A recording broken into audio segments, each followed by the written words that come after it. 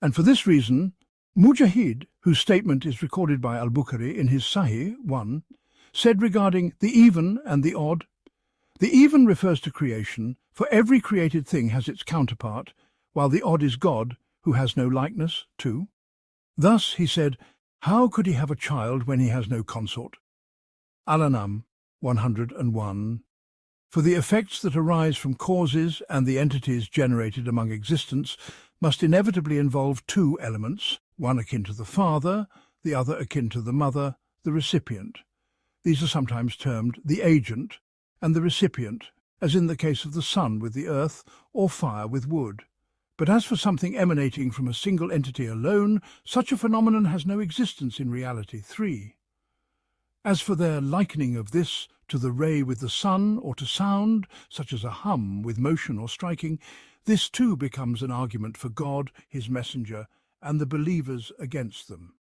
For if by ray they mean that which subsists within the sun itself, then it is a mere attribute of the sun, whereas the attributes of the Creator are neither created nor part of the world about which they speak. And if by ray they mean that which is reflected upon the earth, then this too requires two entities: the sun, which plays the role of the father, the agent, and the earth, which plays the role of the mother, the recipient, as a consort to the sun. Footnotes for the book 187. 1. As a commentary, for 131st. It is also narrated in full by Ibn Jarir, 24 351st, 352, and Adam ibn Abi Iyas in the exegesis attributed to Mujahid, 726. 2. C. Response to the Egyptian objections to the Hamawi Fatwa, 116. 3. C. Repelling contradictions, 7360, 8372. The book 188. Likewise, sound is only generated through two bodies striking one another or separating from each other, so that the sound existing in the bodies of the world arises from two origins, one striking or parting from the other. 1. Thus, whatever analogy they bring forth, what God has revealed is the truth, the most eloquent explanation, and the clearest illumination and unveiling of the truth.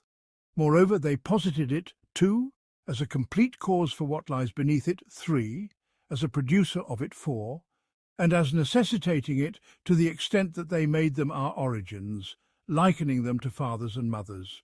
Sometimes they claimed the intellect to be the father and the soul to be the mother.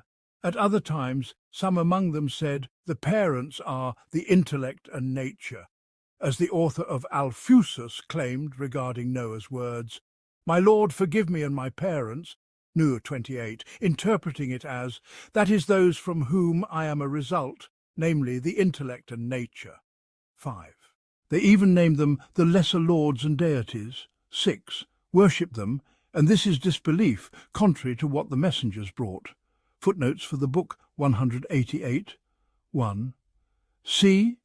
Exposing the deceptions of the Jamia, 5202-211. 2. That is, the 10 intellects and the 9 celestial souls which they claim are angels. The original text reads Fjelal, but the corrected form Fjelur is more appropriate. 3.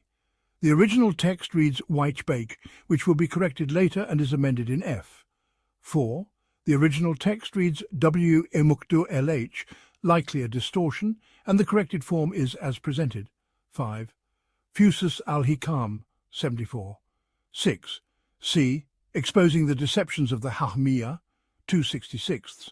The Seeker's Desire, 241, 376. The Story of Civilization, 214, 6 321, 989.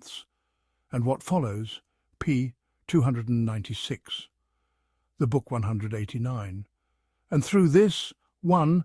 Some of the early scholars described the Sabians as worshippers of angels. 2. Likewise, in the translated books of their ancients, it is stated that they called them the lesser deities and lords, just as they worshipped the stars as well. Yet the Qur'an denies that they could be lords or deities, or that they possess anything beyond what the messenger has, who acts only upon the command of his sender and intercedes only when permitted to do so. God has refuted this claim for those among the Arabs, Romans, and other nations who asserted it, saying, "Nor would he order you to take the angels and prophets as lords." Al-Imran 80. And he, the Exalted, said, "Rather, they are honoured servants." 26. They do not precede him in word, and they act by his command. Al-Anbiya 26:27. And he said, "Say, call upon those whom you have claimed as deities besides God. They do not possess an atom's weight of ability." Until his words, "And he is the Most High, the Most Great." Saba 22:23.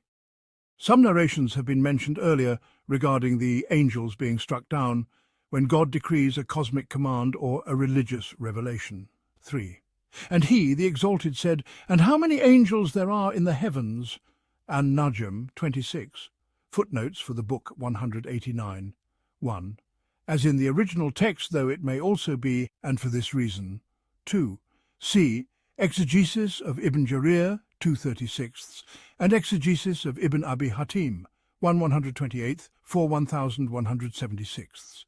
3. Nothing of these narrations appears in the preceding text of the manuscript we have.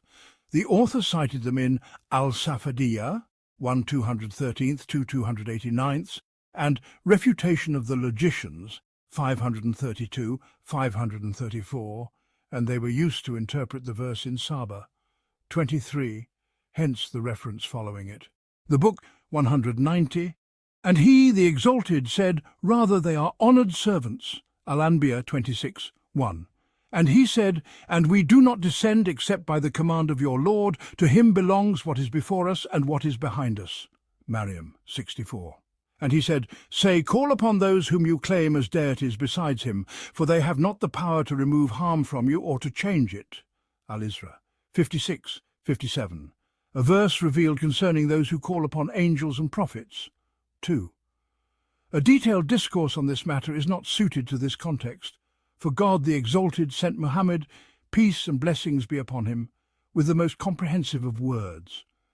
The words of the Qur'an are all-encompassing, universal and complete, embracing what was scattered and dispersed in the speech of others. He names each thing with a term that reflects its attribute, fitting the judgment pronounced and clarifying the indication of its meaning. His declaration of transcendence from having offspring or begetting is broader and more upright than negating it with the term cause, for the root of cause is change, like an illness that alters the body from health, and the afflicted is the opposite of the sound. It has been said that the term effect, malul, is used only in the context of drinking, as in he drank water in sips after gulps, or you gave him a second drink. 3. Footnotes for the book 190. 1. As in the original text, though it was mentioned shortly before. 2. C. Exegesis of Ibn Jarir 14626, Fath al-Bari 8397, and Ad-Dur al-Manthur 5305. 3. C.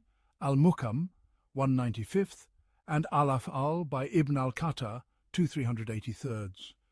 This was mentioned by several scholars who wrote on the errors of common speech. See Durat al-Gawas 588, Tathkif al-Lisan 201, Takim al-Lisan 171, and Tashi al-Tashif 487. Its usage in this sense appears among early and later hadith scholars, as well as among jurists in the chapter on analogy and with al-Zajjaj in prosody. See Fath al-Mughith by as-Sakawi 247, the book 191. As for the use of the term cause to denote that which necessitates or requires something, this stems from the convention of the theologians. Though there is a connection between this and the linguistic meaning of cause in terms of change, the connection with the term generation is more evident. Hence it is more commonly used in discourse. People say, "This matter generates such and such," or "this produces that," or "from this matter such and such was generated," for every cause that necessitates an effect in words or deeds. Even the natural philosophers, one, say, "The elements and the generators," meaning what is generated from the four principles, earth, water, air and fire, such as minerals, plants and animals. Thus his negation, the exalted, of begetting anything implies that nothing is generated from him, and his negation of taking a child implies that he has not done so with any of his creation as an act of honour. It also implies that none of his servants are fit to be taken as akin to a child. This refutes the claim of those who assert such regarding the Messiah or others, or those who say, "We are the children of God." Al-Ma'idah 18, or those who claim that philosophy is an imitation of the divine. 2.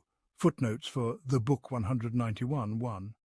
Also called naturalists or natural philosophers, they are a group of philosophers who affirm a force in bodies as the origin of motion, deny the resurrection, and some among them reject the Creator, not acknowledging a necessary being other than the world. See The Deliverer from Error by Al-Ghazali, 76, Abkar al-Afkar by Al-Amrani, 261, Al-Safadiyya, 214, Minhaj as-Sunnah, 286, Repelling Contradictions, 5168, 7195, Jami al-Masail, 223, and Collection of Fatwas, 241, 12189, 2. To the extent of human capacity, as the philosophers claim. C. Treatise on the Definitions of Things and Their Descriptions by Al-Kindi, 122, his treatises, Epistles of the Brethren of Purity, 342, Verification of Indian Sayings by Al-Biruni, 22, and The Lofty Pursuits by Ar-Razi, 7 363, the Book 192. For a child is of the same genus as its parent, a likeness to it, even if a derivative. Hence those who hold such views are among the most extreme in likening and comparing, in ascribing equals and peers to him, and in equating others with him. 1. Thus, the philosophers who claim that intellects and souls emanate from him through generation and causation make them equals to him, take them as deities and lords, and sometimes worship and call upon nothing but them, deeming them the creators of what lies beneath them. So, praise be to God, who has not taken a child and has no partner in dominion. Al-Isra, 111. And, blessed is he who sent down the criterion upon his servant, that he may be a warner to the worlds. 1. He to whom belongs the dominion of the heavens and the earth, and who has not taken a child and has no partner in dominion, and has created each thing and determined it with precise determination. Al-Furqan, 1, 2, 2. For these people have ascribed to God partners from among the jinn, though he created them, and they falsely attributed to him sons and daughters without knowledge. Al-An'am 100. And jinn here, it has been said, encompasses the angels as interpreted in his words, and they have claimed between him and the jinn a lineage. As Safat 158. Though it has also been said that the reason for this is the claim of some polytheist Arabs that God took a consort from the jinn, and from her the angels were born. 3. Footnotes for the Book 192, 1. That is, they equate others with him, making them peers, as he said, then those who disbelieve equate others with their Lord. 2. Following this in the original text is a blank space of 6 lines, with the scribe noting in the margin, "It was said in the draft, the next page follows, but we did not find it." 3. See Exegesis of Ibn Jarir, 19,645, the Book 193. They also worship the angels, as did the Sabian philosophers, as God, the Exalted, said, "And they have made the angels, who are servants of the most merciful females." Az-Zukhruf 19. And he said, "And mention the day when he will gather them all, and then say to the angels, Did these people used to worship you?" 40. They will say, "Exalted are you. You, O Lord, are our benefactor, not them. Rather, they used to worship the jinn. Most of them were believers in them." Saba 40:41. This means that the angels did not command them to do so. Rather, the jinn ordered them, so that they became worshippers of devils who manifested to them, just as idols have their devils, and as devils descend upon some who worship and observe the stars until an image descends and speaks to them, though it is but a devil among devils. Hence he, the Exalted, said, "Did I not enjoin upon you, O children of Adam, that you not worship Satan?" Yasin 60. And so will you take him and his descendants as allies other than me? Al-Kahf 50. Thus, even if they did not intend to worship Satan or ally with him, in reality they do worship and befriend him. It has thus become clear that these innovating Sabian philosophers believe in only a little of what the messengers brought concerning the attributes and ranks of the angels. For these people followed the path, one, of inference, through celestial movements and analogy to their own souls, alongside what they denied and were ignorant of regarding God's creation and origination. The reason for this, as some who compiled their accounts have mentioned too, is that their ancient pillars, footnotes for the book 193, 1, from T, not in the original text, 2, such as Sa'id, Abu al-Hasan al-Amiri, and Ash-Shahrastani. See Classes of Nations by Sa'id, 21, Religions and Sects, 122, 126, 132, 141, Accounts of the Philosophers by Al-Kifti, 25, The True Response, 6, 497, 499, Repelling Contradictions, 7/80, The Prophecies, 198, and Refutation of the Logicians, 337, the book 194, such as Pythagoras, Socrates and Plato, used to migrate to the land of the prophets in the Levant, receiving knowledge from Luqman the Wise and those after him among the companions of David and Solomon. But Aristotle did not travel to the land of the prophets, nor did he possess the knowledge of prophetic traces that his predecessors had. He had only a slight portion of the true Sabian doctrine, and so he innovated for them these analogical teachings, which became a canon followed by his adherents. It so happened that he occasionally spoke correctly about the natures of bodies or the forms of logic, while the earlier ones had no fully developed innovated doctrine. 1. He, too, is akin to the innovators among the Muslim theologians, such as Abu al-Hudhayl and Hisham ibn al-Hakam, 3, and others who established a doctrine in the fundamentals of religion, followed by a group. For the Imams of the Muslims, like Malik, Hamad ibn Zayd, Ath-Thawri and their like, spoke only of what the message brought, in which lies guidance and healing. Thus, whoever lacks knowledge of the way of the Muslims substitutes it with what these others offer, and this is the cause. Footnotes for the book 194. 1. C.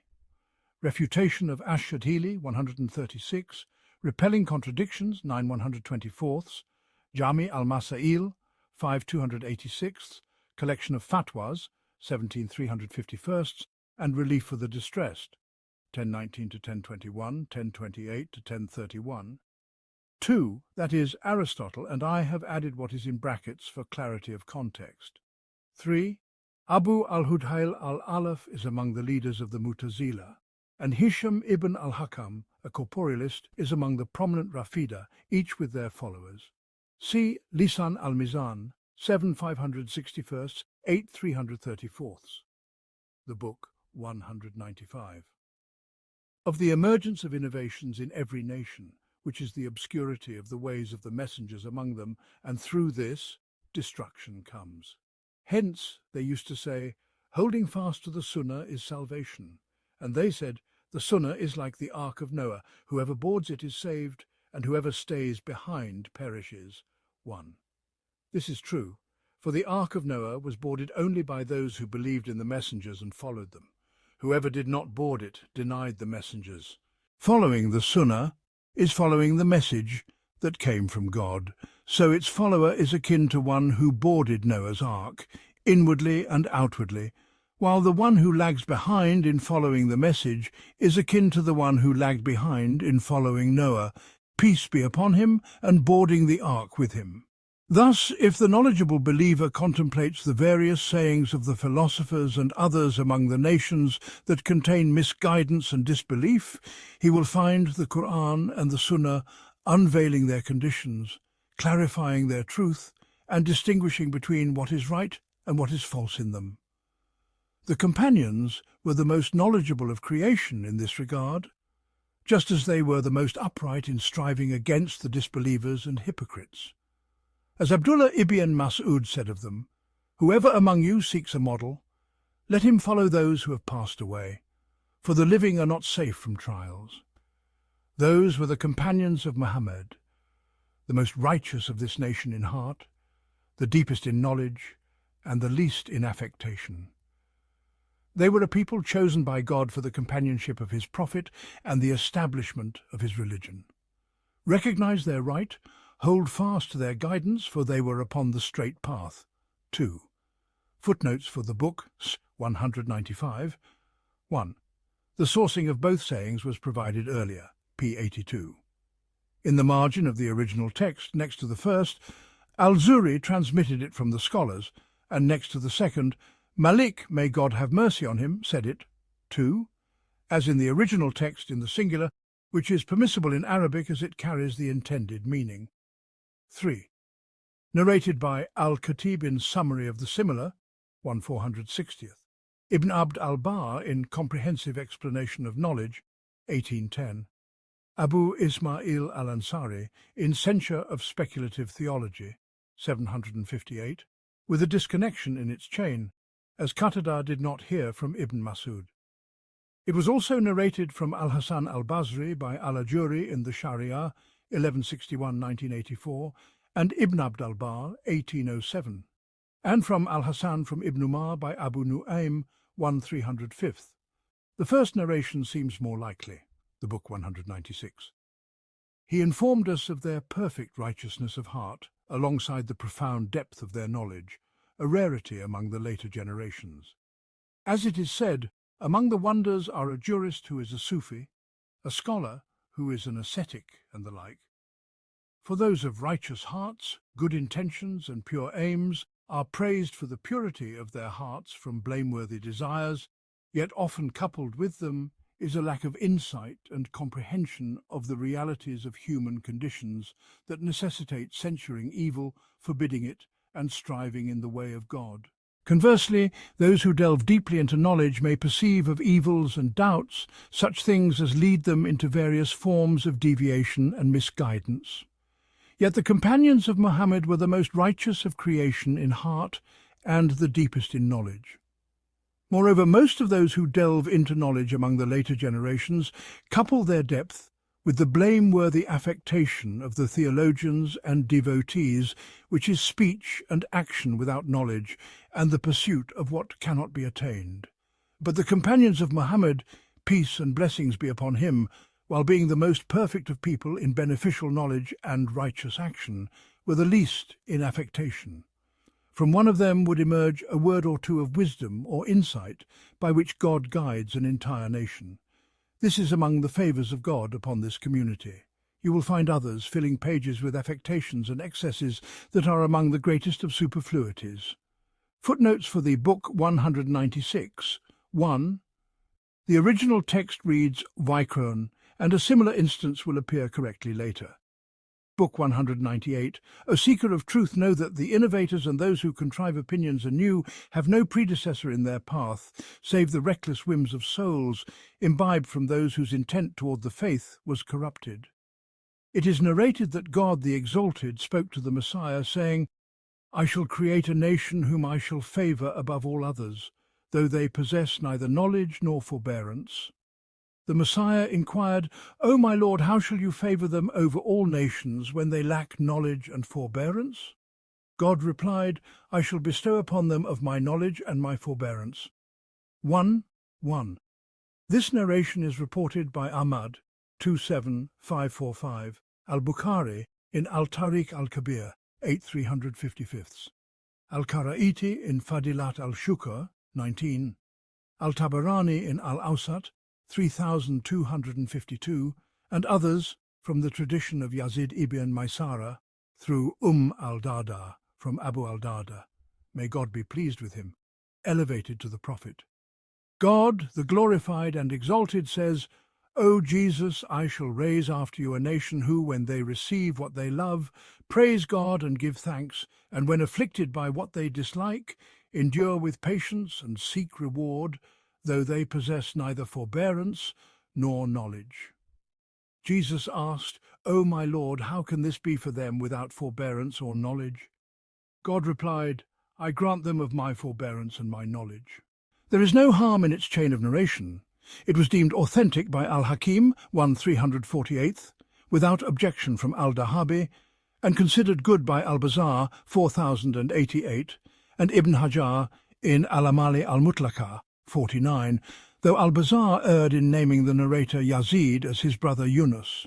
It was weakened by Al-Albani in Al-Da'ifa, 4038, 4991, and the editors of Al-Musnad, due to Yazid ibn Maysara's unknown status, as his reliability is unestablished and only two narrate from him. Yet this is not so.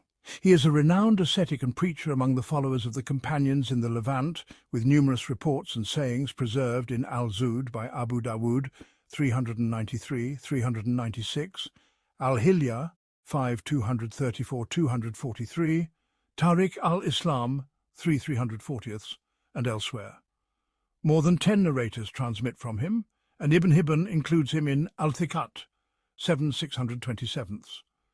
He narrated nothing objectionable, and with Al-Hakim's authentication, his narration is considered good unless uniquely improbable, as Al-Dahabi states in Al-Maqizah, 78.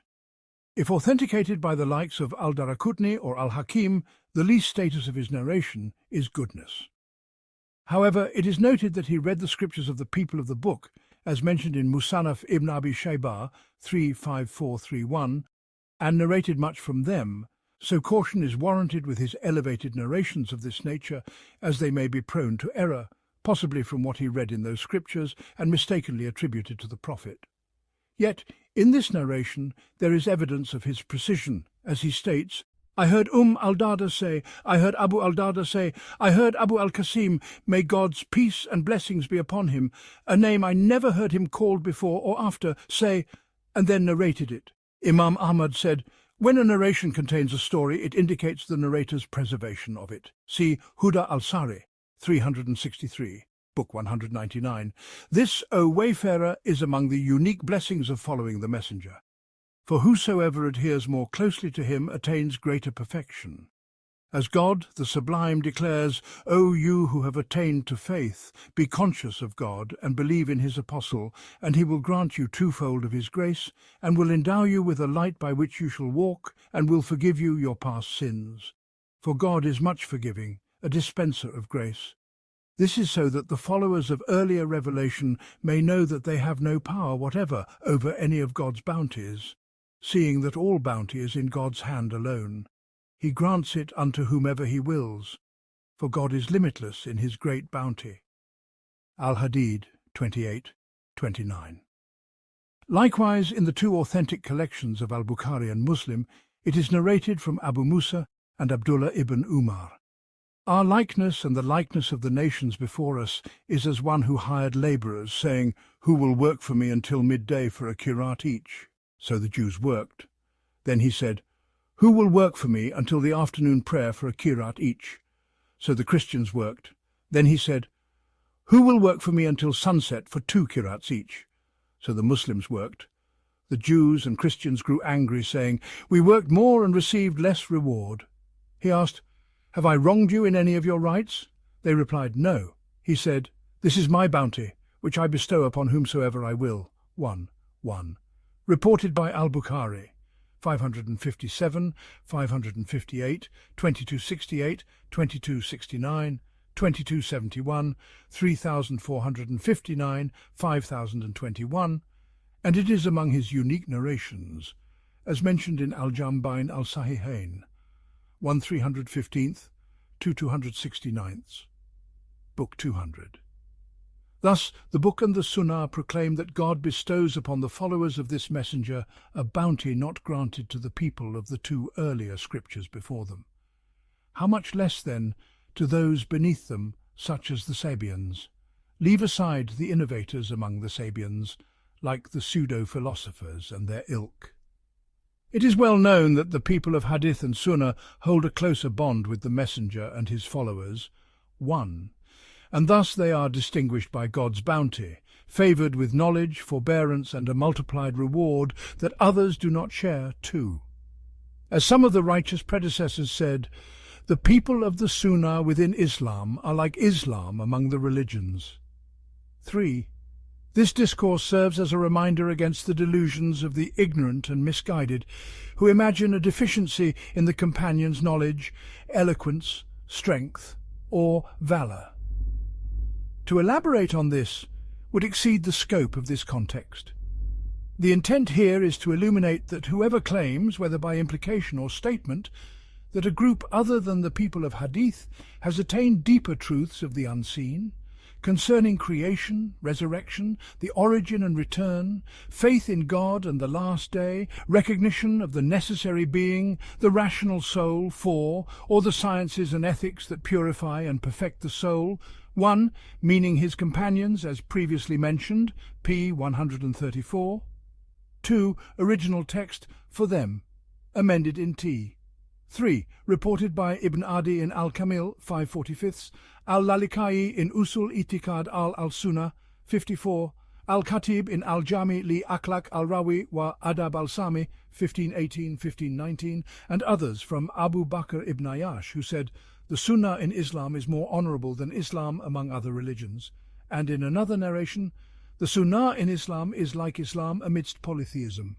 4. Which is the spirit as termed by the philosophers. See Al-Tadmuriyya, 52, Al-Safadiyya, 267, Minhaj al-Sunnah, 579, and Al-Jawab al-Sahih, 486, Book 201, surpasses the people of Hadith, then if such a person is among the believers in the messengers, he harbours a strong vein of hypocrisy within his ignorance.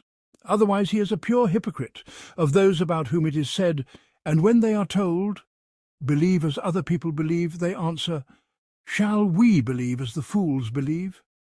Nay, but it is they who are fools, though they do not know it. Al-Baqarah 13. He may also be among those who dispute about God's messages without any authority that has been vouchsafed to them, Ghafir 35, or those who argue about God after he has been acknowledged, Al-Shura 16. This truth is evident through sound rational analogy, beyond any doubt, and is manifest by pure instinct to every untainted soul.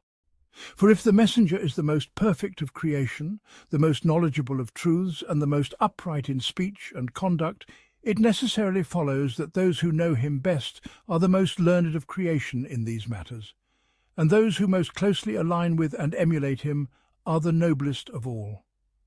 Let it not be said that this pure instinct is altered by the shortcomings or transgressions found among some who affiliate with the Sunnah and Hadith.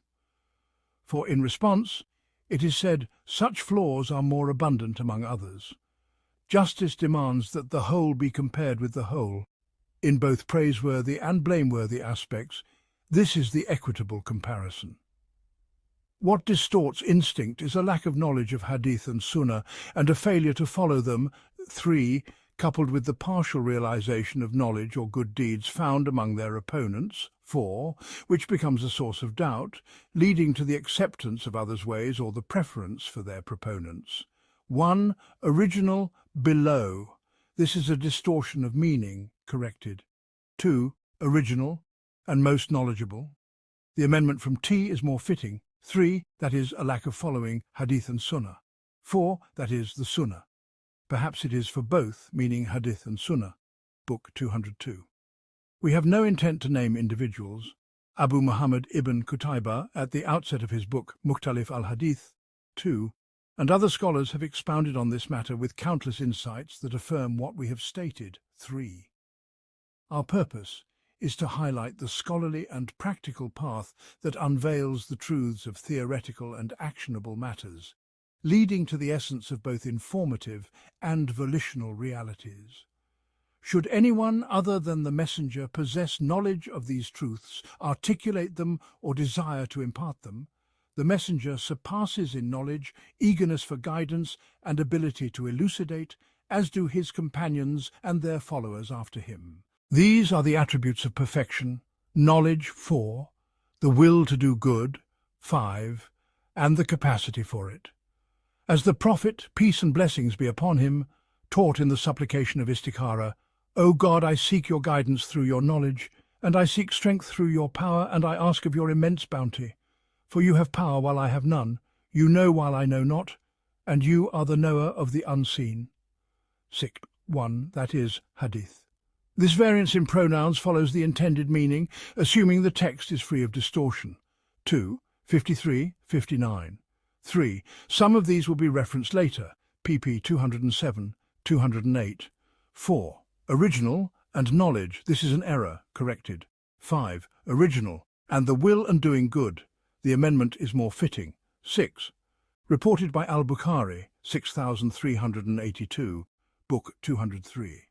Thus he, peace and blessings be upon him, taught us to seek God's guidance through his knowledge, that he may grant us from his wisdom what enables us to discern the good, and to seek strength through his power, that he may make us capable.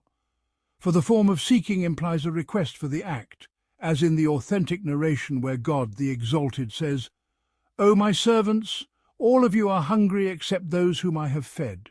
So seek sustenance from me, and I shall feed you. O my servants, all of you are astray except those whom I have guided. So seek guidance from me, and I shall guide you." 1. Seeking guidance from God is to ask that he guide us. Seeking sustenance is to ask that he provide for us. This is the nourishment of hearts, as the other is the nourishment of bodies. So too is seeking guidance through his knowledge and strength through his power. Then he said, "And I ask of your immense bounty, for this request stems from his generosity, favour and boundless giving, bestowed by his will, mercy and compassion. Hence he said, For you have power while I have none, you know while I know not," and did not say, "I do not have mercy on myself." For in the context of istikhara, one seeks good for oneself, but lacks the knowledge or ability to attain it unless God teaches and empowers.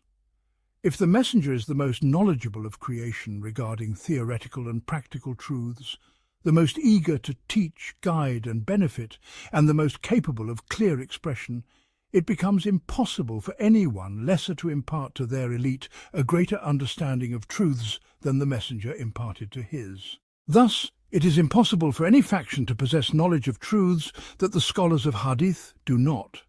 1. Reported by Muslim, 2577, from Abu Dar. The author has a separate chapter explaining this in Majmu al-Fatawa, 18136-209, and elsewhere, Book 204. If no faction surpasses them in knowledge of truths or clarity in their exposition, 1, it follows that any ignorance attributed to some among them is far greater among their critics from opposing groups. Thus, the critic who blames them is himself ignorant and unjust, harbouring a vein of hypocrisy if he claims faith. This is the intended point. Moreover, what we have clarified is witnessed by the heart, too, and I know this in detail regarding everyone I am acquainted with. 3. This is a summary that could be elaborated from many angles, though this is not the place for it. 1. Original, from him, corrected as above. 2. The meaning of witnessing and observation was explained earlier, p14. 3. That is, recognizing a vein of hypocrisy in those I know who criticize the people of Sunnah and Hadith as if one speaks what is not in his heart. This is through insight and unveiling, as Ibn al-Qayyim narrates in Madarij al-Salikin, 2/511. From this is his statement in Iqtida al-Sirat al-Mustaqim, 2/90. Praiseworthy debate entails presenting premises and evidence as the basis of statements and actions. Relying on what is not a true basis for speech or action is a form of hypocrisy in knowledge, debate, speech and conduct. Book 205. Chapter.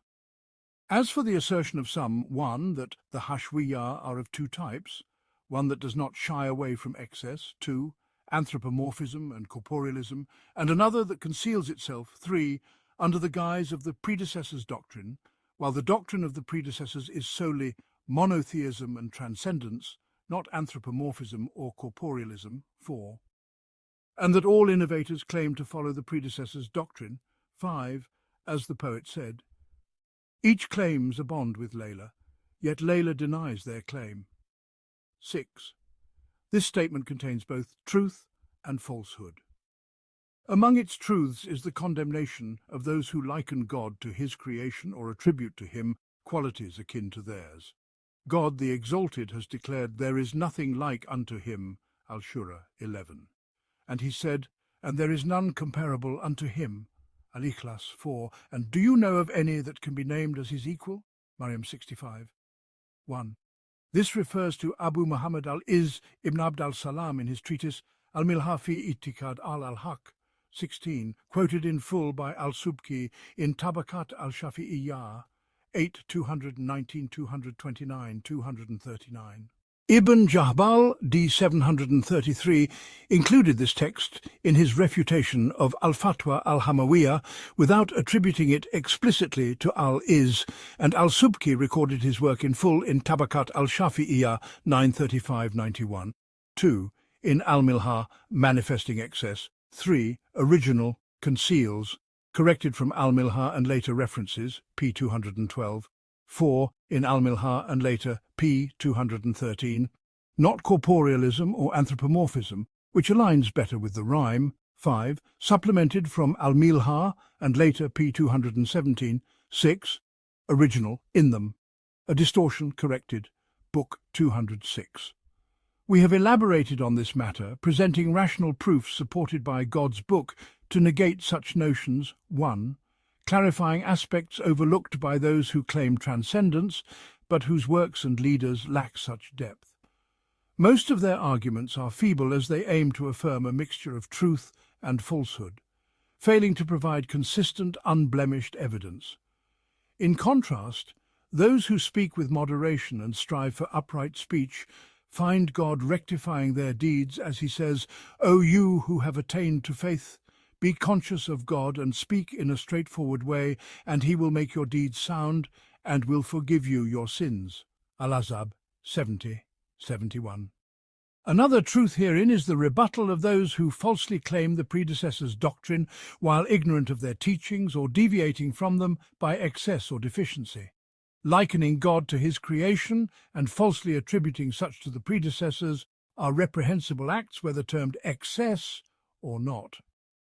This encompasses many among the extreme affirmers who narrate fabricated traditions about divine attributes, such as the story of the horse's sweat, God's descent on the eve of Arafah on a speckled camel to shake hands with pedestrians and embrace riders, his manifestation to his prophet on earth, his being seen on a throne between heaven and earth, or during the circumambulation or in some alley of Medina, among other fabricated narrations. 1.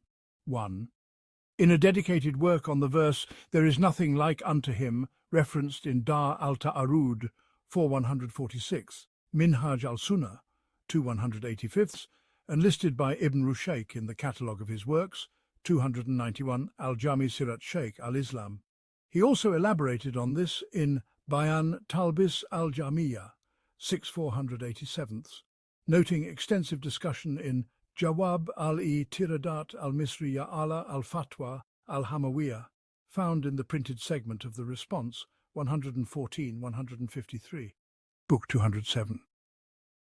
I have witnessed grave abominations and disbelief in this regard. Numerous individuals have presented me with volumes and texts containing such fabrications, even forging chains of narration for these falsehoods. Some have gone so far as to tamper with a book authored by Sheikh Abu al-Faraj al-Maqdisi, 2, on distinguishing a Sunni from an innovator, 3, claiming it was revealed by God to his prophet on the night of the Ascension, commanding him to test people with it. Those who affirm it are Sunnis, and those who deny it are innovators. They added to it what neither the Shaykh nor any rational person ever said. 4. 1. Dar al-Ta'arud 1/148, 5/225, 7/93, Minhaj al-Sunnah 2/635, Bayan Talbis al-Jamiyah 3/307, Majmu al-Fatawa 3/385, 33/173, Al-Mawdu'at by Ibn al-Jawzi 231, 245, 263, and Tanzi al-Sharia by Ibn Iraq 1/134, 137, 139, 146. 2. Abd al-Wahid ibn Muhammad ibn Ali al-Shirazi al-Maqdisi al-Dimashqi, a leading Hanbali scholar in the Levant, d. 486. C. Tabakat al-Hanabila 3/461. 3. Mentioned by Ibn Rajab in Dial Tabakat al-Hanabila 1/161, and others. It is published from a manuscript by Yusuf ibn Muhammad al-Hakari, d. 710. 4. The author notes that some liars fabricated a chain attributing these issues to the Prophet, peace and blessings be upon him, a falsehood evident to anyone with minimal knowledge. Though most of these issues align with Sunni principles, opposing some does not deem one an innovator, and some points are questionable. See Majmu al-Fatawa, 380ths. Among the grave errors are blanket excommunication and cursing of innovators, and excommunicating those who do not excommunicate them, pp. 335, 215, 320, 470, as well as including fabricated narrations praising Yazid ibn Muawiyah, pp. 506, 507, book 208.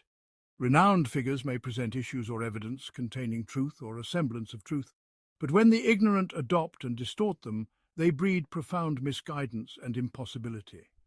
The point is that his statement, 1, contains truth, yet it also harbours falsehoods, including, first, his saying does not shy away from excess and anthropomorphism and corporealism is a condemnation of people with terms for which God has revealed no authority.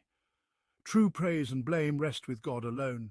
Names tied to praise or blame in religion must derive from what God has revealed as authority, evidenced in the book, sunnah, or consensus such as believer, disbeliever, knower, ignorant, moderate, or heretic. These three terms, 2, appear neither in God's book nor in any narration from the messenger of God, nor were they uttered by the early generations or leaders of the Ummah, whether in negation or affirmation. The first to innovate blame with these terms were the Mu'tazila, who diverged from the Muslim community. Following their path instead of that of the predecessors is to abandon the upright speech obligatory in religion and to tread the way of misguided innovators. Only the term anthropomorphism among them was used by some predecessors for blame. Had he limited himself to it, he would have had a model among the righteous predecessors. Had he mentioned 3, the terms negated by God in the Qur'an, such as equal, peer, or namesake, and said, some do not shy away from likening or similar, he would have criticized with terms negated by God in his book, where the Qur'an indicates blame for their proponents. Then it would be examined whether the accused truly merits such blame. 1. The statement of Al-Izz ibn Abd al-Salam, cited earlier in this chapter. 2. Excess, anthropomorphism and corporealism. 3. Original, and had he not mentioned, corrected as more fitting. Book 209. As for terms whose blame or praise is not established by the Sharia, 2 considerations are needed. First, clarifying their intended meaning. Second, proving that those described by them are blameworthy in the Sharia. The criticized party may contest both, one saying, we do not concede that those you intend fall under these terms you blame, nor has Sharia evidence established their blame. Even if they fall under them, we do not concede that everyone described by these terms is blameworthy in the Sharia. Second, 2. Regarding this group you described as not shying away from excess, anthropomorphism and corporealism, do you include among them those who affirm the descriptive attributes established by the Book and Sunnah, or not? If you include them, you blame all who affirm descriptive attributes, yet it is known that this is the doctrine of the majority of the predecessors and the leaders of the faith.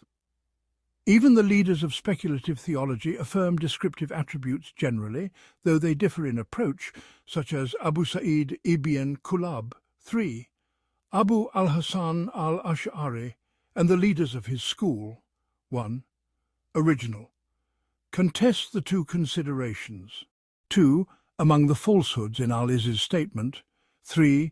Abdullah ibn Sa'id al-Qattan, a leading theologian alive before 240 AH. The Kulabiyya are attributed to him, and Abu al-Hasan al-Ash'ari followed his methodology.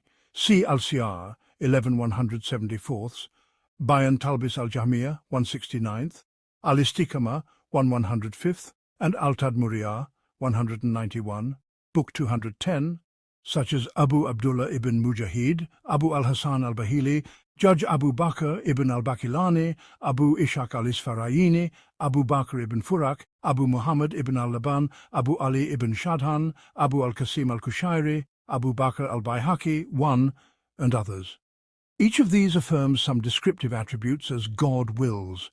The foundation of their doctrine, too, is to affirm every attribute mentioned in the Qur'an. As for attributes in hadith, some affirm them, while others do not. 3. If you blame all affirmers, including your predecessors and others, none remain with you save the Jahmiyyah among the Mu'tazila and those who agree with them in negating descriptive attributes, such as later Ash'arites and their like. Yet you have presented no reliable evidence. What blame is there in criticizing a people for adhering to what the predecessors, their leaders, and the leaders of the critic himself upheld? 1. Biographies of Abu al-Hasan's followers in the Asharite ranks from Tabi'in Khatib al-Muftari by Ibn Asakir, 177, 178, 217, 243, 232, 261, 245, 271, 265, in their order. 2. Original, about them, possible, meaning the doctrine transmitted from them, corrected as more fitting. 3. See Al-Tisiniyah, 1036-1037, Dar al-Ta'arud, 2/17, 5/248, Tafsir Ayat Ashkalat, 755, Majmu al-Fatawa, 5/116, 6/52, 12/32, and Jami al-Masail, 5/79, Book 211. If you exclude those who affirm descriptive attributes from the label Hashwiyah, your statement becomes futile, especially since you have expressed this view elsewhere.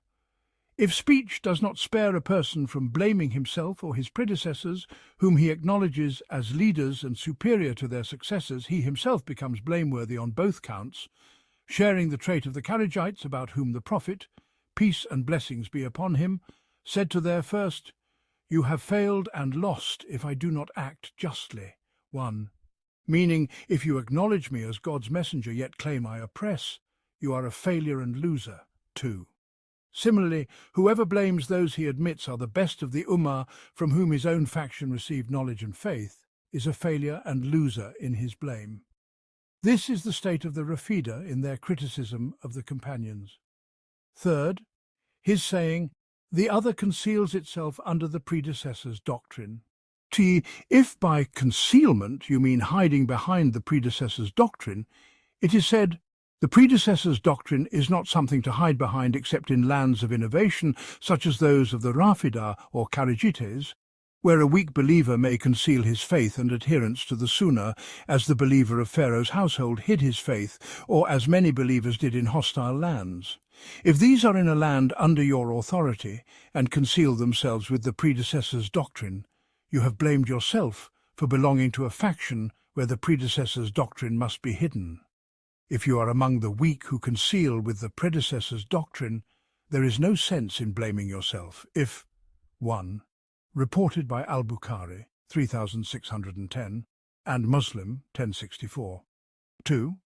See Al-Sarim al-Maslul, 1/351, and Minhaj al-Sunnah, 2/420, Book 212. You are neither among them nor the elite. There is no basis for blaming a people with the term concealment. If by concealment you mean they shield themselves with it, 1. Protect themselves thereby and openly profess it, such that when addressed one says, "I am on the predecessor's doctrine," and this is likely his intent. 2. God knows best. It is said, there is no fault in openly declaring, affiliating with and taking pride in the predecessor's doctrine. Rather, it must be accepted from him by consensus, for the predecessor's doctrine is naught but truth. If he aligns with it inwardly and outwardly, he is like a believer true in both. If he aligns outwardly only, not inwardly, he is like a hypocrite. His outward is accepted, and his inward is left to God, for we are not commanded to probe hearts or split open bellies. As for his saying, the predecessor's doctrine is monotheism and transcendence, not corporealism or anthropomorphism, it is said. The terms monotheism, transcendence, anthropomorphism, and corporealism have become ambiguous due to differing terminologies among theologians and others, each faction intending by these terms what others do not. The Jahmiyyah among the Mu'tazila and others mean by monotheism and transcendence the negation of all attributes, and by corporealism and anthropomorphism the affirmation of any, such that whoever says God is seen or possesses knowledge is to them an anthropomorphist and corporealist. Many attribute-affirming theologians mean by monotheism and transcendence the negation of descriptive attributes, or some of them, and by corporealism and anthropomorphism their affirmation, or some of them. 1. They conceal themselves with it and take it as a shield. 2. Al-Iz ibn Abd al-Salam, Book 213. The philosophers mean by monotheism what the Mu'tazila do and more, claiming he has only negative, relational or composite attributes. The Unionists mean by monotheism that he is absolute existence. Others have further terminologies. As for the monotheism with which God sent his messengers and revealed his books, it aligns with none of these terminologies. Rather, God commanded his servants to worship him without associating partners, reserving for none else what pertains exclusively to him in worship and its corollaries. This in practice. In speech, 1. It is what God described himself with and what his messenger described him with. 2. If you mean that the predecessor's doctrine is monotheism in the sense brought by the Book and Sunnah, this is true, and the affirmers of descriptive attributes do not oppose this. If you mean monotheism and transcendence as understood by certain factions, this is known to be false by anyone who examines the established sayings of the predecessors in their recorded works. Not a word from them aligns with what these factions uniquely claim, nor do they negate descriptive attributes. It is evident that if the predecessors' doctrine is known through transmission from them, reference must be made to their transmitted sayings. 1. The doctrinal verbal monotheism which is reporting about God. The first is practical volitional monotheism. 2. See Al-Tadmuriyah, 182. Bayan Talbis al-Jamiyya, 3 and 94, 149. Al-Tis'iniyah, 747, 752, 780, 802. Iqtida al-Sirat, 2 385, and Majmu al-Fatawa, 1367, 19171, Book 214. If it is known solely through pure deduction such that whoever deems a view correct says, "This is the predecessors saying, for they spoke only truth, and this is truth," this opens the door for innovators, 1, to claim each that they follow the predecessors' doctrine. The proponent of this view has criticized himself by claiming the predecessors' doctrine without transmission from them, merely asserting his view as truth. As for the people of Hadith, they cite the predecessors' doctrine through widely transmitted reports, sometimes mentioning who transmitted their doctrine from the scholars of Islam, and sometimes quoting their exact words on the matter, as we have done in responding to the inquiry 2. When we sought to clarify the predecessors' doctrine, we followed 2 approaches. 3. First, we presented what was feasible of their statements and who transmitted them among scholars with reliable chains. Second, we mentioned who conveyed the predecessors' doctrine from all Muslim factions. 1. Original innovators. Corrected as more fitting, meaning it paves a way for them. See Minhaj al-Sunnah, 7 516, Ibtal al-Talil, 60, and Taj al-Arus, 26/80. 2. An inquiry reached him in 698 AH from Hama regarding verses and narrations on attributes, to which he responded in a sitting between Zur and ASR before the age of 40. It became known as Al-Fatwa al-Hamawiyah, leading to a great trial. See Bayan Talbis al-Jamiyya, 1/4, 234, and Al-Uqud al-Duriyah, 111, 144, 249. 3. Al-Fatwa al-Hamawiyah, 296, 517. Book 215. Among the 4 schools of jurists, the custodians of prophetic traditions, the seekers of divine intimacy through Sufism, and the theologians such as Al-Ash'ari and others, the doctrine of the righteous predecessors, Salaf, has been transmitted with the consensus of these diverse groups and through unbroken chains of narration. We do not affirm it merely by claiming correctness for ourselves and error for our opponents, as the innovators are wont to do. Nay, our foundation is firmer than such baseless assertions. Consider then the term anthropomorphism, tajsim. It finds no echo in the discourse of the Salaf, neither in negation nor affirmation. How then can it be permissible to declare that the doctrine of the Salaf entails either the denial or affirmation of anthropomorphism, when neither the term nor its meaning was ever uttered by them? Likewise, the term unity, tawheed, when used to imply the negation of any divine attributes, is absent from the speech of the Salaf. So too is the term transcendence, tanzih, when understood as the denial of the divine attributes mentioned in Revelation, nowhere to be found in their words. Yet the term likening, tashbih, does appear in the sayings of some among them, accompanied by their explication. As we have recorded from their teachings, they intended by likening the act of comparing God to his creation without negating the attributes affirmed in the Qur'an and the prophetic traditions. 1-2. Moreover, even if such discourse were true in itself, it would not be supported by authoritative evidence to be followed. It is but a mere claim, born of contention, a tactic not beyond those who deem it permissible and even laudable to speak without knowledge or justice. This also reveals a paucity of acquaintance with the opinions of both the adherents of the Sunnah and the innovators. For the objector has claimed, likewise all innovators assert that they follow the doctrine of the Salaf. But this is not so. The well-known sects of innovation, such as the Kharijites and the Rawafid, make no such claim to adhere to the way of the Salaf. On the contrary, these groups denounce and declare as disbelievers the majority of the righteous predecessors. The Rawafid, for instance, slander Abu Bakr, Umar, and the generality of the early forerunners from among the migrants, Muhajirun, and the helpers, Ansar, as well as those who followed them in righteousness and the leading imams of Islam. How then can they claim to follow the doctrine of the Salaf? Rather, they falsely and deceitfully affiliate themselves with the household of the Prophet, al-Bayt. Similarly, the Kharijites have declared as disbelievers Uthman, Ali, and the majority of Muslims from among the companions and their followers. How then can they assert adherence to the way of the Salaf?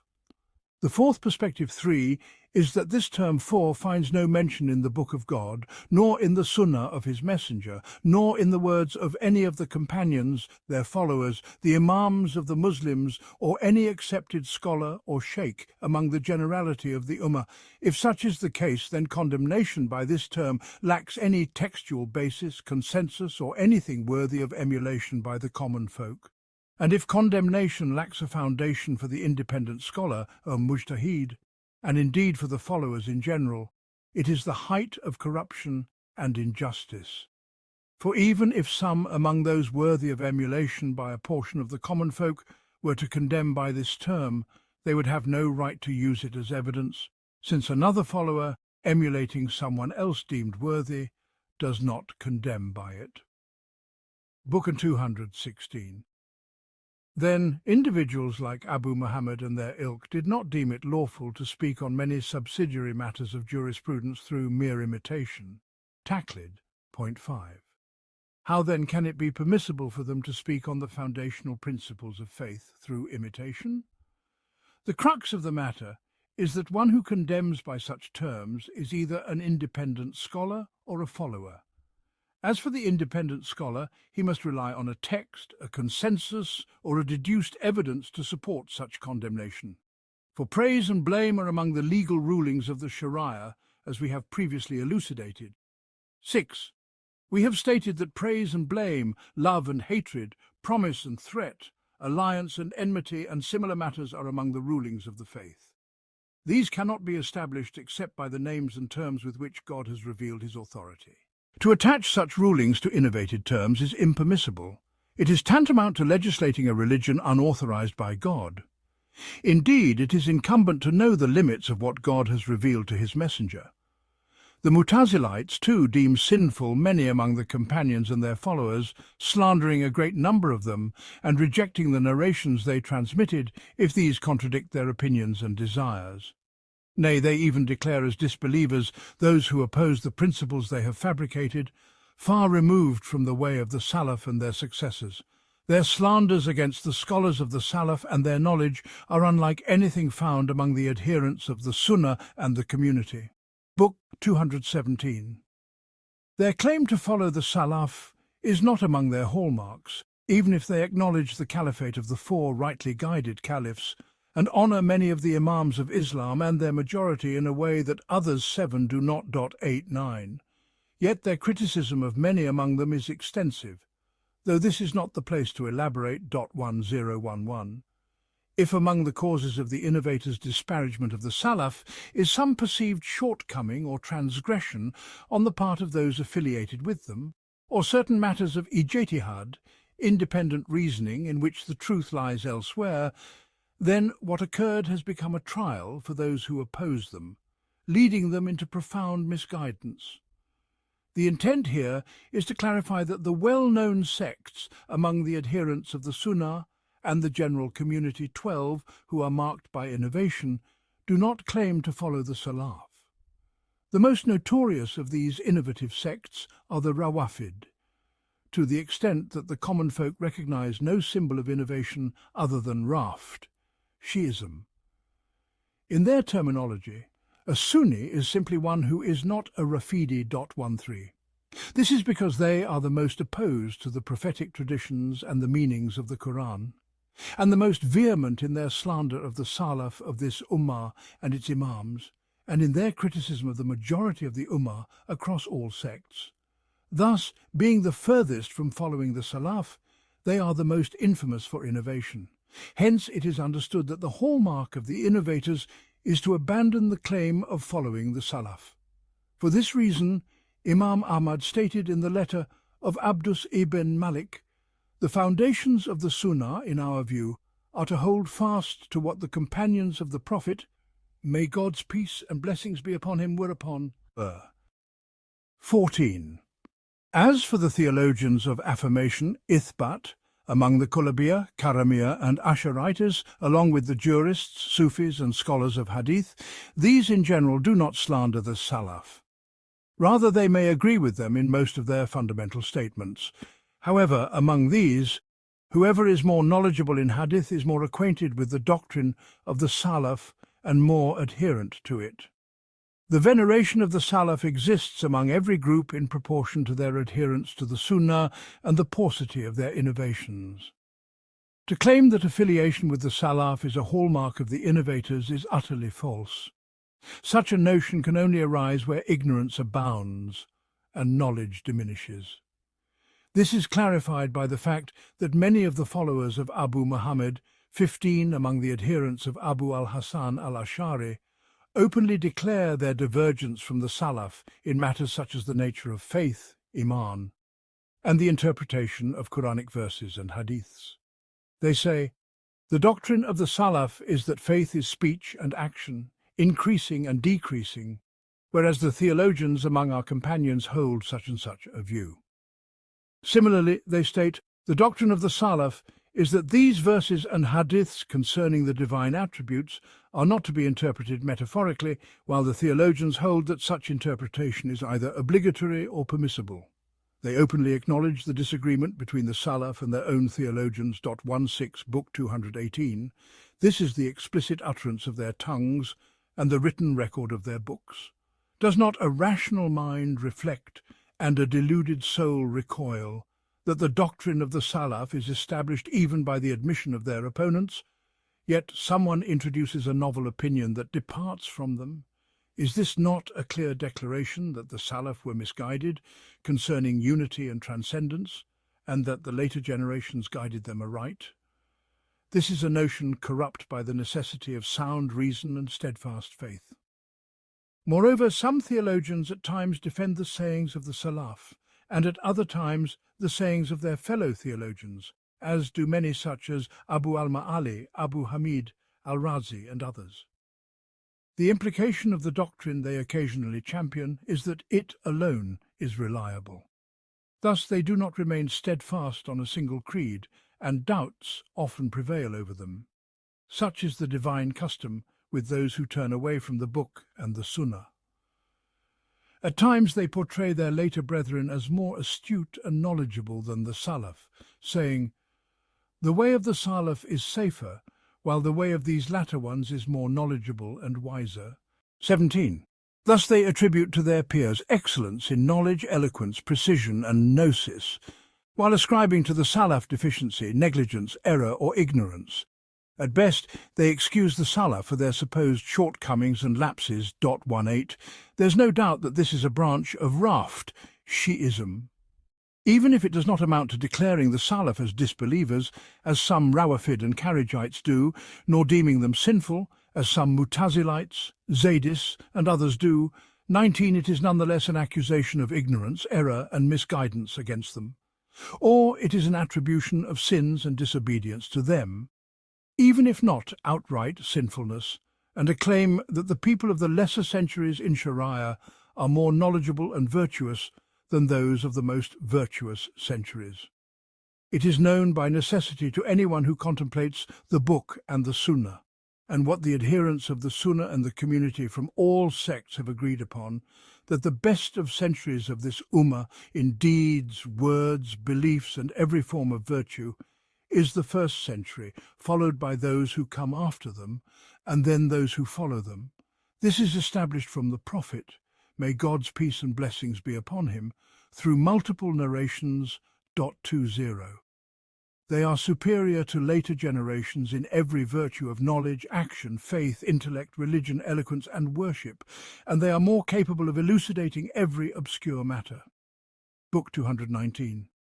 This cannot be refuted except by one who denies what is necessarily known of the religion of Islam and whom God has led astray knowingly. As Abdullah ibn Mas'ud, may God be pleased with him, said, "Whoever among you seeks a model, let him emulate those who have passed away, for the living are not safe from trial." Those were the companions of Muhammad, the most pious of this Ummah in heart, the deepest in knowledge and the least pretentious. They were a people chosen by God for the companionship of his Prophet and the establishment of his religion. So recognize their right, hold fast to their guidance, for they were upon the straight path. 21. Another said, "Adhere to the traces of those who came before, for they brought what suffices and heals, and no hidden good has emerged after them that they did not know." 22. Furthermore, the Prophet, may God's peace and blessings be upon him, said, "No time will come except that the one following it is worse, until you meet your Lord." The 23.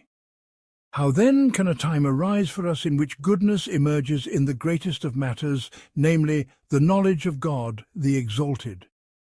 This can never be. How beautifully did Al-Shafi'i, may God have mercy upon him, state in his treatise, "They, the Salaf, surpass us in every knowledge, intellect, religion and virtue, and in every means by which knowledge is attained or guidance is reached. Their opinion for us is better than our opinion for ourselves." 24. Moreover, it is said to these individuals, those of the Kullabiyya who negate, like the author of this discourse, Abu Muhammad and his ilk, "How do you claim to follow the way of the Salaf when the utmost that the Salaf achieved was to conform to the Messenger of God? May God's peace and blessings be upon him.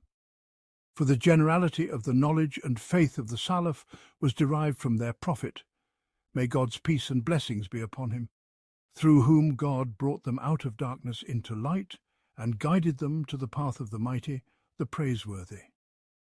God said of him, "It is he who sends down upon his servant verses of clear evidence that he may bring you out from darknesses into the light." Al-Hadid 9. And he said, "O you who have believed, fear God and believe in his messenger. He will then give you a double portion of his mercy and make for you a light by which you will walk and forgive you. And God is forgiving and merciful, so that the people of the Scripture may know that they are not able to obtain anything from the bounty of God." Al-Hadid 28:29. And he said, "Certainly did God confer great favor upon the believers when he sent among them a messenger from themselves, reciting to them his verses, and purifying them, and teaching them the book and wisdom, although they had been before in manifest error." Ali Imran 164. And he said, "And thus we have revealed to you an inspiration of our command. You did not know what is the book or what is faith, but we have made it a light by which we guide whom we will of our servants, and indeed you guide to a straight path, the path of God, to whom belongs whatever is in the heavens and whatever is on the earth." Ash-Shura 52:53, Book 220. Yet Abu Muhammad and those like him have trodden the path of the atheists who claim that the messenger did not clarify the truth in the matter of unity, Tawheed, nor did he elucidate to the people the reality of the matter as it is in itself. Rather, they assert that he presented to the people something contrary to the truth, either concealing the truth or being unaware of it. For these atheists among the philosophers and those who follow their way, opposing what the messenger brought in matters of knowledge, such as unity, the hereafter, and other subjects, claim that the messenger perfected the practical matters related to ethics and domestic and civic governance. 25. They assert that he brought a practical law that is the best among the laws of the world, acknowledging that no law has surpassed his in excellence or completeness. 26. They witnessed the beauty of his governance of the world, the principles of justice he established, and the oppression he eradicated. As for the matters of knowledge he conveyed, concerning the attributes of the Lord, his names, his angels, his books, his messengers, the last day, paradise and hell, when they saw these contradicting their own beliefs, they split into two factions regarding the messenger. The extremists among them claim that he did not know these truths, and that his perfection lay in practical matters of worship and ethics. As for matters of knowledge, they assert that the philosophers are more knowledgeable than he, and even than other prophets. 27. These claim that Ali was a philosopher, 28 more knowledgeable in matters of knowledge than the messenger, and that Aaron was a philosopher, more knowledgeable in such matters than Moses. Many among them venerate Pharaoh, naming him the Coptic Plato, 29, and claim that the man of Midian, whom Moses married into his family, some say he was Shu'aib, 30, was Plato, the teacher of Aristotle.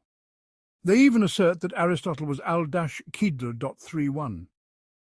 Such discourse contains ignorance and misguidance known only to the Lord of Majesty. At the very least it reveals their ignorance of the chronologies of the prophets. For by their own agreement Aristotle was the minister of Alexander, son of Philip of Macedon, to whom the Jews and Christians date the Roman calendar, and who lived approximately 300 years before Christ.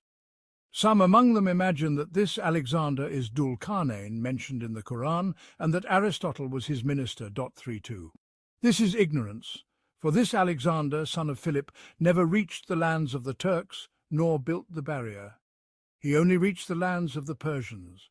Dhul-Qarnayn, as mentioned in the Qur'an, reached the east and west of the earth and preceded this Alexander. It is said that his name was Alexander, son of Dara, and he was a monotheist believer, while the other was a polytheist who, along with his people, worshipped stars and idols and practiced sorcery. So too was Aristotle and his Greek people polytheists, worshipping idols and engaging in sorcery, with works and accounts attesting to this. Their traces are evident. How far is this from that? Book 221. The intent here is to clarify what these esoteric philosophers say regarding what the messenger brought. The second faction among them claims that the messenger knew the established truth in matters of unity and the hereafter, and understood that the Lord has no affirmative attribute, that he is neither seen nor speaks, that the celestial spheres are eternal and everlasting, that bodies do not return. 33. And that God has no angels who are living, speaking, beings descending with revelation from him and ascending to him. Yet, they claim, he inwardly held what these esotericists believe, but could not manifest this to the common folk. For if he had done so, their minds and hearts would not have accepted it. They would have rejected and recoiled. Thus, he presented to them illusions and representations for their benefit in religion, even if this entailed deception, ignorance, and causing them to believe something contrary to reality. For the sake of their welfare. 34. They elevate the leaders of esotericism, such as the descendants of Ubayd ibn Maymun al-Qadar, who falsely claimed descent from Muhammad ibn Ismail ibn Jafar, though they were not of his lineage. Their ancestor was a Jew raised by a Zoroastrian, and they outwardly professed Shi'ism, though in truth they adhered to no single sect of Shi'ism, neither the Imamiyah nor the Zaydiyah, nor even the extremists who believe in the divinity or prophethood of Ali. Rather, they were worse than all of these. Hence Muslims authored numerous works exposing their secrets and unveiling their deceptions. 35. And frequently waged wars against them. Their tales are well known. Ibn Sina and his household were among the followers of these esotericists during the reign of their Egyptian ruler. Hence, Ibn Sina delved into philosophy. 36. These esotericists claim that Muhammad ibn Ismail is the hidden imam who abrogated the law of Muhammad ibn Abdullah ibn Abdul Muttalib. They assert that these Ismailis were infallible imams, and some even claim they are superior to the prophets or that they are deities to be worshipped. For this reason, Al-Hakim sent his servant, Nashtakin al-Durzi, 37, to the valley of Taim Allah ibn Thalaba in Syria, 38, where he misled the people of that region. Their remnants remain to this day, proclaiming the divinity of Al-Hakim and having been led out of the fold of Islam. They do not observe the 5 daily prayers, nor the fast of Ramadan, nor the pilgrimage to the sacred house. Nor do they prohibit what God and his messenger have forbidden, such as carrion, blood, pork, wine, and other prohibited things. These esotericists first call their followers to Shi'ism, obliging them to adhere to what the Rawafid enjoin and forbid. Then step by step they elevate them until in the end they lead them to abandon Islam entirely, claiming that the goal is to attain their secrets, this being the knowledge by which the soul reaches perfection, as the atheistic philosophers claim. Whoever attains this knowledge reaches the ultimate goal, and the obligations incumbent upon the common folk, such as the 5 daily prayers, fasting Ramadan, and pilgrimage to the sacred house, fall away from them. The prohibitions that apply to others become permissible for them. Thus, when they venerate the messenger, may God's peace and blessings be upon him, and say he was perfect in knowledge, they place him in the same category as their atheistic leaders, claiming he outwardly manifested something contrary to what he inwardly held for the elite. We have elucidated the corruption of their statements elsewhere, beyond the scope of this discourse. 39 Book 222. The intent here is that these deniers of divine elevation, ulu, and the revealed attributes such as the author of Al-Mulha 40 and his ilk say of the messenger something akin to what these esotericists claim. They assert that what he manifested is not the established truth in reality, for he could not reveal it to the common folk, circumflex 41. If they say this of the messenger himself, what then of his followers among the salaf of this ummah, the companions and their successors?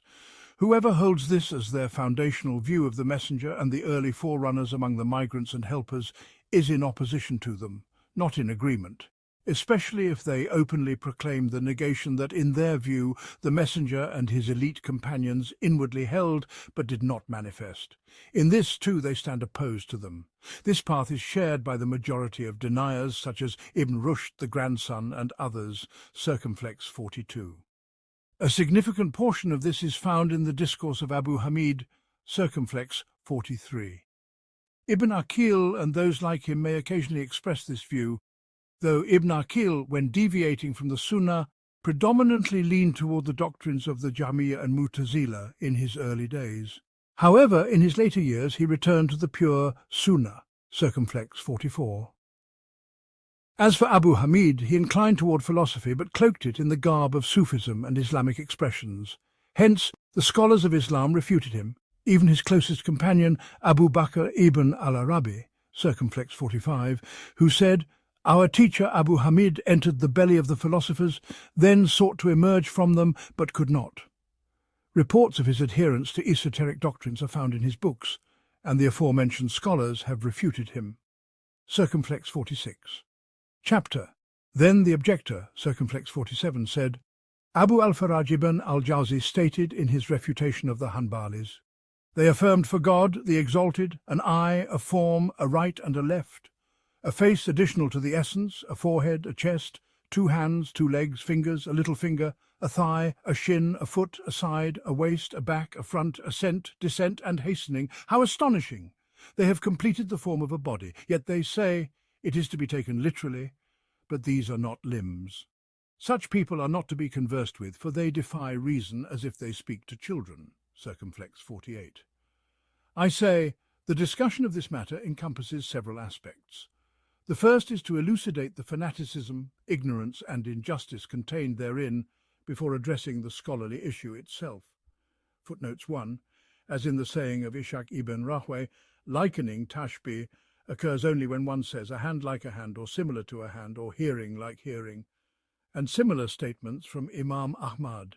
See Jami al-Tirmidhi, 3/200 seconds, and Ibtal al-Tawilat by Qadi Abu Yala, 143-45. 2. See Bayan Talbis al-Jamiyah, 1/285, 387, 5/396.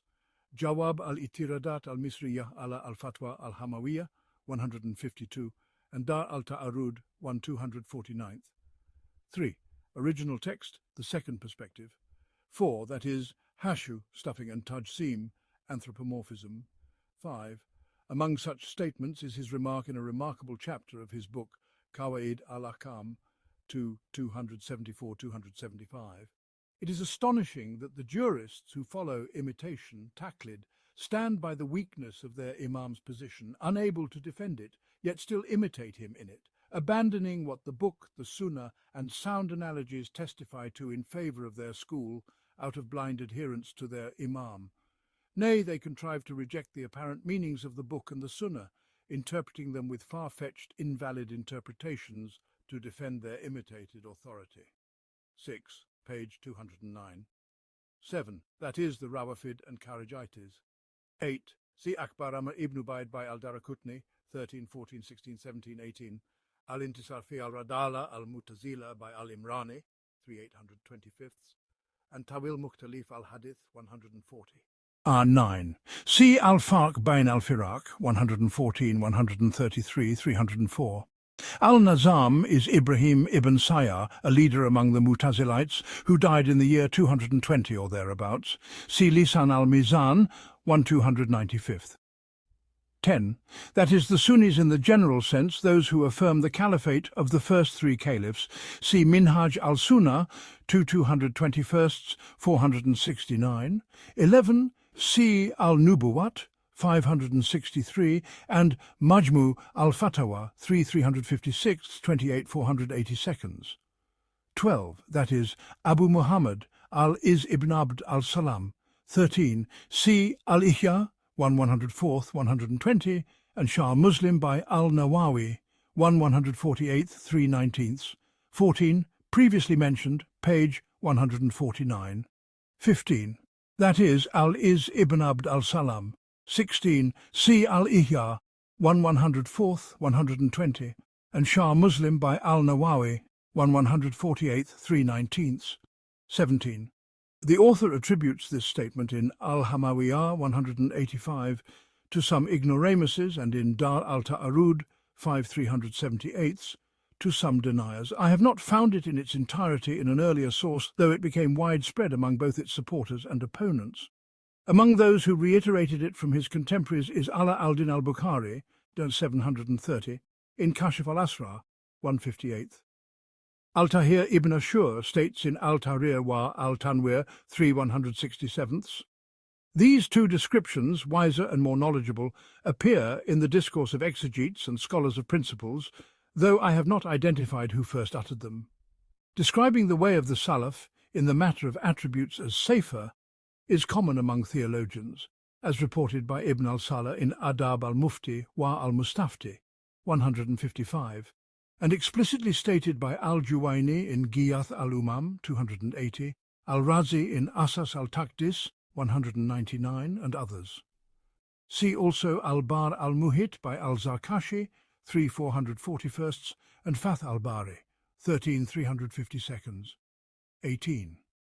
As in al-Juwayni's excuse for the companions, may God be pleased with them, that they were preoccupied with jihad, and thus did not codify the principles and foundations of the religion. See Al-Tisiniyah, 941, Al-Nubuwat, 634, Dars al-Ta'arud, 2/14, and Majmu al-Fatawa, 13/228.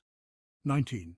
Ibn al-Wazir transmits in Al-Rawd al-Basim 196-99 lofty texts from the great imams of the Zaydiyah, praising and affirming the righteousness of the companions. Some Zaydi sects, such as the Jarudiyya, aligned with the Rawafid in this regard.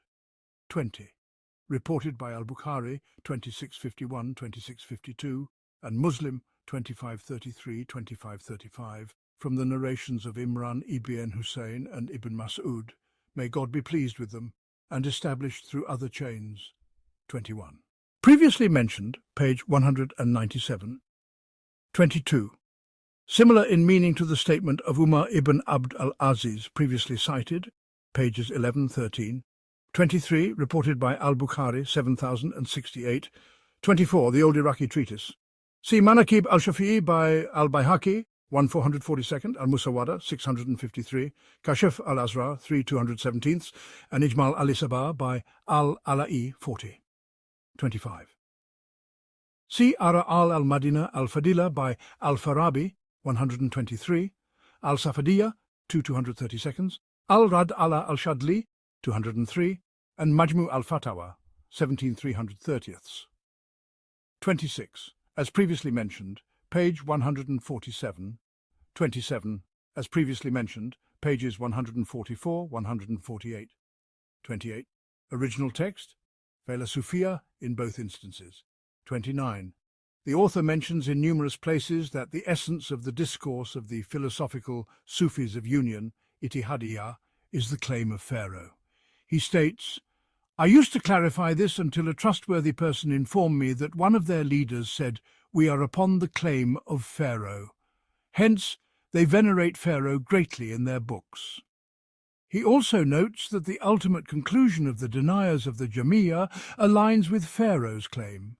See Bayan Talbis al-Jamiyya, 1 423, 5 179, 6 616, Minhaj al-Sunnah, 2 561, Dar al-Ta'arud, 5 quarters, Bugyat al-Murtad, 349, 378, 379, 527, Al-Rad ala al-Mantiqiyin, 522, Al-Radala al-Shadli, 155, Majmu al-Fatawa, 2 266, 359, 468, 6 314, 7 632, 12 269, 510, 13 147, 168, 177, 185, 189, 16 103, 17 84, Jami al-Rasail, 1 204, 205, Jami al-Masail, 7 248, and Fusus al-Hikam by Ibn Arabi, 211. 30. This view is held by Muqatil, Ibn Habib, and most historians and exegetes, and is narrated in an unsound hadith. See Tafsir Muqatil, 3 341, Al-Mukhbar, 389, Tariq al-Tabari, 1 167, Zad al-Masir, 6 216, and Al-Bidayah wa al-Nihaya, 247. It is a widespread error among many people who lack expertise in the realities of knowledge, its evidences, and its textual and rational methods, as the author states. See Al-Jawab al-Sahi, 2 249, 250, Jami al-Rasail, 1 6166, and Majmu al-Fatawa, 2429, 31. See Al-Radala al-Mantiqiyin, 183, 184, 32.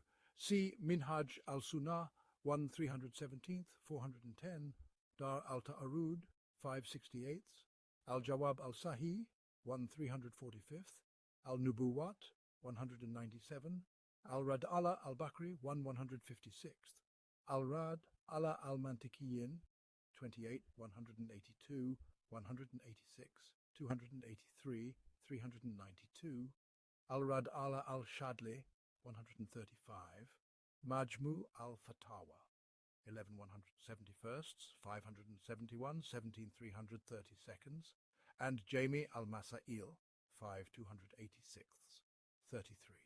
Original text, Takum, a scribal error, 34. As previously mentioned, page 144. 35. Al-Baqillani authored Kashf al-Asrar wa Hatk al-Astar. Al-Ghazali wrote, Fada'i al-Batiniyya, Abu Shama penned Kashf Makana alayhi Banu, Ubaid min al-Kufr wa al-Kadib wa al-Makr wa al-Kaid, and others wrote independent works and extensive discussions scattered in various compilations. Scholars from various schools in Baghdad in the years 402 and 444 drafted reports exposing their falsehoods and criticizing their lineage and beliefs. See Al-Muntazam, 1582, and Tariq al-Islam, 9/10, 609, 36, as previously mentioned, page 152, 37. Original text, Hashtakir in Majmu al-Fatawa, 35, 135, 161, and the original of Al-Rad ala al-Shadli, 177, Hashtakin. In Al-Bidayah wa al-Nihaya, 15469, Hashtakin, a scribal error. His name is Muhammad ibn Ismail, and his personality and history are shrouded in ambiguity, as is the nature of his sect and group. See Al-Nujum al-Zahira, 184, Tariq al-Antaki, 334, Madahib al-Islamiyin by Abd al-Rahman Badawi, 592, and Taifat al-Duruz by Muhammad Kamil Hussein, 76, 38. A fertile valley that was part of the territories of Damascus, now located within the southeastern borders of Lebanon, known as Wadi al-Taim. It was settled by the Shihabi princes and remains a stronghold of the Druze. See Kutat al-Sham, 184, 268, and Majalat al-Muktabas, 417, year 1911. It is said that Taymiyyah, the grandmother of the author, hailed from there, though Ibn Nasir al-Din refuted this. See Shar al-Tabsira by al-Iraqi, 699, and Al-Tibyan li Badiat al-Bayan, 300. 39. See Al-Tadmuriyah, 48, Minhaj al-Sunnah, 452, 455, 100, 519, 258, and Majmu al-Fatawa, 320, 478, 508, 27, 174, 28, 636, 35, 131, 150, 161. 40. Original text, Al-Luma, a scribal error. It refers to Al-Mulhafi Itikad al-Haq by Al-Iz ibn Abd al-Salam, which the author refutes in this chapter. For Al-Iz's interpretation of divine elevation and revealed attributes, see his works, Al-Fatawa, 56, Al-Imam fi Bayan, Adilat al-Akam, 238, 257, and Majaz al-Qur'an, 224, 225, 238. The book/233. In the realm of discourse and contemplation, let us embark on a journey of elucidation. The second point unveils that this rebuttal stands devoid of evidence or proof, a mere echo without substance. The third reveals the frailty of its transmission and reasoning, a structure built on shifting sands. As for the first matter, this treatise, from which the words of Abu al-Faraj have been drawn, was not crafted as a direct refutation of the Hanbalis, as some have claimed. Rather, it was, by his own assertion, a response to a select few among them. His intent was directed towards Abu Abdullah ibn Hamid, the judge Abu Ya'la, and his mentor Abu al-Hasan ibn al-Zaguni, along with those who followed in their path. 1. Beyond this, the broader community of Hanbalis was neither targeted by Abu al-Faraj for refutation, nor cited for any disapproval. Indeed, in opposing these specific figures, he often bolstered his arguments with the sayings of many Hanbali scholars, invoking the words of the Tamimi lineage, such as Rizq Allah al-Tamimi, 2, Abu al-Wafa ibn Aqil, and others. Rizq Allah in particular leaned towards the methodology of his forebears, mirroring the path of his grandfather Abu al-Hasan al-Tamimi, 3, and his uncle Abu al-Fadl al-Tamimi, 4, as well as the Sharif Abu Ali ibn Abi Musa, 5. This companion of Abu al-Hasan al-Tamimi once declared, as recorded, that the judge Abu Ya'la had inflicted upon the Hanbalis a stain so indelible that no water could cleanse it. 62. We shall speak further on this matter, God willing, with words guided by knowledge and justice, for there is no strength nor power save through God. Within the Hanbali fold, there have always been those inclined towards a form of affirmation of divine attributes, which another faction among them denies. Others still withhold from either affirmation or negation, maintaining a delicate balance. Thus among them exists a discord akin to that found in other communities, though their disputes often revolve around subtle intricacies. 7.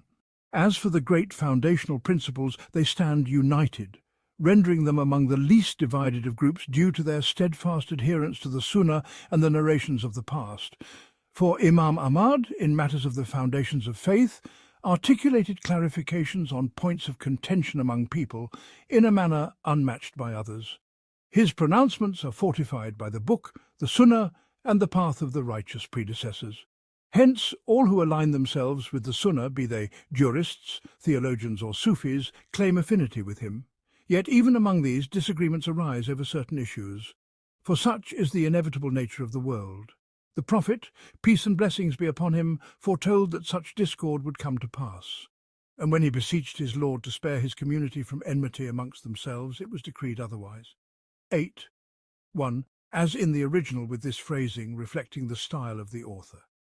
See Al-Sarim al-Maslul 1312 and Minhaj al-Sunnah 736. 2. Abu Abdullah al-Hasan ibn Hamid al-Baghdadi, the Imam of the Hanbalis in his era, d. 403 AH. The judge Abu Yala Muhammad ibn al-Hussein ibn al-Farah, the Sheikh of the school, d. 458 AH. And Abu al-Hasan ibn al-Zaghuni Ali ibn Ubaid, Allah ibn Nasr, a prominent Hanbali figure, d. 527 AH. C. Tabakat al-Hanabila, 171st, 193, and Dale, Tabakat al-Hanabila, 1401st, 3, mentioned in his book, pp. 610-11. 4. Abu Muhammad Rizq ibn Abd al-Wahhab ibn Abd al-Aziz, a jurist, hadith scholar, and polymath, d. 488 AH. See Dale, Tabakat al-Hanabila, 172nd. 5. Abd al-Aziz ibn al-Harith, d. 371 AH. See Tabakat al-Hanabila, 3246. 6. Abd al-Wahid ibn Abd al-Aziz, d. 410 AH. See Tabakat al-Hanabila, 325. 7. As in the original, with Sheikh Ibn Mani noting on the margin of his copy, perhaps it means subtle issues. This aligns with the context, though the expression appears elsewhere as is. See Majmu al-Fatawa, 656, and Minhaj al-Sunnah, 5277. The intended meaning remains clear in either case. 8, reported by Muslim, 2890, the book 234, thus, within the ranks of those who adhere to the Sunnah and the community, a measure of discord is inevitable. Yet there must always remain a faction clinging to the Sunnah, just as among Muslims there will be disagreement and divergence. Nevertheless, in this nation there shall ever be a group standing firm upon the truth, undeterred by those who oppose or abandon them, until the hour is established. For this reason, when Abu al-Hasan al-Ash'ari and his followers aligned themselves with the Sunnah and the community, they claimed to follow Imam Ahmad, declaring their adherence to his path. 9. Among the luminaries of his companions, there existed a harmony and affinity with many of Imam Ahmad's followers, a bond widely recognized. Even Abu Bakr Abd al-Aziz, 10, would cite the arguments of Abu al-Hasan alongside those of his own comrades, for he held a place among the theologians of his circle. 11. The Tamimis, Abu al-Hasan al-Tamimi, his son and his grandson, among others, were among the most inclined towards them. Between Abu al-Hasan al-Tamimi and the judge Abu Bakr ibn al-Bakilani, there existed a well-known camaraderie and companionship. 12. Thus, the Hafiz Abu Bakr al-Bayhaqi, in his work on the virtues of Imam Ahmad, relied upon the narrations of Abu al-Fadl Abd al-Wahid ibn Abi al-Hasan al-Tamimi when discussing his beliefs. 30. This scholar authored a treatise on Ahmad's creed, articulating what he understood of it, though not in Ahmad's own words. Rather, he conveyed the essence of the creed in his own phrasing, often prefacing with, Abu Abdullah used to say, 14. His approach resembles that of one who compiles a book of jurisprudence, based on an imam's opinions, interpreting and presenting them according to his own understanding, even if others might be more knowledgeable of that imam's words and intentions. 9. In his book Al-Ibanahan Usul al-Diyana, p. 20.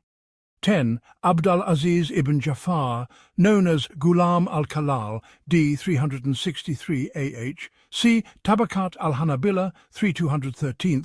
11. c. Majmu al-Fatawa, 3228, 653, 8296, and Dar al-Ta'arud, 216. 12. c. Dar al-Ta'arud, 217, 100. It is more commonly noted that this friendship was between his son Abu al-Fadl and al-Bakilani. See Tabyin Kadib al-Muftari, p. 221, and Tariq al-Islam, 9 153. 13. C. Majmu al-Fatawa, 12 367, and Dar al-Ta'arud, 217, 100. 14. Available in several printed editions based on the Zahiriya manuscript, the book 235. Indeed, people's transmission of the doctrines of the Imams mirrors their transmission of the Sharia itself. It is known that one might say, the ruling of God is such, or the ruling of the Sharia is thus, based on what they believe to be the intent of the lawgiver, according to what has reached them and what they have understood. Yet another may be more acquainted with the sayings and actions of the lawgiver, and more perceptive of his purpose. This, too, is among the recurrent phenomena among the children of Adam. Thus, narrations may differ in transmitting the teachings of the Imams, just as some hadiths differ in their transmission from the Prophet, peace and blessings be upon him. However, the Prophet is infallible. No two contradictory reports or commands can truly emanate from him unless one abrogates the other. As for those other than the Prophet, they are not infallible, and it is possible for them to utter contradictory statements or commands without perceiving the contradiction. Yet, if even in what is transmitted from the Prophet, peace and blessings be upon him, there is a need for discernment and understanding, and narrations may vary such that some are weightier than others, then how much more so for those who transmit his Sharia through deduction? 15. Disagreement abounds among them, and it should not be deemed strange that such occurs with others, for it is even more likely. God has guaranteed the preservation of the reminder he revealed to his messenger, but he has not guaranteed the preservation of what is attributed to others. For what God sent through his messenger, the book and wisdom, is the guidance of God, emanating from him. Through it his path is known, and it is his proof against his servants. Were it to contain misguidance without clarification, God's proof would falter, his guidance would vanish, and his path would be obscured. For after this prophet, no other prophet is awaited to clarify what people dispute. This messenger is the seal of the prophets, and his nation is the best of nations. Thus by God's decree there shall always remain within it a faction steadfast upon the truth, unharmed by those who oppose or forsake them until the hour arrives. 15, as mentioned earlier, regarding one who says the ruling of the Sharia is such, based on what they believe and understand of the lawgiver. Sheikh Muhammad Abd al-Razak Hamza commented in T on the term by deduction as by transmission, but Sheikh Suleiman al-Sani countered, noting, "I see this correction as questionable, for the author's intent is that the Imams who transmit the Sharia based on their understanding differ greatly, so it is even more likely for those transmitting from the Imams to err in interpreting their words." The book 236. The second perspective is that Abu al-Faraj himself wavers in this domain, neither steadfast in negation nor consistent in affirmation. 16.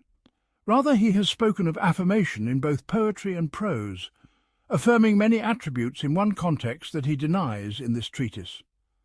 In this he resembles many who delve into such matters across various groups, affirming at times and negating at others concerning numerous attributes, much like Abu al-Wafa ibn Aqil and Abu Hamid al-Ghazali. 17.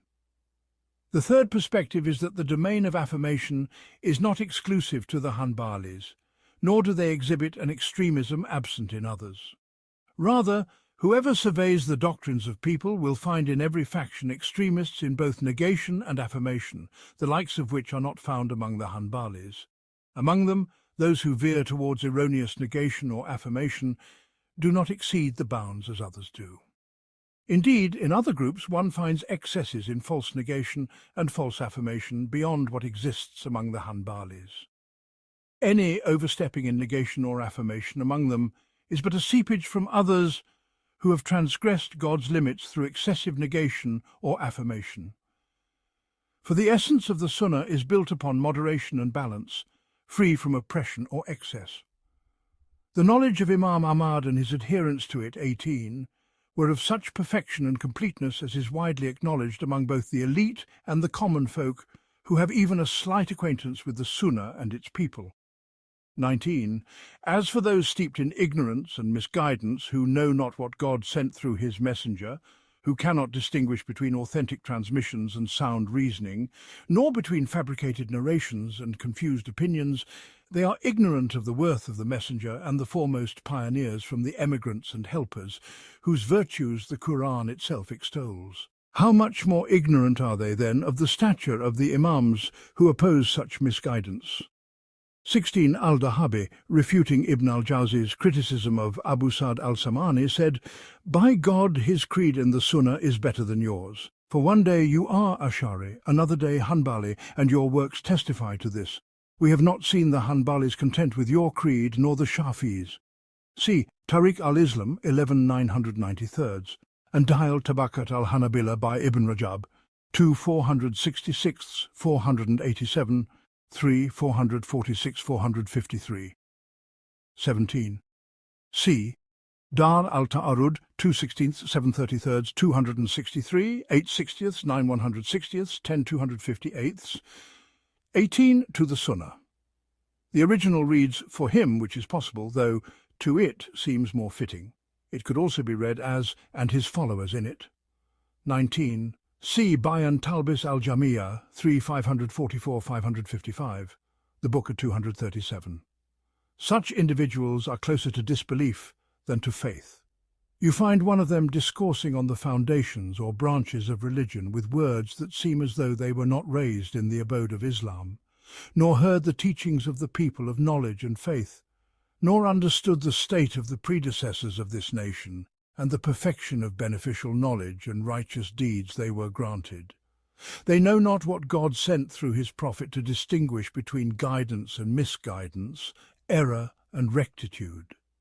Their slander against the imams of the Sunnah and the guides of the nation mirrors the slander of the Rafida and their hypocritical allies against Abu Bakr, Umar, and the luminaries of the emigrants and helpers. It echoes the slander of the Jews, Christians, and their hypocritical followers within this nation against the messenger of God. Peace and blessings be upon him. It parallels the slander of the Sabians and polytheistic philosophers against the prophets and messengers. God has recounted in his book the words of the disbelievers and hypocrites against the prophets, messengers, and people of knowledge and faith, words that serve as a lesson for the reflective, a clear sign for the discerning, and an admonition for the bewildered and confused. You find most of those engaged in speculative theology, and those who turn away from the clear path of the predecessors, save those whom God protects, exalting the Imams of unionism, even after their explicit statements of unionism in their books. They strain to find excuses for them beyond their intended meanings. 20. Harbouring in their hearts reverence, veneration, and testimony to their leadership and sainthood, claiming they are the bearers of ultimate truths, a matter known to God alone. 20. As mentioned earlier in Ibn al-Farid's Nazm al-Suluk, p. 108, the book 238. Here stands Ibn Arabi, declaring in his Fusus that sainthood surpasses prophethood, nay, even exceeds the rank of messengership. 21. Among his words are, "The station of prophethood lies in a liminal space above the messenger, yet beneath the saint." To 22. Some of his followers interpret this as meaning that the sainthood of a prophet is superior to his prophethood, and likewise the sainthood of a messenger surpasses his messengership. They claim sainthood is his state with God, while messengership is his state with creation. This is profound ignorance, for when the messenger addresses creation and conveys the message, he does not abandon sainthood. He remains a saint of God in that state, just as in all his states, for he is ever a saint of God, never his enemy in any condition. His state in delivering the message is no less than his state in prayer, supplication, or intimate communion with God. Moreover, what would such a contrived interpreter, 23, say of this revered figure's 24 claim that the prophet, peace and blessings be upon him, is but a brick of silver, while he himself is two bricks, one of gold and one of silver? He asserts that the prophet's brick represents outward knowledge, while his two bricks signify inward knowledge, gold, and outward knowledge, silver. He claims to receive this directly without intermediary, and explicitly states in his Fusus that the rank of sainthood is greater than that of prophethood, for the saint receives without intermediary, while the prophet does so through one. Thus, in his view, the distinction he claims over the prophet is greater than what they share. 21. Fusus al-Hikam, pp. 62, 134, 136. 22.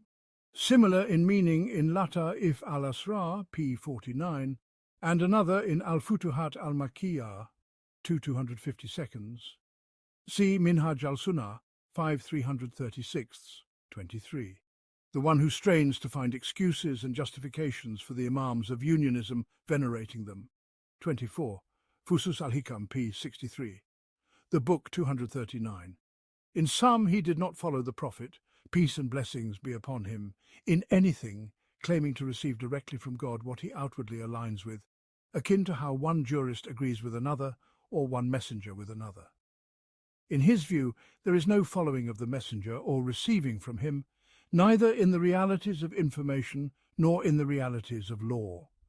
Moreover, he was not content to be on par with Moses or Jesus or with a scholar agreeing with another in law. Instead, he claimed to receive what he affirmed of the law directly from God inwardly, making his reception of the law from God superior to that of the messenger. As for what he claimed as his distinction over him, and the messenger's need for him, namely, the place of the golden brick, he asserted that he draws from the same source as the angel who reveals to the messenger. Thus, you see the state of this man and the veneration some later figures hold for him. 25. Al-Ghazali explicitly stated that killing one who claims the rank of sainthood surpasses that of prophethood is dearer to him than killing 100 disbelievers, for the harm of such a person to religion is graver. 26, 25.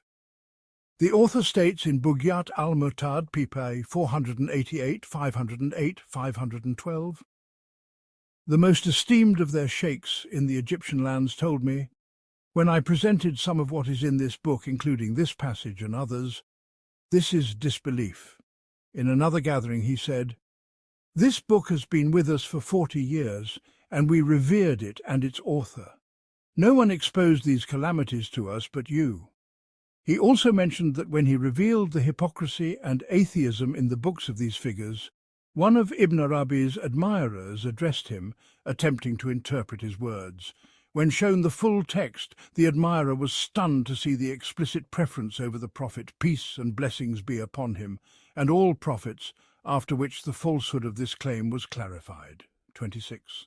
Faisal al-Tafrika Bain al-Islam wa al-Zandaka, p. 65. The book 240.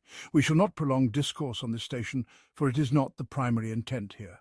27. Furthermore, at their core, 28, the names of God and the names of his attributes are legislated and auditory, not to be applied by mere opinion. Thus, their restraint, 29, from using these names, 30, is more excusable than those who refrain from calling his attributes accidents. For among the attributes we possess, some are accidents, such as knowledge and power, while others are bodies or essences standing independently, such as the face and the hand. Naming these as limbs or organs is more specific than calling them bodies, for it implies acquisition, benefit, action, and the possibility of separation and partiality. The fourth perspective is that this inquiry is not unique to them. Rather, affirming the genus of these attributes is a matter agreed upon by the predecessors of the nation and its imams from among the jurists, hadith scholars, Sufis and Gnostics, as well as the imams of speculative theology, from the Kullabiyya, Karamiyya and Ash'ariyya. All of these affirm for God attributes such as the face, the hand and the like. Al-Ash'ari mentioned in his Maqalat 31 that this is the doctrine of the people of Hadith, declaring his own adherence to it. He stated, in summarizing the creed of the people of the Sunnah and the companions of Hadith, that their belief encompasses acknowledgement of such and such, that God is established upon his throne, that he has two hands without how, as he said, I created with my two hands, Qur'an 38:75, and as he said, nay, both his hands are widely outstretched, Qur'an 5:64, that he has two eyes without how, as he said, sailing under our eyes, Qur'an 54:14, and that he has a face, as he said, and there will remain the face of your Lord, owner of majesty and honour, Qur'an 55:27. 27. See Shahr al-Isfahaniyya, p. 576, Al-Radala al-Shadhili, p. 132, Minhaj al-Sunnah, 5335, 822, Al-Safadiyya, 2252, Al-Nubuwat, p. 713, and Majmu al-Fatawa, 2221, 12399, 28, that is, among the Hanbalis. 29. The original and T read following. The correction is from F, 473, and is deemed correct. 30. As in their statement, they are not limbs. 31. Maqalat al-Islamiyyin, 1345. The book 241. We have previously mentioned that all imams of the various schools are among the affirmers. 32. There is nothing that Abu al-Faraj or others have mentioned as present among the Hanbalis, whether the truth lies with the affirmers, the negators, or requires differentiation, that is not also found by God's will among the people of Hadith, the Sufis, the Malikis, the Shafis, the Hanafis and others. Indeed, it exists among groups that do not affiliate with the Sunnah, the community Hadith or the way of the predecessors such as the Shia and others. Among them, in the extremes of affirmation and negation, are positions not found in these communities. Likewise, among the people of the two scriptures, the Torah and the Gospel, these opposing doctrines of negation and affirmation exist. Similarly, among the Sabians, including philosophers and others, there is a dichotomy, 33, in negation and affirmation. Some among them affirm what many theologians of attributes do not. Though the genus of affirmation predominates among the followers of the messengers, the believers, the Jews, the Christians, and the rightly guided Sabians, while the genus of negation predominates among those who do not follow the messengers, such as the polytheists and the innovating Sabians. 32, p. 239. 33. The original and T read opposition. The correction is from F, the book 242. We have elucidated elsewhere the creed of the nation's predecessors and imams in their own words and through the narrations of all communities. 34. Such that no group holds exclusivity over affirmation. Among these is what Sheikh al-Haramain Abu al-Hassan, Muhammad ibn Abd al-Malik al-Karaji, 35, mentioned in his book titled Al-Fusul fi al-Usulan al-Aima al-Fuhul il-Zaman lidawi al-Bida wa al-Fudul, the chapters on principles from the eminent imams as a binding argument against innovators and meddlers. 36.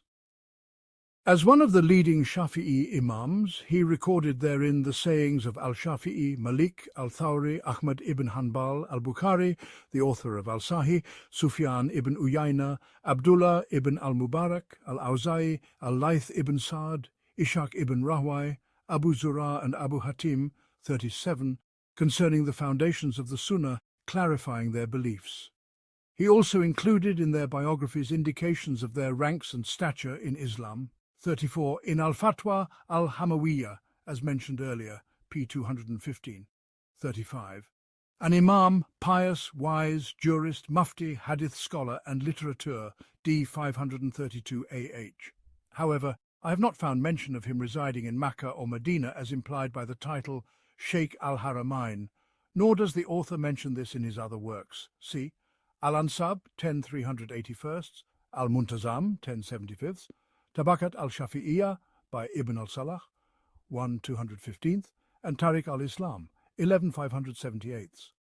He composed a poem in the meter of Ba on the Sunnah and the creed of the predecessors, which Al-Samani recited to him. Taj al-Din al-Subki struggled with it, claiming in Tabakat al-Shafi'iyah, 141st, that it was fabricated. It is titled Arus al-Qasaid wa Shumus al-Aqaid, the Bride of Poems and Sons of Creeds.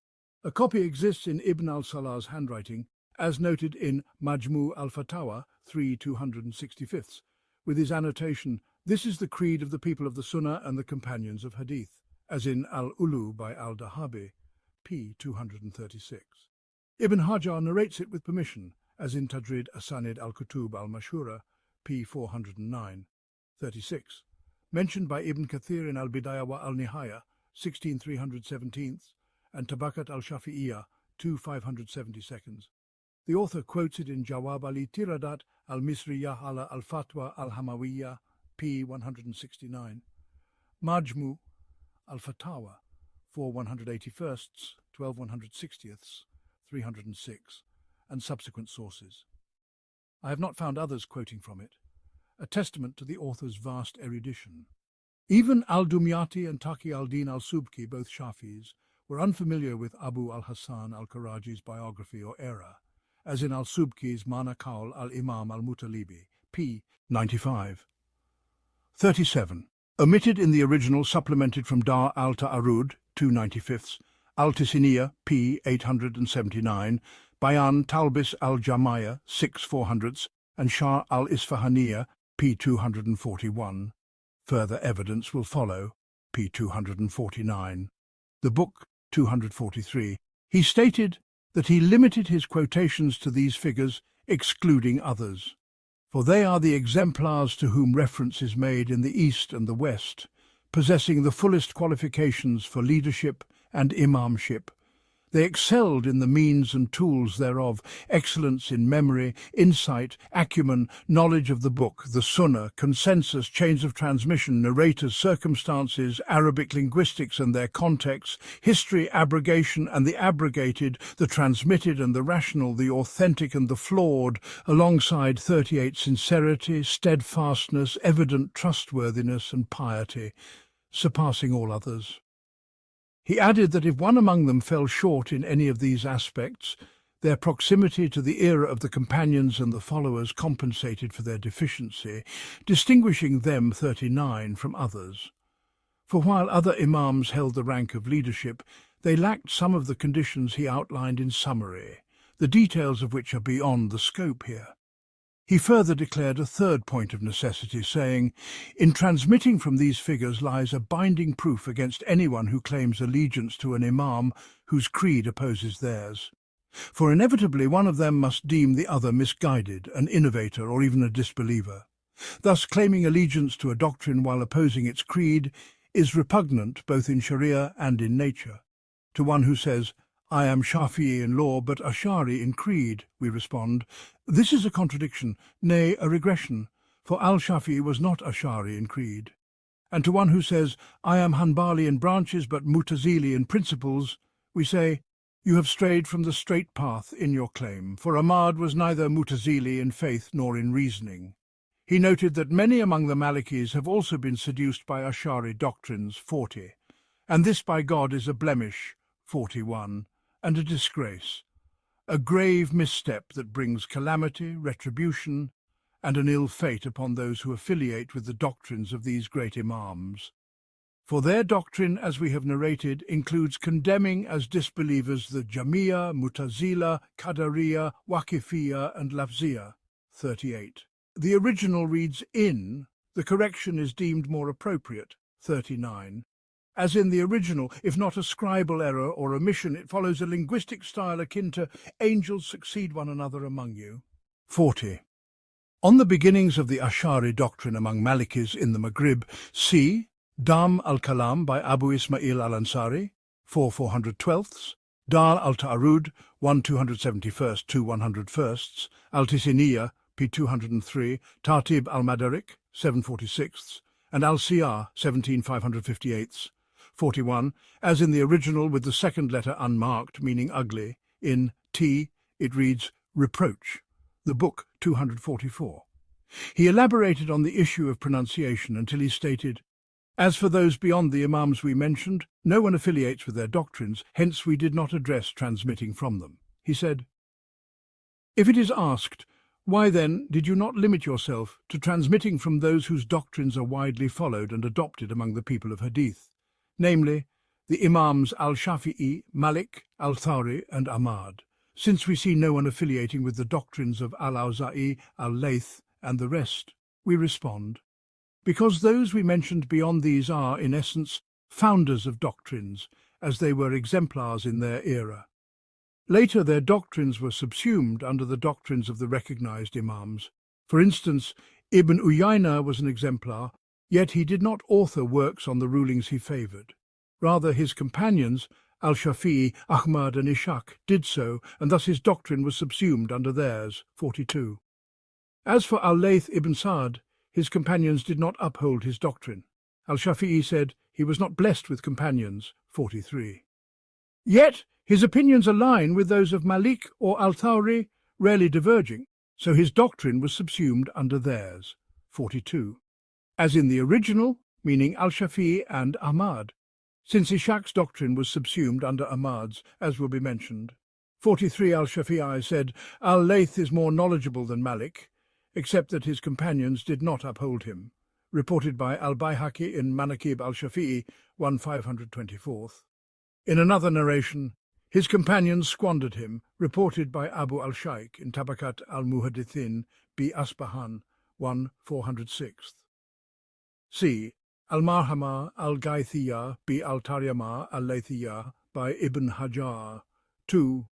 243, 247, Al-Rasail al-Muniriyah, the book 245. As for Al-Awza'i, we find no opinion of his on most issues that does not align with Malik, Al-Thawri or Al-Shafi'i, so his choices were subsumed under theirs. Likewise, Ishaq's choices are subsumed under Ahmad's doctrine due to their congruence.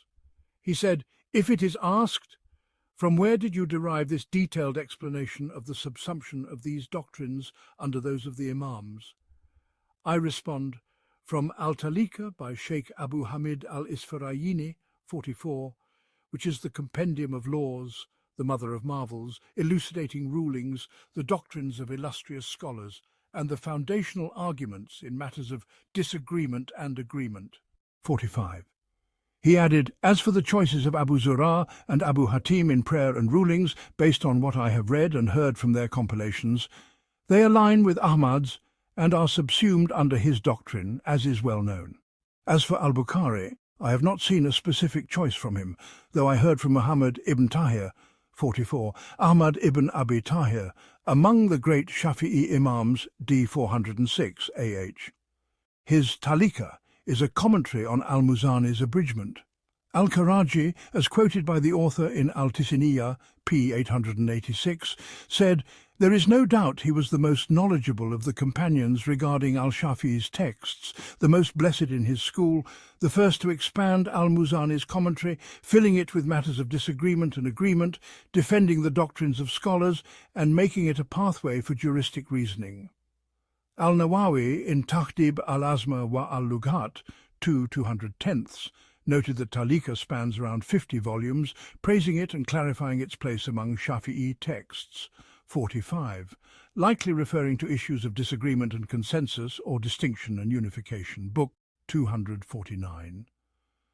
The Venerable Hafiz Wan speaks with clarity. Al-Bukhari, in his discerning choices, derived rulings that harmonize with the school of Ahmad and Ishaq.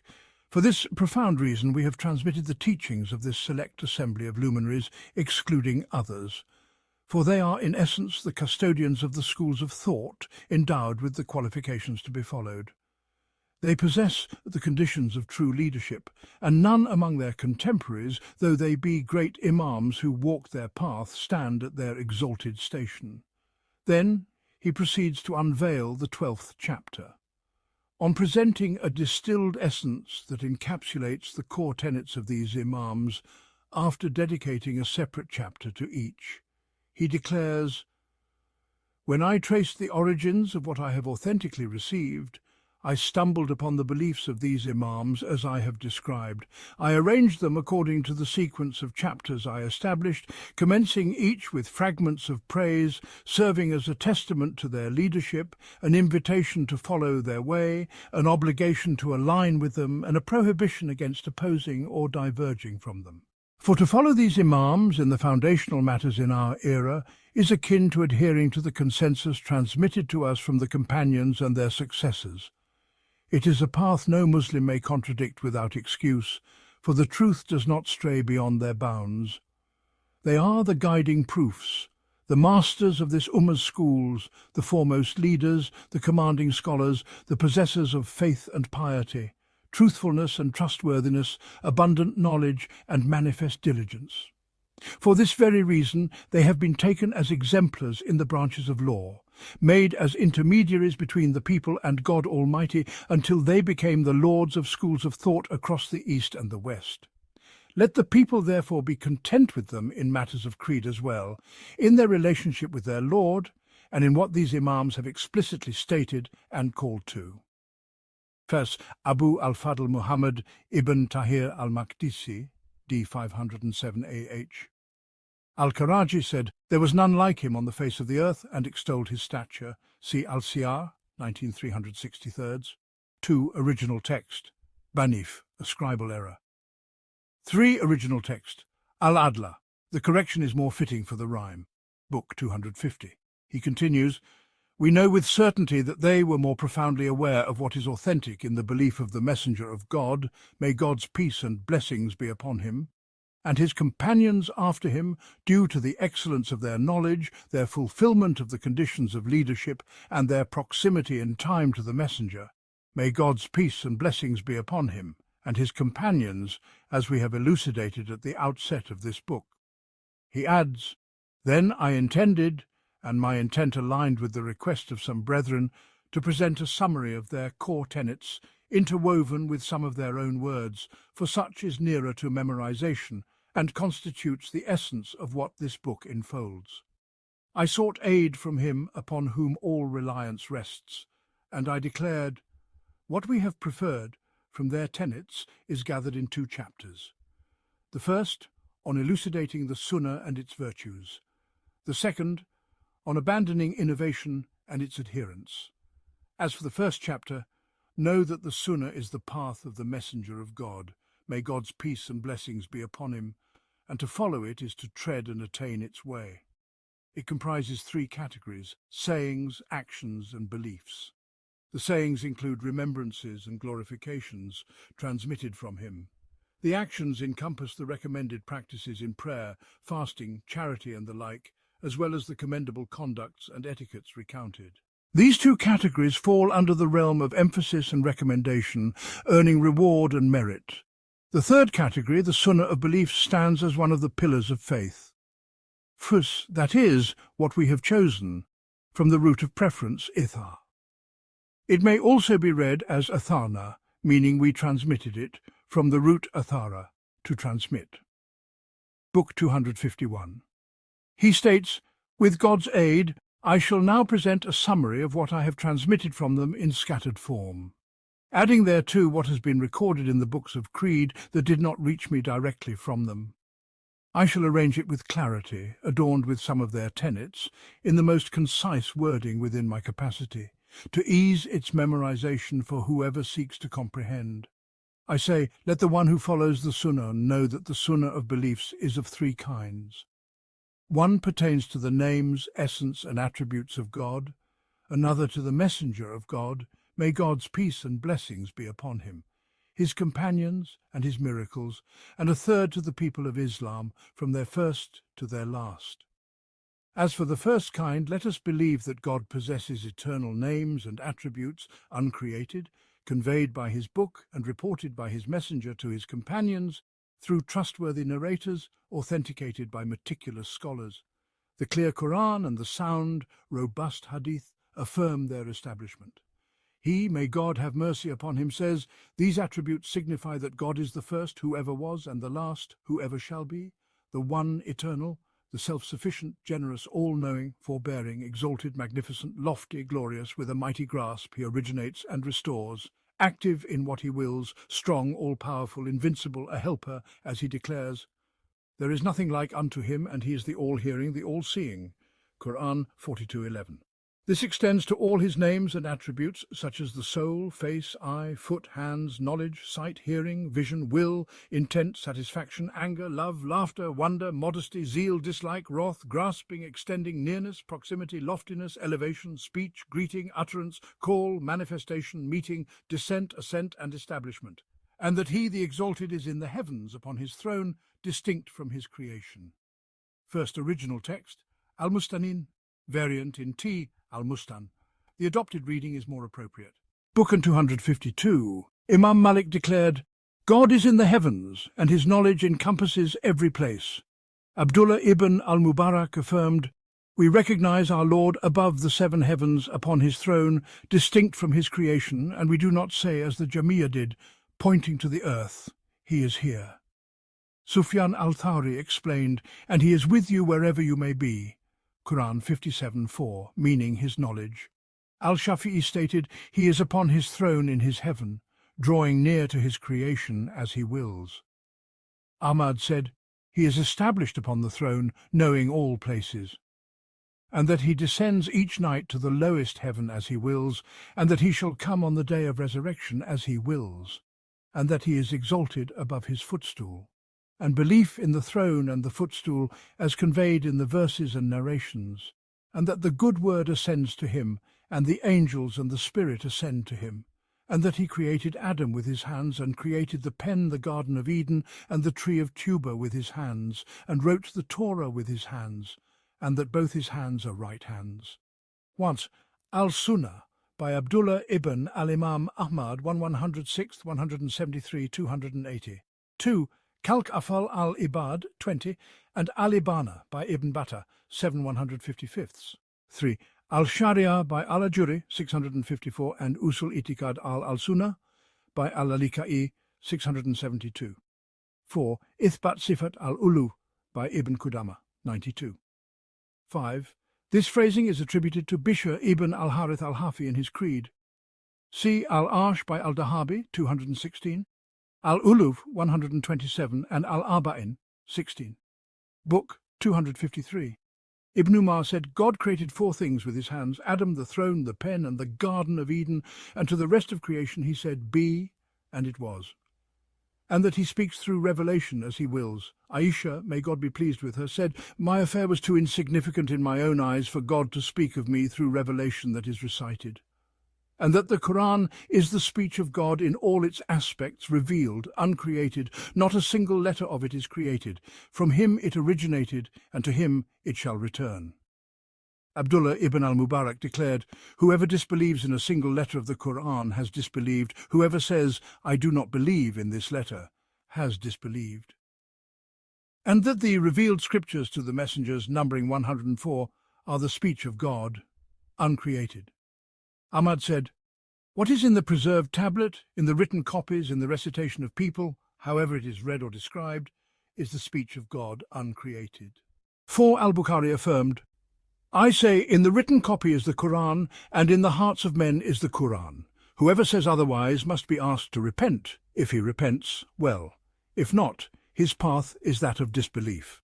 Fund reported by Uthman ibn Sa'id al-Darimi in his Refutation of Al-Marisi, 1/261, and Al-Lalikai in Usul Itikad al-Sunnah, 730, among others with a sound chain. Suits, reported by Al-Bukhari, 2661, and Muslim, 2770, in the long narration of the slander. 3. Itikad al-Salaf wa Ashab al-Hadith by al-Sabuni, 175. I could not find this wording attributed to Ahmad. 5. Usul Itikad al-Sunnah by Al-Lalikai, 610, Book 254. He said, Al-Shafi'i expounded the belief with evidence, stating, "God has names and attributes conveyed by his book and reported by his prophet to his ummah. No one among God's creation, upon whom the proof has been established, may reject them." He continued, citing examples such as God's declaration that he is all-hearing, all-seeing, and that he has two hands, as in, Nay, both his hands are widely outstretched, Qur'an 5:64, and that he has a right hand, as in, and the heavens will be rolled up in his right hand, Qur'an 39:67, and that he has a face, as in, everything will perish except his face, Qur'an 28:88, and there will remain the face of your Lord, owner of majesty and honour, Qur'an 55:27, and that he has a foot, as the Prophet, may God's peace and blessings be upon him, said, until the Lord places his foot therein, referring to hell, and that he laughs at his believing servant, as the Prophet, may God's peace and blessings be upon him, said of one killed in God's path, he met God while he laughed at him, and that he descends each night to the lowest heaven, as reported by the messenger of God, may God's peace and blessings be upon him, and that he is not one-eyed, as the Prophet, may God's peace and blessings be upon him,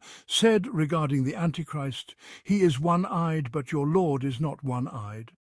One reported by Abu al-Hasan al-Hakari in Itikad al-Imam Abi Abdullah Muhammad ibn Idris al-Shafi, 7. And through him by Ibn Qudama in Ithbat Sifat al-Ulu, 109. Al-Dahabi said in Al-Arsh, 203, Shaykh al-Islam, Abu al-Hasan al-Hakari, reported it in the Creed of al-Shafi'i and others with a chain of trustworthy narrators. However, al-Hakari, despite his virtue and piety, is accused of fabrication and forging chains. See Lisan al-Mizan, 5483, 2 reported by al-Bukhari, 6661, and Muslim 2846, 3 reported by al-Bukhari, 2826, and Muslim 1890, 4 reported by Ahmad, 8974, al-Nasa'i in Amal al-Yawm wa al-Layla, 481, among others with a sound chain, though most narrations use descends, as noted by Ibn Khuzaymah in Al-Tawhid, 1311.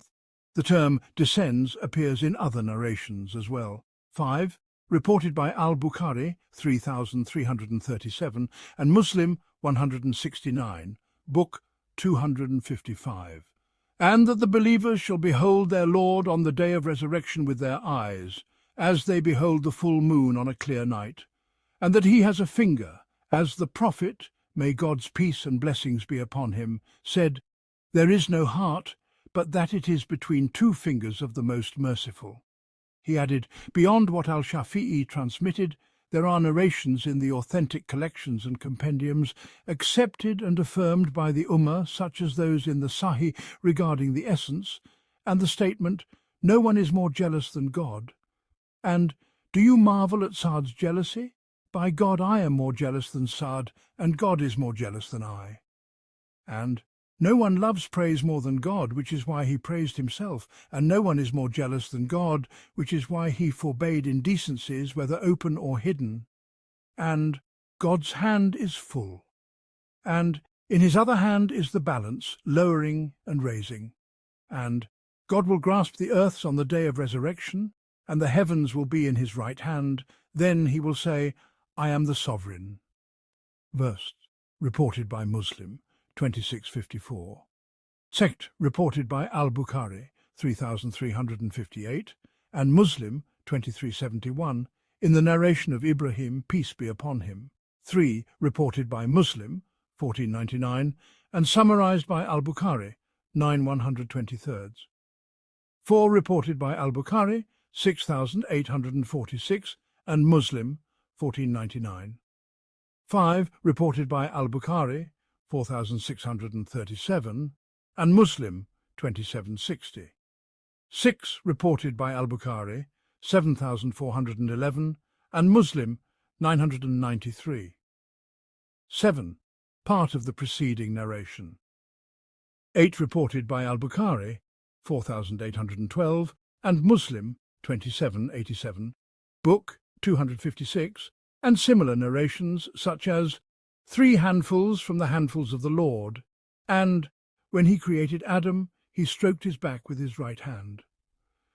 And in the narration of Abu Razin, I said, O Messenger of God, what will our Lord do with us when we meet him? He replied, "You will be presented before him, your faces exposed to him, nothing of you will be hidden from him. Then your Lord will take a handful of water with his hand and sprinkle it toward you. By the life of your God, not a drop of it will miss any of your faces." Reported by Ahmad in Al-Musnad. And the narration of the grasp, whereby he brings out from the fire a people who never did any good, having become like charcoal, and casts them into a river of paradise called life. And the narration, "I saw my Lord in the most beautiful form," and similar sayings. One reported by Ahmad 22303, Al-Tirmidhi 2437, who said, "A fair, rare narration, Ibn Majah 4286, and authenticated by Ibn Hibban 7246. Taud, reported by Malik 677, Ahmad 311, Abu Dawood 4703, Al-Tirmidhi 3075, from the narration of Umar, may God be pleased with him, with a chain containing disconnection and unknown narrators, though also reported as connected. Other narrations exist on the topic. See Al-Ilal by Al-Daraqutni, 222, Al-Tamheed by Ibn Abd al-Barr, 6/3, and Tafsir Ibn Kathir, 6441-442. 3 16206, from the editions of Abdullah, with a chain containing unknown narrators and some unusual wording, yet most scholars of hadith accepted it, as the author states. See Majmu al-Fatawa, 6497, Zad al-Ma'ad, 3677, and Hadi al-Arwa, 530-536. 4. Reported by Al-Bukhari, 6560, and Muslim, 184. 5. Reported by Ahmad, 22109, Al-Tirmidhi, 3235, authenticated by him and Al-Bukhari, though its chains have discrepancies and much variation. Several hadith scholars deemed it weak. See commentary on Al-Wabil al-Sayyib, 414-415, Book 257, and He created Adam in his image, and one of you draws near to his Lord until he places his protection over him, and he spoke to your father face to face, and there is none of you but that his Lord will speak to him with no interpreter between them, and our Lord will manifest himself to us on the day of resurrection laughing. And in the narration of the ascension in the Sahih, then the Majestic, the Lord of Might, drew near and descended until he was at a distance of 2 bow lengths or nearer, and he wrote a decree which is with him above the throne, "My mercy precedes my wrath." And hell will not cease to have more cast into it, saying, "Is there more?" until the Lord of Might places his foot in it, and in another narration, his leg. Then it will be folded upon itself and say, "Enough, enough," or in another wording, "Sufficient, sufficient by your might." Once reported by Al-Bukhari, 6227, and Muslim, 2841. Tut reported by Al-Bukhari, 2441, and Muslim, 2768. 3 reported by Al-Tirmidhi, 3010, Ibn Majah, 190, and authenticated by Ibn Hibban, 7022. 4. Reported by Al-Bukhari, 3593, and Muslim, 1016. 5. Reported by Ahmad, 19654, with a weak chain, though strengthened by other narrations. 6. Sahih al-Bukhari, 7517. 7. Reported by Al-Bukhari, 7422, and Muslim, 2751. 8. Previously referenced. Book 258, and similar narrations such as, "God will come to them in the form they recognize, saying, 'I am your Lord,' and they will reply, 'You are our Lord.' And God will gather the servants and call to them with a voice heard by those far as by those near, 'I am the sovereign, I am the judge.'" Among other narrations, whether they have reached us or not, whether they astonish us or not, our belief in them and in the verses concerning the attributes is that we accept them, neither distorting nor defining them, neither negating nor interpreting them away, nor burdening the intellect with them, nor likening them to the attributes of creation, nor exercising our opinions or thoughts upon them, nor adding to, nor subtracting from them. Rather, we believe in them and entrust their true understanding to their knower, as did the righteous predecessors, who are our exemplars in all knowledge. It is transmitted from Ishaq that he said, "We do not remove any attribute by which God described himself, or which the messenger described on his behalf, neither by word nor intent. It is incumbent upon the Muslim to convey them, and to be certain in his heart that what God described of himself in the Qur'an are indeed his attributes. No prophet sent nor angel drawn near comprehends these attributes except through the names by which the Lord, exalted and majestic, made them known. As for any of the children of Adam, grasping the essence of these attributes, none can attain it." The narration continues. And as transmitted from Malik, Al-Awza'i, Sufyan, Al-Layth, and Ahmad ibn Hanbal, regarding the narrations of vision and descent, pass them on as they have come. And as reported from Muhammad ibn al-Hasan, the companion of Abu Hanifa, concerning narrations such as God descends to the lowest heaven and similar reports, these narrations have been transmitted by trustworthy narrators. We transmit them, believe in them, and do not interpret them. Sir, reported by Al-Bukhari, 7437, and Muslim, 182. 2, summarized by Al-Bukhari in Sahih, 9141, and connected in Al-Adab al-Mufrad, 970. 3, reported by Abu al-Shaykh al-Asbahani in Al-Sunnah. C. Al-Tisiniyah, 422. 4, reported by Al-Ajuri in Al-Sharia, 720. Ibn Battah in Al-Ibana, 7241, and Al-Bayhaqi in Al-Asma wa Al-Sifat, 955. 5, reported by Al-Lalikai in Usul Itikad al-Sunnah, 741, and through him by Ibn Qudama in Ithbat Sifat al-Ulu, 82. See also earlier reference, p7, book 259. Thus concludes the discourse of Al-Karaji. May God have mercy upon him. How astonishing it is that these speculative theologians, when confronted with the verses and narrations concerning the attributes, retort with accusations, saying, "The Hanbalis claim such and such," employing distortions and promoting their falsehoods. Yet the Hanbalis have but followed the path of the predecessors, walked in their footsteps, and stood where they stood, unlike others. And God is the one who grants success. The second type, this discourse lacks the evidence and proof worthy of addressing the people of knowledge. For refutation through mere insult and intimidation is within anyone's reach. If a person were to debate polytheists or the people of the book, it would be incumbent upon him to present evidence that clarifies the truth he holds and the falsehood of his opponents. God, exalted is he, said to his prophet, "Call to the way of your Lord with wisdom and fair preaching, and argue with them in a way that is best." Qur'an 16, 125. And he said, "And do not argue with the people of the book except in a way that is best." Qur'an 29:46. Even if the adversary of one who speaks thus, whether it be Abu al-Faraj or another, belongs to the most notorious sects of innovation, such as the Rafida, it would still be necessary to present evidence and avoid what is futile in the context of refutation, especially if those disputing with him, as he claims, are deemed by all people to be more knowledgeable than he in both foundational and derivative matters.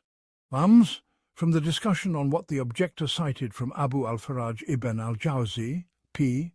233, book 260. In his speech and refutation he has not brought forth any evidence whatsoever, neither scriptural nor rational, relying instead on the imitation of a faction of speculative theologians, a faction opposed by a greater number of their own kind. He followed them in what they deemed to be rational evidence, as did this objector. Whoever refutes others on rational grounds must present rational evidence. Otherwise, he has referred people to the unknown, akin to the infallible imam of the Rafida or the saviour figure of some Sufis. As for his statement, such people are not to be addressed, we say God sent his messengers to all of creation to call them to him. Whom then has God excluded from being addressed among the people? Leave aside those whose virtues you and others know, which is not the place to discuss here. If a fool wished to retort to the refuter in kind, he would not be incapable of doing so. And as for his claim, they defy reason, we say. Defiance of reason is either in affirming what they affirm or in their contradiction by combining the affirmation of these matters with the negation of limbs. The first is false, for even the pure anthropomorphists who explicitly profess pure anthropomorphism and exaggerate in it, no one has ever said their claim defies reason, nor has anyone said they are not to be addressed. Rather, those who refuted the extreme anthropomorphists, like Hisham ibn al-Hakam and his followers, did not counter them with rational arguments except those requiring reflection and evidence. Their opponents, even if wrong in much of what they say, met them with arguments akin to theirs, and they were not evidently superior to them, nor were they to them. For each faction holds some truth and some falsehood. And they are their extremists, who believe there is one man in the universe at any given time who is the focus of God's gaze upon the world, called the Saviour or the Pole, permeating the cosmos as the soul permeates the body, holding the balance of universal emanation, infusing the cosmos with the spirit of life, aiding the people of the earth and fulfilling their needs. See Al-Futuhat al-Makkiyah 3, 244, Istilahat al-Sufiyya by al-Kashani 141, al-Safadiyya 1, 262, Dar al-Ta'arud 5, 316, Minhaj al-Sunnah 191, 93, 95, Bayan Talbis al-Jamiyya 2, 260, Majmu al-Fatawa 258, 11, 364, 433, 437, 442, 27, 96, 105, and a fatwa on the Saviour and the Pole in Jami al-Masail 2, 7, 115, Book 261. If someone like Abu al-Faraj relies in negating these matters on what the negators among the speculative thinkers mention, those thinkers scarcely claim that anything in their negation or affirmation defies reason. Even the deniers of the Creator, the most ignorant, misguided, disbelieving, and contrary to reason among creation, most of those whom Abu al-Faraj champions do not claim their statement defies reason. Rather, they assert that the falsity of their claim is known only through reflection and evidence. Though this view is expressed by many of these negators among speculative theologians, it is not a satisfactory approach. The point is that these negators do not claim that the falsity of the affirmer's position is known by necessity, nor that their statement defies reason, even if they vilify them with matters that repel many people, using such repulsion to aid in repelling and suppressing their views. Not because the aversion of the repelled indicates truth or falsehood, nor because their statement defies reason or is evidently false by rational necessity or intuition. I know of no imam among the negators of speculative thought who claims this regarding any of the affirmers' statements, despite the exaggeration they may contain. It is evident that mere aversion or affection does not indicate the correctness or incorrectness of a view unless guided by God. Rather, relying on such is to follow whims without divine guidance. Following what one desires is to accept a statement or action one loves and reject what one hates without guidance from God. God, exalted is He, says, and indeed many lead astray by their desires without knowledge, Qur'an 6, 119, and, but if they do not respond to you, then know that they only follow their desires. And who is more astray than one who follows his desire without guidance from God, Qur'an 28:50, and to David, and do not follow desire, for it will lead you astray from the way of God, Qur'an 38:26. And so if they testify, do not testify with them, and do not follow the desires of those who deny our signs, and those who do not believe in the hereafter, while they equate others with their Lord, Qur'an 6, 150, and say, O people of the book, do not exceed limits in your religion beyond the truth, and do not follow the desires of a people who went astray before and led many astray and have strayed from the sound path. Qur'an 5:77. Vams. Thus read by Abu Amr, the reading of the author and the people of Sham in his time, fitting his argumentation here and in most instances where he cites this verse. The Kufans read it with a Dhamma on the Ya, meaning they lead others astray. See Al-Sabah by Ibn Mujahid, 267, Ma'ani al-Qira'at by Abu Mansur al-Azhar, 1383, and Hujjat al-Qira'at by Ibn Zanjala, 270, Book 262-263, and God, exalted is He, says, "Never will the Jews or the Christians be satisfied with you until you follow their way." Say, indeed, the guidance of God is the only guidance. If you were to follow their desires after the knowledge that has come to you, then you would have against God no protector or helper. Quran 2:120. Thus, whoever follows the desires of people after the knowledge with which God sent his messenger, and after the guidance God clarified to his servants, stands in this position. For this reason, the predecessors called the people of innovation and division, who opposed the book and the sunnah, the people of desires, for they accepted what they loved and rejected what they hated based on their whims, without guidance from God. As for the objector's statement citing Abu al-Faraj, it is as if they addressed children. We say the Hanbalis addressed only with what has come from God, his messenger, his companions, and those who followed them in righteousness, who are the most knowledgeable of God and his rulings. We have surrendered to them the affairs of the Sharia, and they are our exemplars in what they reported concerning God and his law. Whoever refers to them has acted justly, and whoever deviates from their path and claims that others are more knowledgeable of God than they, or that they knew but concealed, or that they did not comprehend what they conveyed, and that the intellect of others in knowing God is more complete, perfect, and knowledgeable than what they transmitted and understood, such a one has strayed. We have presented what suffices in this regard, and God is the granter of success. Whoever God does not grant light, for him there is no light. Book 264. Chapter.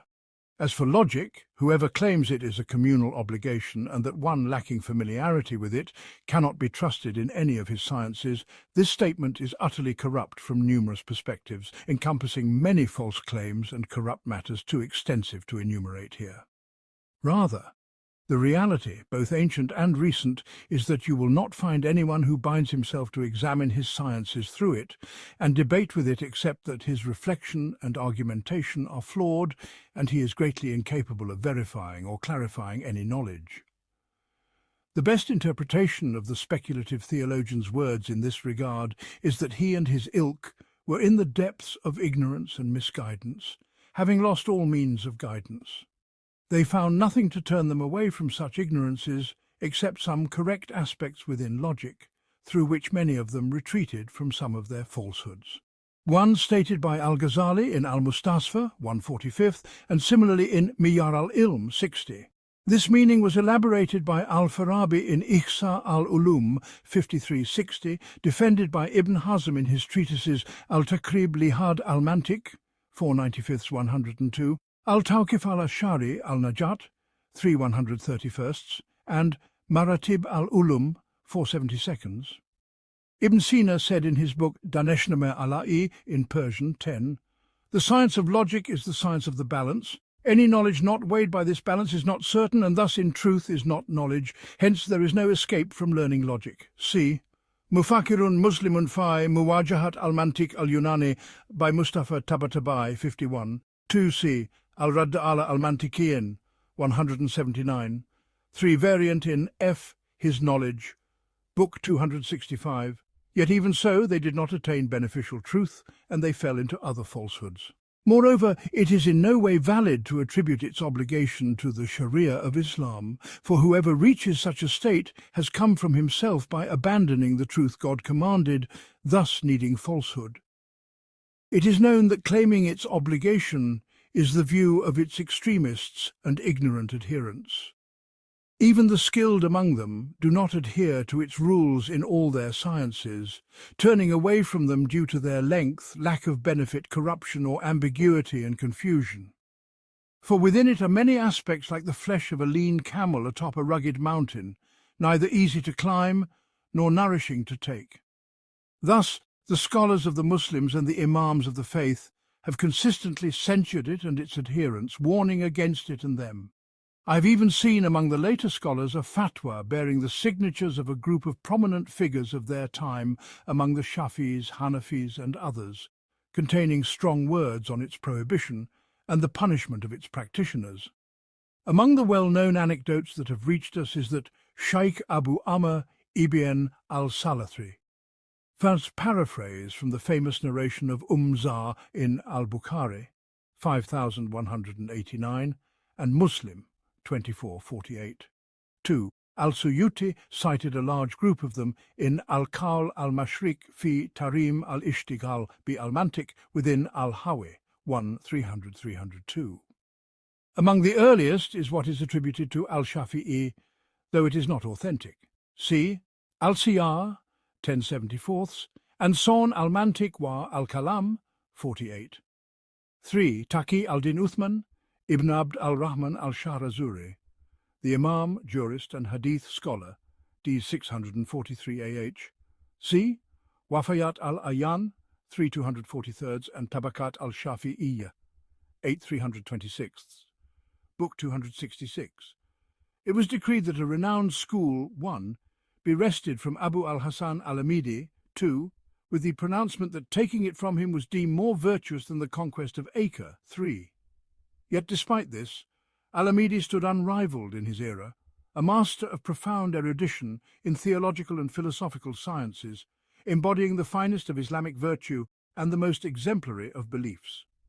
It is well understood that matters of subtle intricacy, whether they be of truth or falsehood, faith or disbelief, can only be grasped through sharpness of intellect and keen discernment. Thus, those who dwell in such realms may oft regard as ignorant those who do not share their knowledge, even if the latter's faith surpasses their own, should they lack in acuity of mind or clarity of expression. As the exalted Lord has declared, indeed those who have sinned used to laugh at those who believed, and when they passed by them they would exchange derisive glances, and when they returned to their people they returned jesting, and when they saw them they said, "Indeed these are truly lost." But they had not been sent as guardians over them. So today those who believed are laughing at the disbelievers on adorned couches, looking on. Have the disbelievers been recompensed for what they used to do? Qur'an al-Mutafifin 29:36. 1. This refers to the Aziziyah school in Damascus. C. History of Islam, 1450, the scholar of the History of Schools, 1/298, and subsequent sources. 2. Saif al-Din Ali ibn Abi Ali, the Usuli and theologian, d. 631 AH. C. Mirror of Time, 8/691, the Biographies, 22/364, and the Comprehensive in Obituaries, 21/340. 3. Acre, a city in Palestine on the Mediterranean coast, was at that time under Crusader control. And Ibn al-Salah, in his legal opinions, 1/209-212, issued a renowned fatwa on logic and its practitioners, wherein he indirectly criticized Al-Amidi, stating, "It is incumbent upon the Sultan, may God grant him strength and through him strengthen Islam and its people, to shield the Muslims from the harm of these ill-omened ones, to expel them from the schools, to distance them, to punish those who engage in their craft, and to expose to the sword or to Islam whoever among them manifests the beliefs of the philosophers, so that their fire may be extinguished and their traces and effects erased. May God facilitate and hasten this. Among the most obligatory of duties is the dismissal of any teacher of a school who belongs to the philosophers, engages in their authorship, or teaches their doctrines, followed by their imprisonment and confinement to their homes. And whoever claims not to adhere to their beliefs, their condition belies them. The path to eradicating evil lies in uprooting its foundations, and the appointment of such a one as a teacher is among the gravest of matters. Moreover, Ibn Kathir, in the Classes of the Shafis, 782, remarked, "He detested the paths of philosophy and logic, belittled them, and forbade their study in the land, and the rulers obeyed him in this." Book 267. Thus, if they inherit from their false idols the notion that all knowledge not attained through this syllogistic method is no knowledge at all, many among them may fail to gain from such a method the obligatory faith, rendering them disbelievers, heretics, hypocrites, ignorant, misguided, misguiding, oppressive and ungrateful. They become among the fiercest enemies of the messengers, of whom God has said, "And thus we have made for every prophet an enemy among the criminals. But sufficient is your Lord as a guide and a helper." And those who disbelieve say, "Why was the Qur'an not revealed to him all at once?" Thus it is that we may strengthen thereby your heart, and we have spaced it distinctly. And they do not come to you with an argument except that we bring you the truth and the best explanation. Qur'an Al-Furqan 31:33. At times some among them may attain faith, whether through this method or another, yet they may also acquire hypocrisy from it, bearing within them both faith and hypocrisy. In one state they are believers and in another hypocrites. They may apostatize either from the essence of religion or from some of its ordinances through hypocrisy or outright disbelief. This is a frequent and prevailing condition, especially in eras and regions dominated by ignorance, disbelief and hypocrisy. Such people exhibit astonishing feats of ignorance, oppression, falsehood, disbelief, hypocrisy and misguidance, the recounting of which exceeds the scope of this discourse. 2. 1. The phrase is repeated in the original, likely due to a scribe's error. 2. In manuscripts, T and F, 9/8, the context, and in 1853, the discourse, as in the original, Book 268. Hence, when many among them perceived the ignorance and misguidance inherent in this denial, they began to assert that sacred souls, such as those of the prophets and saints, receive divine insights without recourse to syllogistic methods. They unanimously agree that some souls are independent of weighing their knowledge by the artificial scales, one of logic.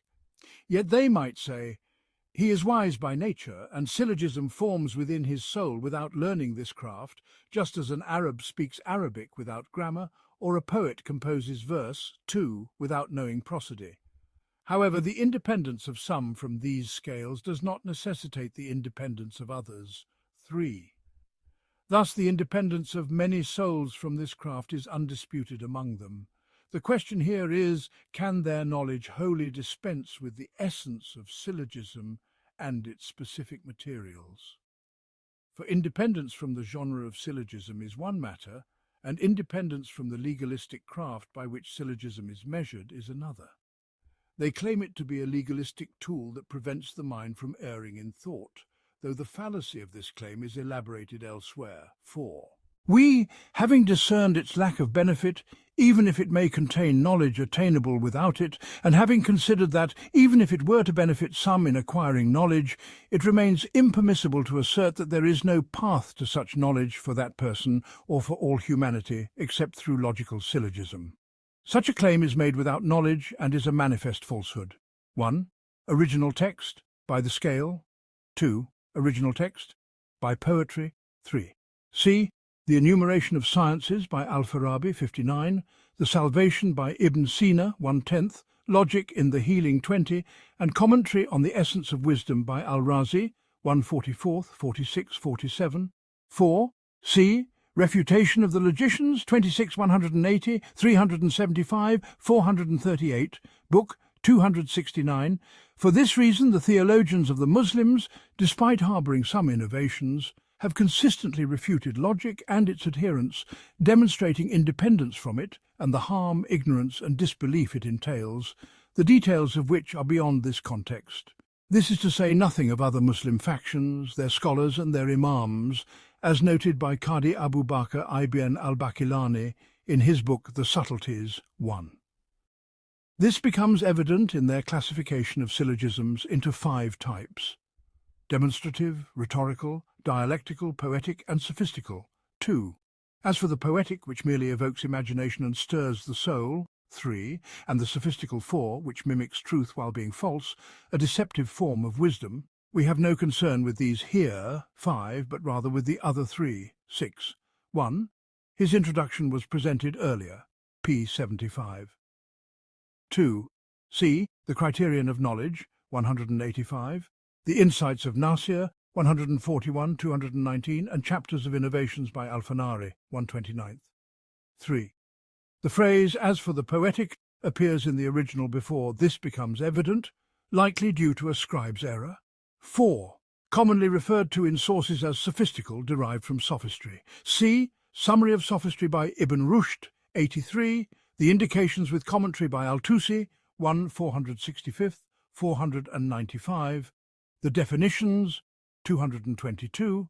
The Universals, 714, and the aforementioned sources.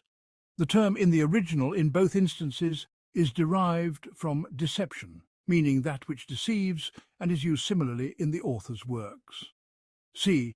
Exposition of the deceptions of the Jahmiyyah, 2 338, Awakening the Rational Man, 1 190th, Repelling Contradictions, 1 398th, and Collection of Fatwas, 9 258. 5. Original text. With it. 6. C. Refutation of the Logicians, 441, Exposition of the Deceptions of the Jahmiyyah, 2 338, and Collection of Fatwas, 9 258. Book 270. They said, the dialectical is that whose premises are conceded by the interlocutor, the rhetorical is that whose premises are widely recognized among people, and the demonstrative is that whose premises are known. Many premises, though rhetorical or dialectical, may be certain and demonstrative, and even poetic premises may be so. However, in terms of certainty, they are called demonstrative. In terms of their widespread acceptance among the masses, they are called rhetorical. And in terms of their acceptance by a specific individual, they are called dialectical. This is the discourse of those innovators among the Sabians, 1, who neither mentioned prophethood nor addressed it with affirmation or denial. Yet the failure to believe in the messengers and follow them constitutes disbelief and misguidance, even if one does not explicitly reject them, for disbelief and misguidance are broader than mere rejection. As for the statement of some later scholars regarding widespread premises, 2, that they are accepted because their proponent is supported by a matter that compels acceptance of their words and the like, this is among the additions necessitated by the strength of argumentation, compelling them to accept it in the manner of the ancients. Thus, most of the later Sabians, namely the philosophers, intermingled with the Hanifiyah, just as many who entered philosophy from among the Hanifs blended Hanifiyah with Sabianism, 3, and mixed truth with falsehood. By Sabianism I mean the innovated doctrine devoid of faith in prophethood, as exemplified by the Sabianism of the logician and his followers. As for ancient Sabianism, its adherents included those who believed in God and the last day, who believed and performed righteous deeds. So there is no fear upon them, nor shall they grieve. Qur'an, Al-Baqarah 62 inferred. 1. Original text, in the Sabians, a distortion. 2. That is, the widely recognized premises in rhetorical syllogism. 3. Derived from Saba'ah, the religion of the Sabians, Book 271.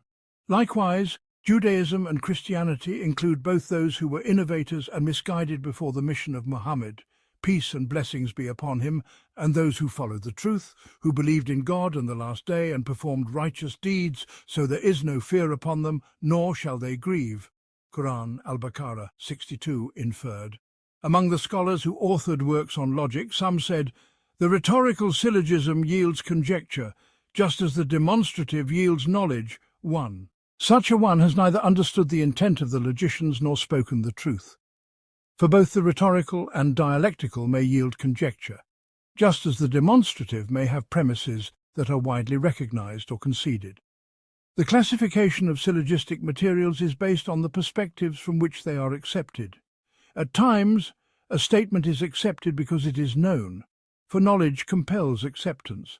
If it does not yield knowledge, it is not accepted unless for a specific reason.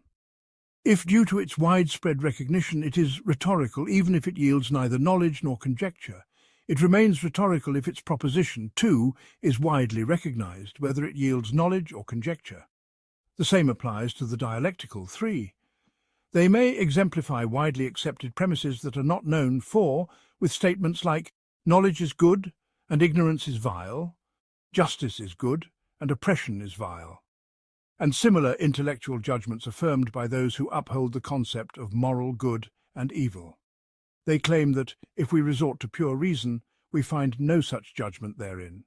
They may also exemplify it by stating that an existent must either be distinct from another existent or contiguous with it, or that an existent must be in one of the directions, or that it must be possible to see. They claim this to be a judgment of illusion, not of innate reason, for reason concedes premises that demonstrate the falsehood of the initial judgment. All of this is evident confusion to one who contemplates it. 1. C.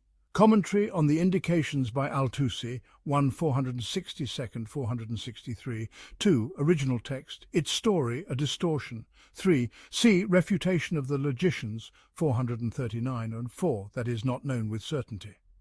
Book 272.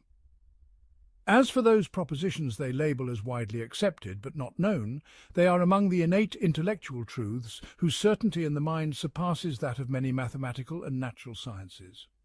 As most Muslim theologians, and indeed most theologians of all earthly factions, have stated, these are innate intellectual propositions, though they may not excel in explaining them.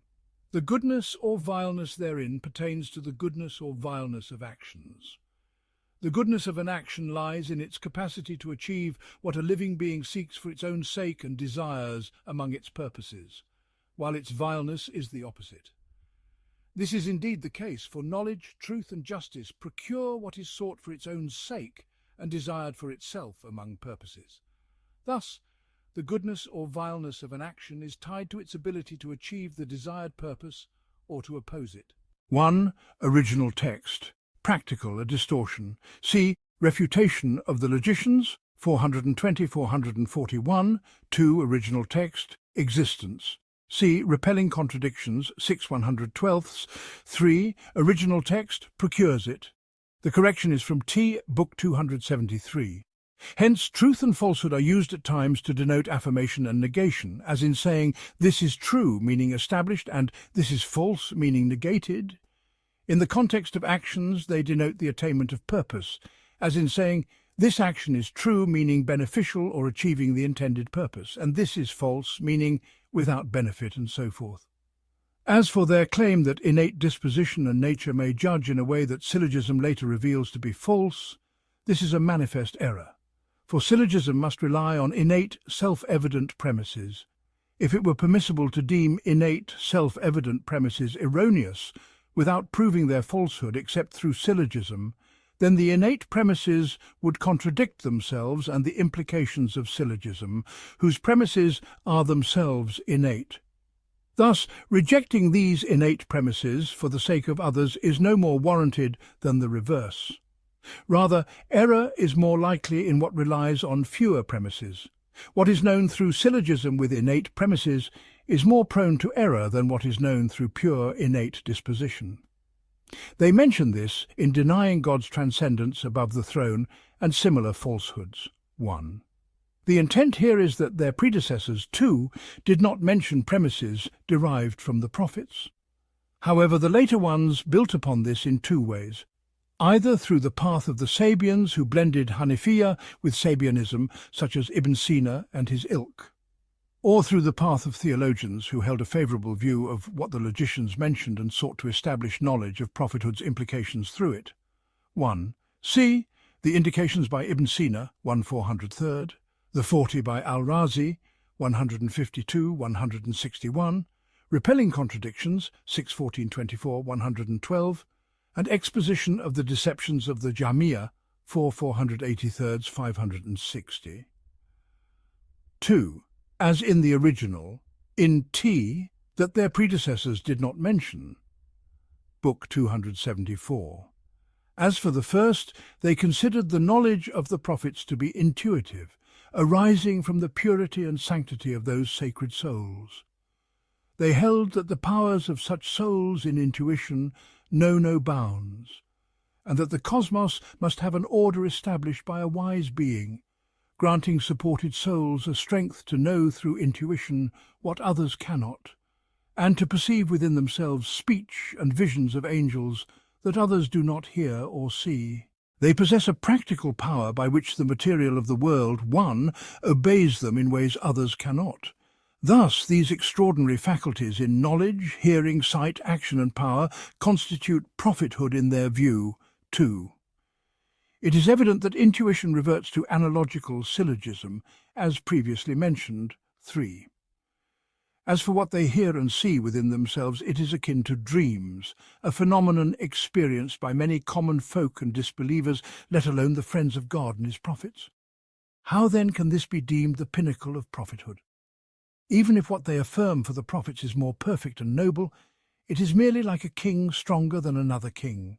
Thus they claim that prophethood is acquired, denying the descent of angels from God to those he chooses and selects among his servants, or his intent to speak to a specific messenger. As recounted of one of their ancients, he said to Moses, son of Imran, "I believe you in everything except that the cause of causes spoke to you. I cannot bring myself to believe this." 1. Hayule is a Greek term meaning origin or matter. See the Philosophical Dictionary, 741. 2. See the Salvation by Ibn Sina, 2/14, the Indications, 2/368. 3. As stated, though not previously mentioned, see what follows, p. 332, book 275. Hence, those led astray by such discourse claim equality with or superiority over the prophets and messengers. 1. A notion prevalent among many who deem themselves the most perfect of their kind, though they are among the most ignorant, oppressive, disbelieving and hypocritical. As for the theological logicians, they assert that through this syllogism, the existence of the Creator, his power, the possibility of sending messengers, and his support for them with signs compelling belief in their words, are known. This approach is closer to that of believing scholars, though it may contain falsehoods, at times due to what they inherited from the logicians, and at others due to their own innovations, the discussion of which is beyond this context. The logic of the Jews and Christians is similar, though the guidance, knowledge and clarity among Muslim philosophers and theologians surpass those of the people of the two scriptures due to the corruption within those two communities. Yet the purpose here is to affirm the essence of prophethood. The adherents of the religions agree upon it, though the Jews and Christians believe in some messengers and disbelieve in others, while the Sabian philosophers and their ilk affirm some attributes of messengership while rejecting others. Thus, if a philosopher from among the people of the book emerges, they combine two forms of disbelief: disbelief in the seal of the messengers and disbelief in the true attributes of messengership in all messengers. So it is said to them, despite their awareness of the varying capacities of human perception, what prevents one's hearing and sight from being pierced to perceive external realities unseen by others? As the prophet, peace and blessings be upon him, said, "I see what you do not see, and I hear what you do not hear. The heavens creak, and rightly so, for there is not a space of 4 fingers therein, but that an angel stands, sits, bows, or prostrates." 2. This is a perception of the apparent or hidden in the external realm. 1. As previously mentioned regarding the philosopher's superiority over the prophet, p. 147. 2. Previously referenced, p. 176, book 276. Likewise, universal innate truths, as you know, have no limit among humankind. So whence do you claim that some souls possess innate truths unique to them or to their peers, which are not innate to you? If this is possible, and the majority of the earth's inhabitants affirm its occurrence even among non-prophets, let alone prophets, then such knowledge has no path in your logic, for it is neither among the widely recognized nor the dialectical, nor are its materials certain to you. You do not know their negation, while the majority of humanity, past and present, affirm them. If you deny them, you fall into disbelief, rejection of truth, and loss in this world and the hereafter, abandoning your logic as well, deviating from your self-imposed rule to speak only by syllogism, for you have no syllogism or argument for this denial. Hence they have not presented an argument for it. Rather, this denial slipped into their discourse, one, without proof. If you say, indeed it is true, you admit that some truths cannot be weighed by the scales of your logic. If you say, we do not know whether it is true or false, you admit that the greatest and most noble of matters cannot be measured by the scales of logic. If you affirm, logic does not agree with you. If you deny, logic does not agree with you. If you doubt, logic avails you naught. 1. Original text, your discourse.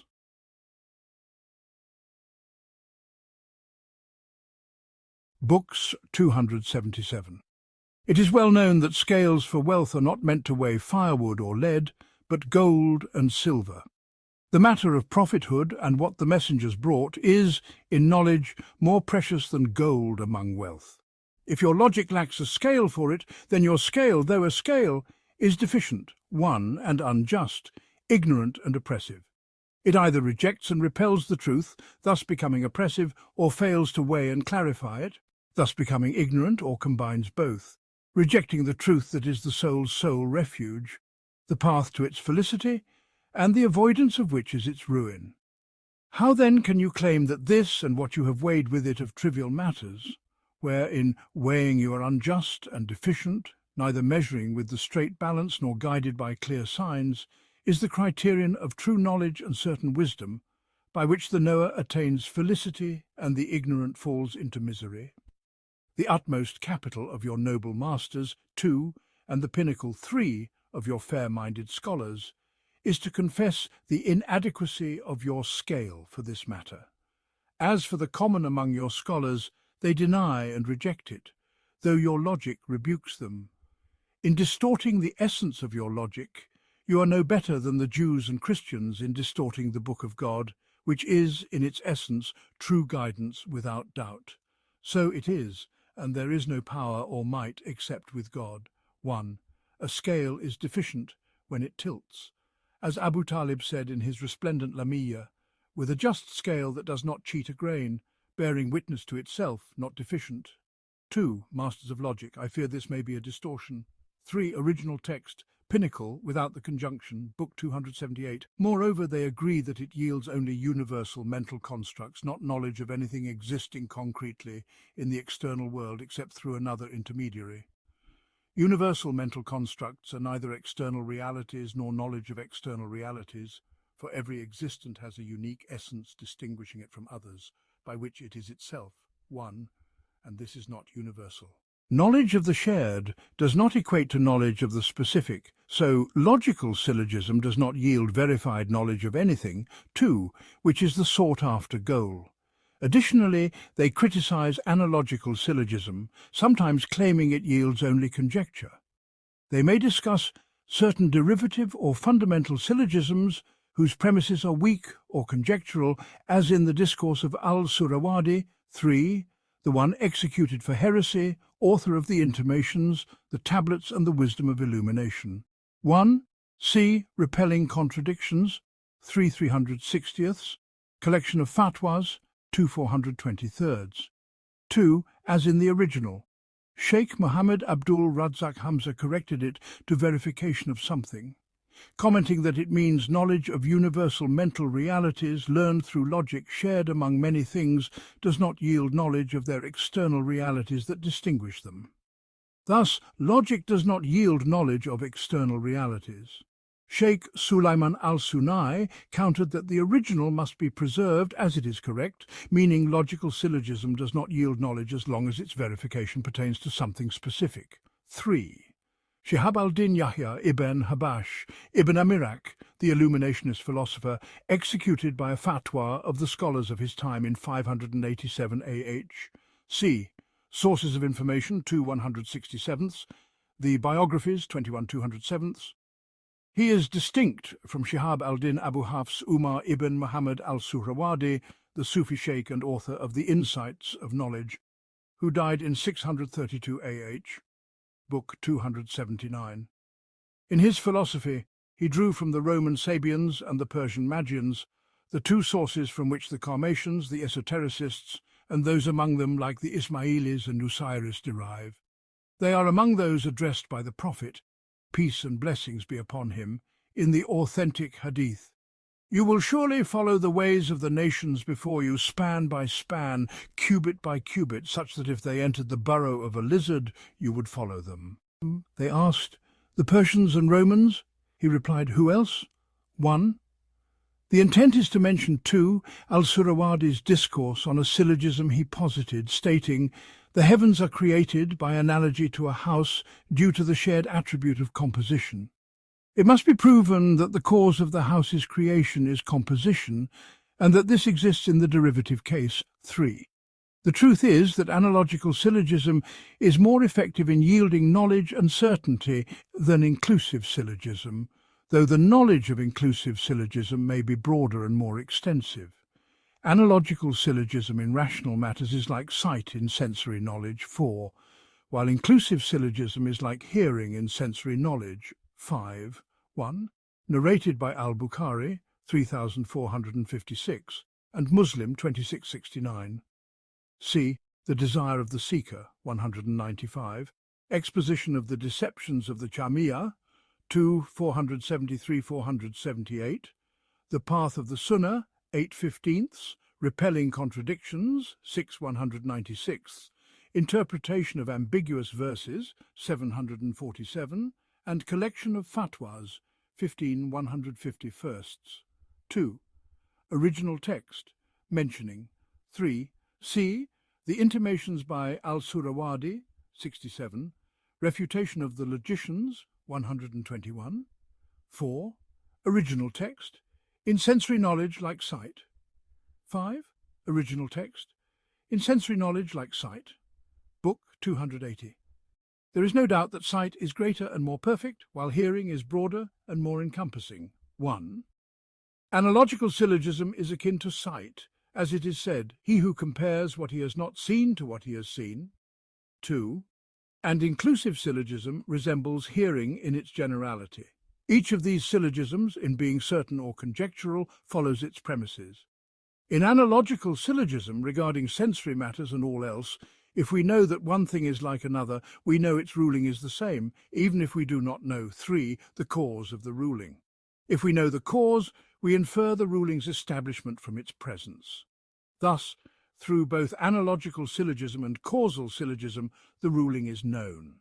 Causal syllogism is, in essence, a type of inclusive syllogism, distinguished by its middle term, the evidence being the cause of the ruling. It is called causal syllogism or demonstrative causality, as well as syllogism of indication or demonstrative indication. 1. This is the author's preference in the debate over the superiority of hearing or sight, as reported by Ibn al-Qayyim in the Stages, 2 410ths, The Marvels of Benefits, 126, 1107. He has a separate treatise on this, mentioned by al-Safadi in Insights of Eloquence, 18. See Refutation of the Logicians, 96, Repelling Contradictions, 7 325ths, Collection of Fatwas, 1668. 2. From the Muqassura of Ibn Duraid, 376, Commentary by Ibn Kalawai, 347, Commentary by Ibn Hisham. The point is that he expressed analogical syllogism with the term seeing, likening it to sight. The second hemistic is sees what is near as what is far. 3. Original Text, knows, Book 281. If we do not know one the similarity or the cause, but merely conjecture them, the ruling follows suit. The same applies to inclusive syllogism. If both premises are known, the conclusion is known. Otherwise, the conclusion follows the weaker premise. As for their claim that this, too, does not yield knowledge, it is a palpable error, for most pure rational knowledge among humankind derives from analogical syllogism. 3. Moreover, the sciences they designate as the primary focus of this logical craft are scarcely benefited by it. For mathematical sciences, whether numerical or quantitative, mental or external, are known to have been independently mastered by ancient and modern scholars without recourse to this logical craft or its conventions. Likewise, in valid natural and medical sciences, the proficient therein did not rely on any aspect of logical craft. Indeed, the father of medical science, Hippocrates, 4, achieved what was accepted by physicians and verified through experience, presenting universal propositions deemed among the greatest by rational minds, all without reliance on this craft, for he preceded its founder. 1. Original text. Nose. Erroneous in both instances. The correction is from T. 2. That is, analogical syllogism. 3. For the essence of inclusive and analogical syllogism and their yielding of knowledge or conjecture, see Refutation of the Logicians, 116, 121, 159, 204, 219, 233, 235, 241, 245, 299, 317, 353, 356, 364, 384, Commentary on Al-Isfahaniyya, 455, with reference to refutation of the erroneous in logic, repelling contradictions, 6 125ths, 7 153rds, 318, 322, 337, the prophecies, 726, 743, 755. 4. His writings are among the oldest medical texts to reach us, predating Alexander by about a century. He was a virtuous, devout ascetic, and some say he was among the Hanif Sabians. See Classes of Physicians by Ibn Juljul, 24, Accounts of the Sages, 121, Refutation of the Logicians, 455, Book 282. Though they consider natural science greater, one, and loftier than medical science, there is no doubt it is connected to it. Through knowledge of the natures of specific tangible bodies, the natures of other bodies are known, as well as the origin of motion and rest within a body. The part is used to infer the whole, hence they often debate and dispute over issues, as jurists and theologians do over numerous matters where the two crafts overlap. The latter claim a broader perspective, yet error and fallacy are more frequent among theologians and philosophers than among jurists and physicians, whose discourse and knowledge are more beneficial. The former are more misguided and less useful, for they sought through syllogism what cannot be known by syllogism, challenging innate disposition and prophethood in a manner that made them among the devils of mankind and jinn, whispering to one another embellished words of deception. In contrast, pure medicine is a beneficial science, as is pure jurisprudence. As for metaphysics, though they exalt it, calling it the first philosophy and the universal science examining existence and its attributes, and though the later ones among them term it otherwise, their discourse remains incomplete. 1. Original text. More knowledgeable, likely a distortion. The correction seems more fitting. Book/283. Concerning divine knowledge, the first teacher among them asserted that it represents the ultimate aim of their philosophy and the pinnacle of their wisdom. Yet truth within it is but a scarce and slender thread, for the greater part of it pertains to mental judgments devoid of external realities.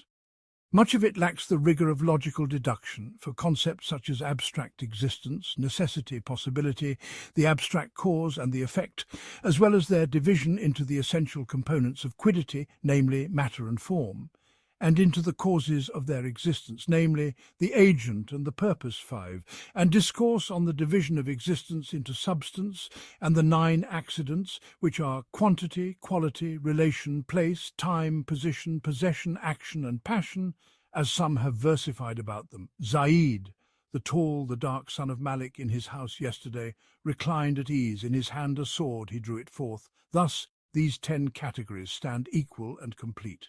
1. As found in the works of Ibn Sina and those who followed among the Islamic philosophers.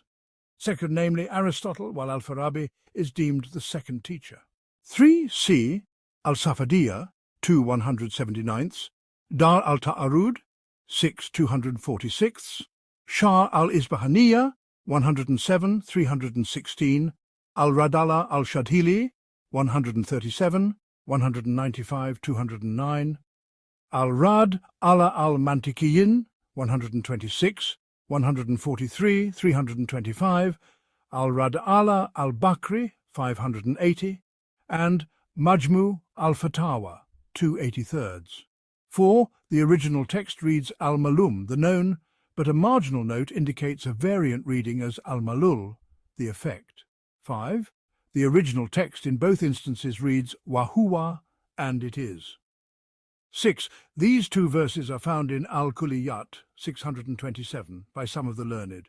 The author cites them without attribution in Al-Safadiyya, 2 180ths, 274, Al-Jawab al-Sahi, 528, Shar al-Isbahaniyya, 295, Al-Radala al-Mantikiyin, 132, 303, and Al-Radala al-Shadhili, 194. Book 284. Neither upon these concepts nor upon their subdivisions does logical deduction hold sway. Rather, the greater part is mere induction, the proponent of which has oft been contested in much of his claims.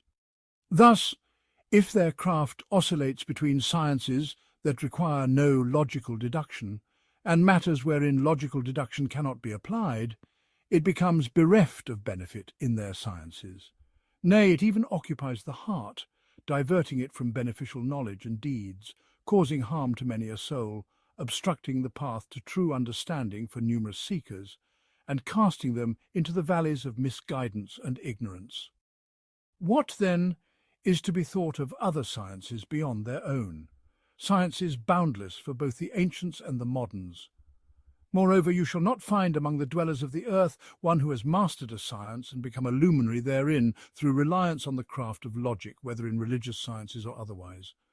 Physicians, mathematicians, scribes, and their ilk achieve mastery in their respective fields and crafts without recourse to the art of logic. In Islam, sciences such as grammar, linguistics, prosody, jurisprudence, its principles, theology, and more have been systematized. Yet among the luminaries of these disciplines, none paid heed to logic. Indeed, the majority of them flourished before this Roman logic was even rendered into Arabic. As for the sciences inherited purely from the prophets, though jurisprudence and its principles are connected thereto, they are far too lofty and grand for it to be imagined that their practitioners would turn to logic. For in the first 3 centuries of this Ummah, the best of communities brought forth for mankind, and the most virtuous of which are those 3 centuries, none paid attention to logic or gave it passing regard. Yet they attained the zenith of knowledge and its perfection, a height unattainable by others, being the deepest in understanding, the least burdened by artifice, and the most sincere of heart. No discourse of others on the matters they addressed can be found without revealing a disparity as vast as that between the ancient and the modern. First, the original text reads malum, known, a scribal error. 2. The original text reads alati tahud, which is limited. The correction alati la tuhad, which is boundless, is from a marginal note, t. 3. A marginal note in the original states, in a variant copy, this becomes evident through the 10th aspect. A similar reference appears earlier, p. 130, and its implications are discussed in the introduction to the critical edition p. 43, book 285. Nay, what we have observed through exhaustive inquiry is that those who delve into sciences through this craft are the most plagued by doubt and confusion, the least endowed with knowledge and precision, and the furthest from achieving a balanced understanding. Even if some among them attain a measure of knowledge, it is due to the soundness of their material and evidence, and the clarity of their mind and perception, not because of logic. Indeed, introducing the craft of logic into sound sciences only lengthens discourse, obscures meaning, renders what is near in knowledge distant, and transforms the simple into the arduous. Thus you find that those who incorporate it into disputation, theology, the principles of jurisprudence and other fields yield naught but verbosity and fragmentation, with scant knowledge and precision. Hence it is known to be among the greatest of redundant speech and the furthest from the path of the wise. Yet it cannot be denied that logic may offer some benefit to those steeped in disbelief and misguidance, born among the ignorant, such as the common folk of the Christians, Jews, Raphidites, and their like, by leading them to abandon the false creeds of their forebears.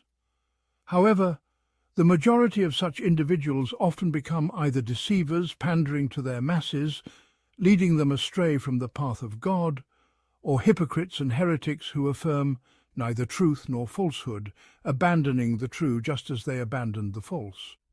Thus the clever among the misguided sects are either deluders and flatterers or hypocritical heretics. Scarcely does one among them escape these two fates. As for logic guiding them to a truth by which they might be rightly directed, this does not occur through logic itself. In some, whatever benefit some may derive from it, whether in sharpening the mind, renouncing falsehood, or articulating truth, arises only from their having been in a worse state prior, not from any inherent perfection in the craft of logic. It is well known that if a polytheist adopts Zoroastrianism, or a Zoroastrian embraces Judaism, their condition improves relative to what it was before, yet this cannot be taken as a pillar for the upholders of manifest truth. 4. A play on words, as kadam, ancient, and farq, difference, form a complete pun. This expression is widespread. I've seen it in Sibt Ibn al-Jawzi's Ithar al-Insaf, 275, and later in the works of al-Nuwairi, al-Dahabi, al-Safadi, and others. 5. The original text reads, "Through inquiry it is known that..."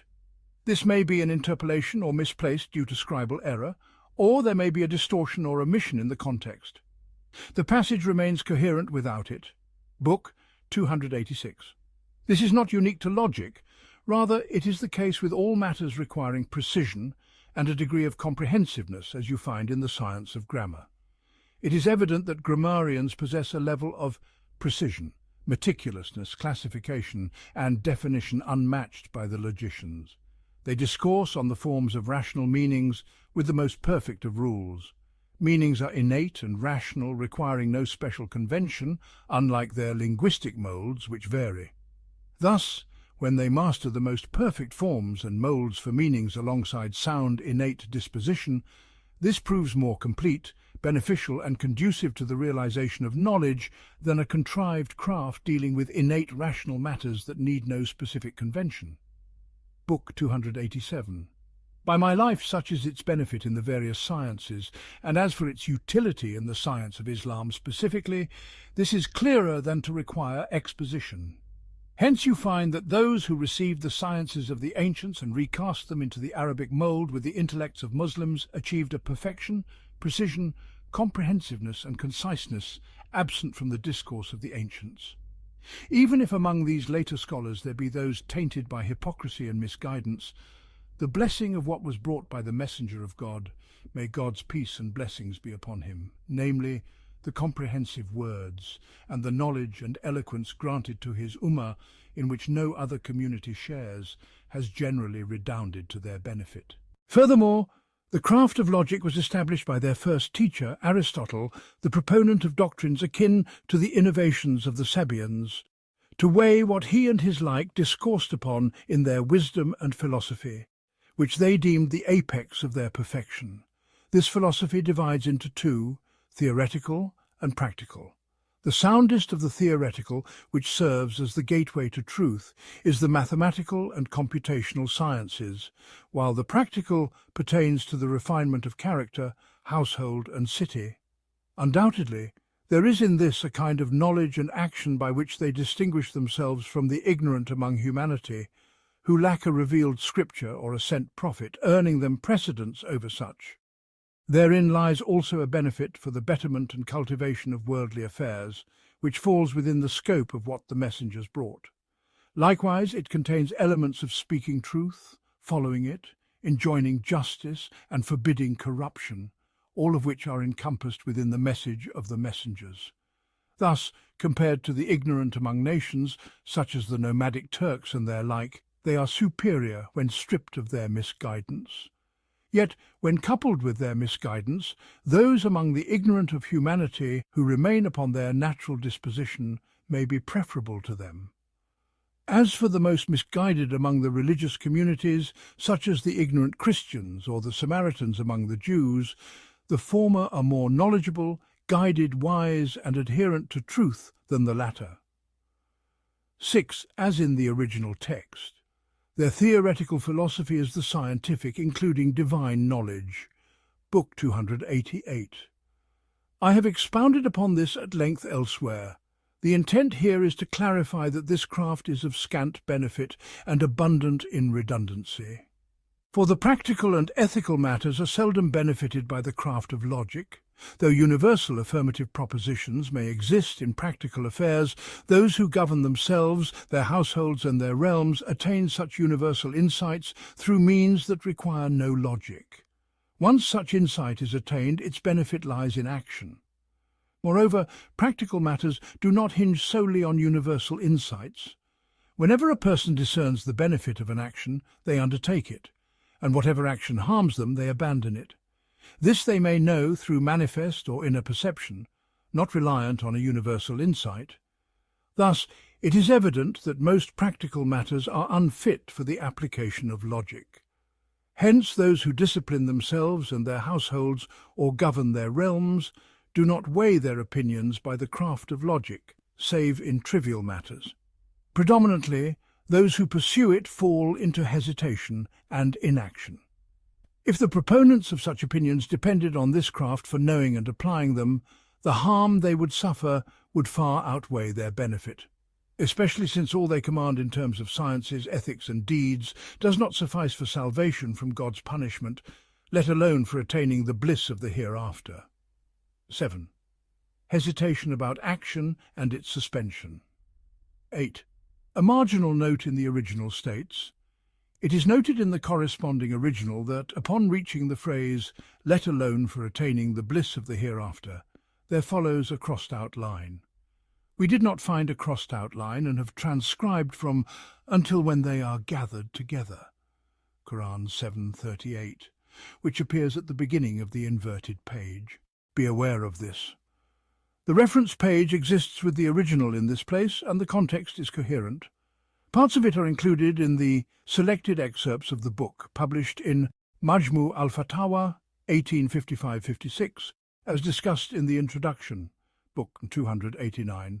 God the Exalted has said, "Until when they are all gathered together therein, the last of them will say to the first of them, 'Our Lord, these led us astray, so give them a double punishment of the fire.'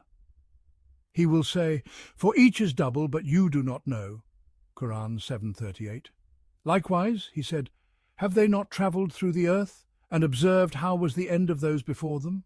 They were more numerous than themselves, and greater in strength and in impression on the land, but what they used to earn did not avail them,' until his words, the disbelievers. Qur'an 40:82-85. Here he informs, as he did in Surah Al-Araf, that those who turn away from what the messengers brought, upon witnessing God's severity, will affirm God's oneness and abandon polytheism, yet it will not avail them.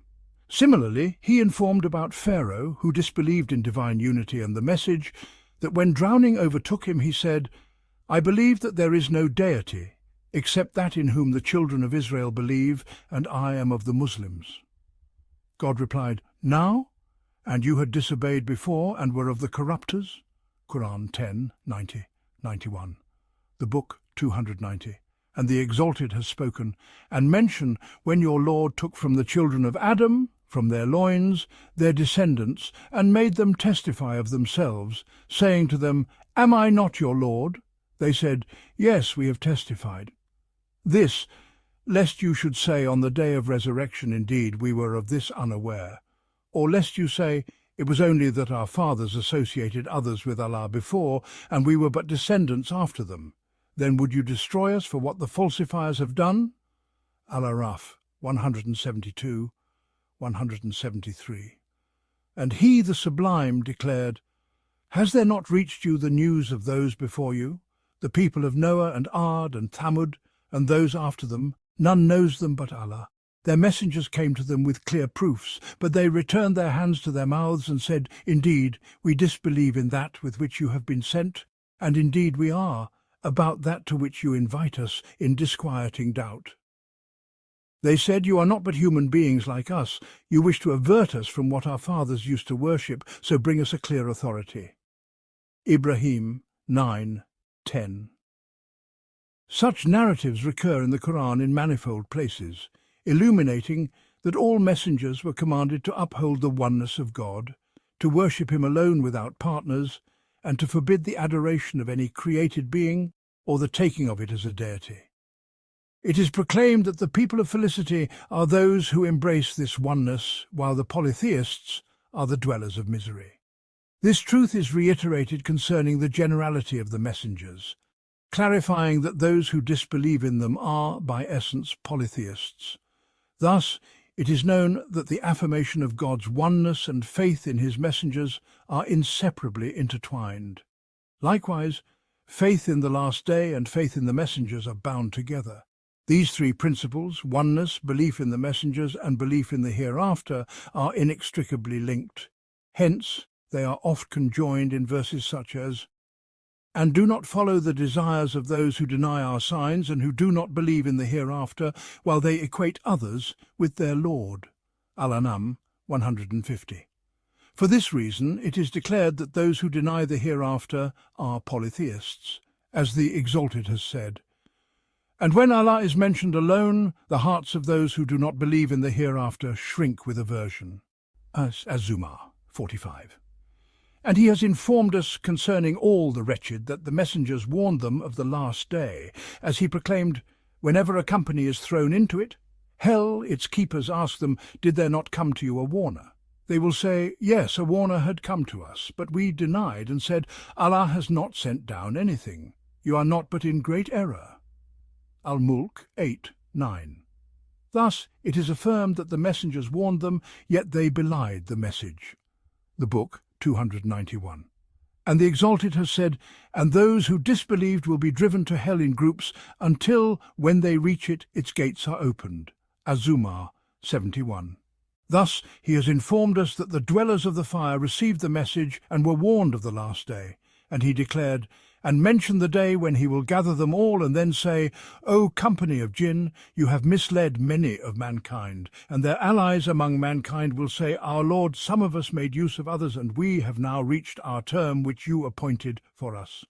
He will say, 'The fire is your residence, wherein you will abide eternally, except for what Allah wills. Indeed, your Lord is wise and knowing.'" Al-An'am 128, 130. Thus he has conveyed that all jinn and mankind received the message of God through his messengers, his signs, and were warned of the last day. Likewise he said, "Say, shall we inform you of the greatest losers as to their deeds? They are those whose effort is lost in worldly life, while they think that they are doing good by their work. Those are the ones who disbelieve in the verses of their Lord and in their meeting him, so their deeds have become worthless, and we will not assign to them on the day of resurrection any importance." Al-Kahf 103, 105. Thus he has declared that they disbelieved in his signs, which are his message, and in meeting him, which is the last day. Moreover, he has repeatedly affirmed that the message encompassed all the children of Adam, and that the messengers came as bearers of glad tidings and warners, as he said, "Indeed, we have sent you with the truth as a bringer of good tidings and a warner. And there was no nation but that there had passed within it a warner." Fatir 24. And he proclaimed, "Indeed, we have revealed to you, O Muhammad, as we revealed to Noah and the prophets after him," up to his saying, "And Allah is exalted in might and wise." An-Nisa 163, 165. And he said, "And we send not the messengers except as bringers of good tidings and warners. So whoever believes and reforms, there will be no fear concerning them, nor will they grieve. But those who deny our signs, the punishment will touch them for their defiant disobedience." Al-An'am 48, 49. Thus he has affirmed that whoever believes in the messengers and reforms among the first and the last will have no fear upon them, nor shall they grieve. The Book 292. And the Exalted has said, "We said, go down from it, all of you. And when guidance comes to you from me, whoever follows my guidance, there will be no fear concerning them, nor will they grieve." Al-Baqarah 38. And like his saying, "Indeed, those who have believed in Prophet Muhammad, and those before him, who were Jews or Sabaeans or Christians, those among them who believed in Allah and the last day, and did righteousness, no fear will there be concerning them, nor will they grieve." Al-Baqarah 62. Thus he has affirmed that the believers in God and the last day from among these are the people of salvation and felicity. In that verse he mentioned faith in the messengers, and in this faith in the last day, for the two are inseparable. Likewise, faith in all the messengers is intertwined. Whoever believes in one of them has believed in them all, and whoever disbelieves in one has disbelieved in them all, as the Exalted has said. Indeed, those who disbelieve in Allah and His messengers and wish to discriminate between Allah and His messengers and say, we believe in some and disbelieve in others, and wish to adopt a way in between, those are the disbelievers truly, and we have prepared for the disbelievers a humiliating punishment. An-Nisa 150, 151. Thus, he has declared that those who believe in all the messengers are the people of felicity, while those who differentiate between them, believing in some and rejecting others, are the true disbelievers. And he said, and we have fastened every person's deeds to his neck, and on the day of resurrection we will bring forth for him a record which he will find spread open. It will be said, read your record, sufficient is yourself against you this day as accountant. Whoever is guided is only guided for the benefit of his soul, and whoever errs only errs against it, and no bearer of burdens will bear the burden of another, and never would we punish until we sent a messenger. Al-Isra 13:15. These three foundational principles, affirming God's oneness, believing in his messengers, and believing in the last day, are matters inseparably linked. 101. Here ends the referenced page, p. 290. The final line appears to be a summary or conclusion by the scribe and not part of the author's original text. The book 293. The essence is that affirming God's oneness, believing in his messengers, and believing in the last day are matters intertwined with righteous deeds. The people of this faith and righteous action are the dwellers of felicity among the first and the last. Those who depart from this faith are polytheists, steeped in misery. Thus, whoever denies the messengers is none other than a polytheist, and every polytheist is a denier of the messengers. Every polytheist and disbeliever in the messengers is a disbeliever in the last day, and whoever disbelieves in the last day is a disbeliever in the messengers and a polytheist. For this reason, the glorified and exalted has said, and thus we have made for every prophet an enemy, devils from mankind and jinn, inspiring to one another decorative speech in delusion. But if your Lord had willed, they would not have done it. So leave them and that which they invent.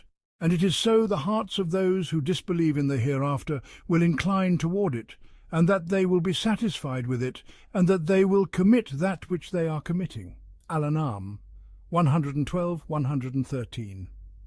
Thus, he has informed us that all prophets have enemies, devils among mankind and jinn, who inspire one another with embellished, deceptive speech, adorned and beautified to delude. Such is the nature of every word and deed that contradicts what the messengers brought, whether from the philosophers, the speculative theologians, or others among the ancients and the moderns. Then he said, and it is so the hearts of those who disbelieve in the hereafter will incline toward it, and that they will be satisfied with it.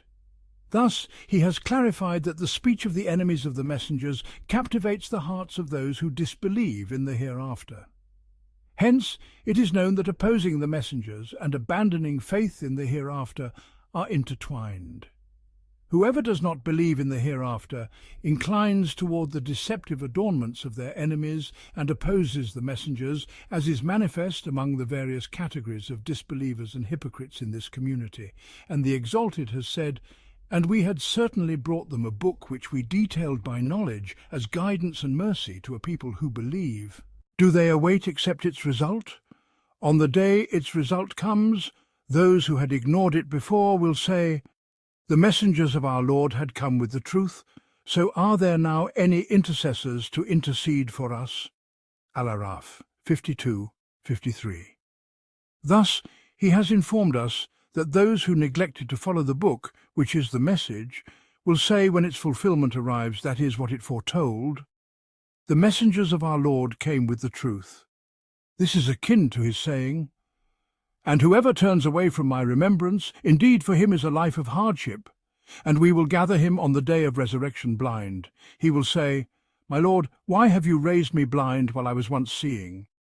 Allah will say, "Thus did our signs come to you, and you forgot them, and thus will you this day be forgotten." Taha 124, 126. He has declared that those who neglect to follow his signs will be afflicted with what has been mentioned. Thus, it becomes evident that the foundation of felicity and salvation from torment lies in affirming God's oneness by worshipping him alone without partners, believing in his messengers and the last day, and engaging in righteous deeds. These matters are absent from their contrived philosophies and wisdoms. There is no command to worship God alone, nor prohibition against worshipping created beings. Rather, every form of polytheism in the world has arisen from the opinions of their ilk. 1, for they expounded upon the powers and natures inherent in spirits. 2, and bodies, claiming that the crafting of talismans, idols, and their veneration brings benefits and wards off harms. They are the ones who command and practice polytheism, and those among them who do not command polytheism do not forbid it either. 3, but rather tolerate both parties. Even if some give slight preference to the monotheists, others may favour the polytheists, or they may remain indifferent to both. Reflect upon this, for it is exceedingly beneficial. 1. See the Refutation of the Logicians, 101, 106, 137, 182, 283, 289, 454. 2. Manuscript. As they built upon what is in the spirits. 3. Such as Ibn Sabin, Ibn Hud, and Al-Tilmisani, and their followers among the philosophizing Sufis. See the Refutation of the Logicians, 282, as Safadiyya, 1268, and Majmu al-Fatawa, 14 164ths, the book 295. For this reason, their early and later leaders commanded polytheism. The ancients named the celestial bodies the lesser deities, Warner 1, and worshipped them through various forms of devotion. Similarly, within the fold of Islam, they neither forbade polytheism nor mandated oneness. Rather, they legitimized polytheism, commanded it, or failed to enjoin oneness. I have seen in their writings concerning the worship of celestial bodies, 2 angels, and the detached souls, 3 souls of prophets and others, matters that form the very root of polytheism. When they claim to uphold oneness, their oneness is merely in speech, not in worship or deed. The oneness brought by the messengers necessitates sincerity in religion for God alone and worshipping him without partners, a reality they do not comprehend. The oneness they profess is but the negation of the true essence of God's names and attributes, bearing within it a disbelief and misguidance that is among the gravest causes of polytheism. 1. As mentioned earlier, p. 190. 2. Such as Al-Razi's The Hidden Secret in Magic and Addressing the Stars, as noted earlier, p. 80. See also Repelling Contradictions, 7 139ths, 9 189ths. Exposition of the Deceptions of the Jahmiyyah, 162nd, 3 143rds, 473, and The Requirement of the Straight Path, 1 219th. 3. This is because, in their view, the perfected soul, after departing the body, becomes an intellect. If someone turns to it, seeking intercession, mercy overflows upon it, and through its mediation, mercy extends to the one who sought it and attached themselves to it.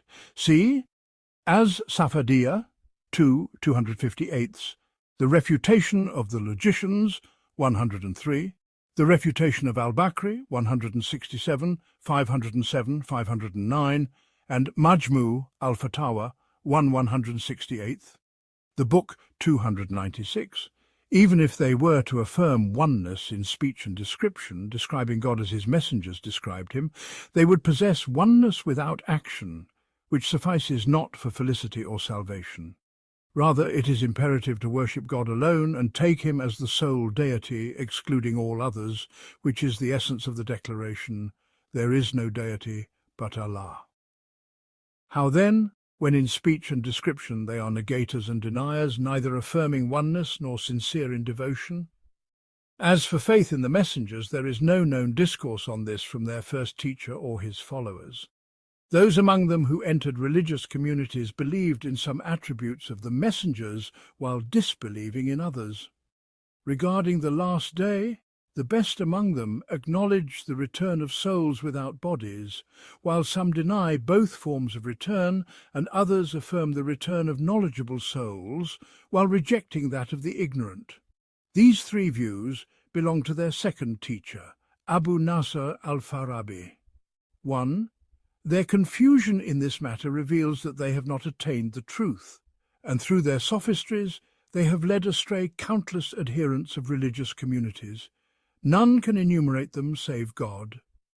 Since the foundations of felicity and salvation from misery are utterly absent from their teachings, what they enjoin of ethics, actions, and policies is as God has said, "They know what is apparent of the worldly life, but they of the hereafter are unaware." Ar-Rum 7. As for their speculative sciences, the correct portions thereof benefit only in worldly affairs. Concerning divine knowledge, they possess nothing that secures salvation or felicity. Indeed, much of what they hold is neither certain nor established. The pillars of philosophy have explicitly stated that divine sciences offer no path to certainty, and discourse therein is based merely on probabilities and conjectures. 2. Thus they possess naught but supposition, and indeed assumption avails not against the truth at all. An-Najm 28. 1. See Opinions of the People of the Virtuous City, 146, Commentary on Al-Isfahaniyya, 721, The Correct Response, 6/11, As-Safadiyya, 266, The Refutation of the Logicians, 458, and Majmu al-Fatawa, 286. 2. As reported by Al-Razi in The Lofty Pursuits, 141st. See also Steadfastness, 179th, Repelling Contradictions, 159th, and Exposition of the Deceptions of the Jamiyah, 2/468, 4/106. The Book, 297. Hence, there exists among them a profound and glaring opposition to the messengers. Once a question was posed to one of the great elders, one knowledgeable in theology, philosophy, hadith and more. What lies between the prophets and the philosophers? He replied, the red sword. 2. Those who tread their path seek to reconcile their sayings with what the messengers brought, delving into sophistry and esotericism through impossible notions that no rational mind would accept, as did the authors of the Epistles of the Brethren of Purity and their ilk. 3. From this arose the misguidance of the Karamita, the Batiniya, and those who shared in some of their doctrines. This is a vast subject, the detailed exposition of which is beyond the present purpose. The intent here is that their teacher established their logic to weigh their pronouncements on these matters, which are of little benefit, and whose greatest utility lies in worldly concerns, concerns that may even be dispensed with in worldly life. To measure with this craft matters beyond their sciences or exceeding their capacity, or to weigh thereby what brings felicity, eternal bliss, and salvation from grievous torment, this is a matter absent from their domain, for Allah has appointed for everything a decreed extent. At-Talaq 3. Though these people possess intelligence and acumen, and among them are ascetics and those of virtuous character, such qualities alone do not secure felicity or salvation from torment, except through the aforementioned principles: faith in God, affirming his oneness, sincere devotion in worship, belief in his messengers and the last day, and righteous action. 1. In As-Safadiyya, 227. One of our esteemed teachers. 2. A metaphor for enmity and conflict. As Al-Dahabi said in Al-Ibar, 5/18 about Al-Razi, between him and the Karamiya was the red sword, for he would insult them, and they would insult and excommunicate him to the extent that it was said they poisoned him, leading to his death. 3. Such as Abu al-Walid ibn Rushd and Ibn Sina. See As-Safadiyya, 1/160, The Correct Response, 6/24, The Seeker's Aspiration, 199, Exposition of the Deceptions of the Jamiyah, 2/436, and The Refutation of Ash-Shadhili, 145. The Book, 298. Indeed, intellectual prowess is akin to physical strength or strength of will. One who is endowed with intellectual or volitional virtues without these principles is like one endowed with bodily strength without them. The people of opinion and knowledge are akin to the people of sovereignty and authority. Neither group benefits from their status unless they worship God alone without partners, believe in his messengers and affirm the last day. These matters are intertwined. Whoever worships God alone must necessarily believe in his messengers and acknowledge the last day, thereby meriting reward. Otherwise they fall under the threat of punishment. 1. And torment is not made eternal upon them. 2. Unless the proof has been established against them through the messengers. 3.1. C. Interpretation of ambiguous verses, 1 266. 2. As in the original manuscript, with a marginal note, in another copy, and torment is made eternal upon them without the negative. 3. Original manuscript, this is if the proof is established. I believe the correct reading is as rendered. The book 299. Since every individual among the people of sovereignty and knowledge may either oppose or follow the messengers, God has mentioned this in his book in numerous places. He spoke of Pharaoh, and the one who disputed with Abraham concerning his Lord after God granted him sovereignty, and the elites among the people of Noah, Ad, and others, arrogant deniers of the messengers. He also recounted the sayings of their scholars, as in, "And when their messengers came to them with clear proofs, they merely rejoiced in what they had of knowledge, but they were enveloped by what they used to ridicule, and when they saw our punishment, they said, 'We believe in Allah alone, and disbelieve in that which we used to associate with him.' But their faith could not benefit them once they saw our punishment.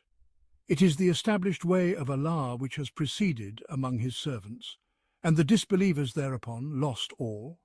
Ghafir 83-85.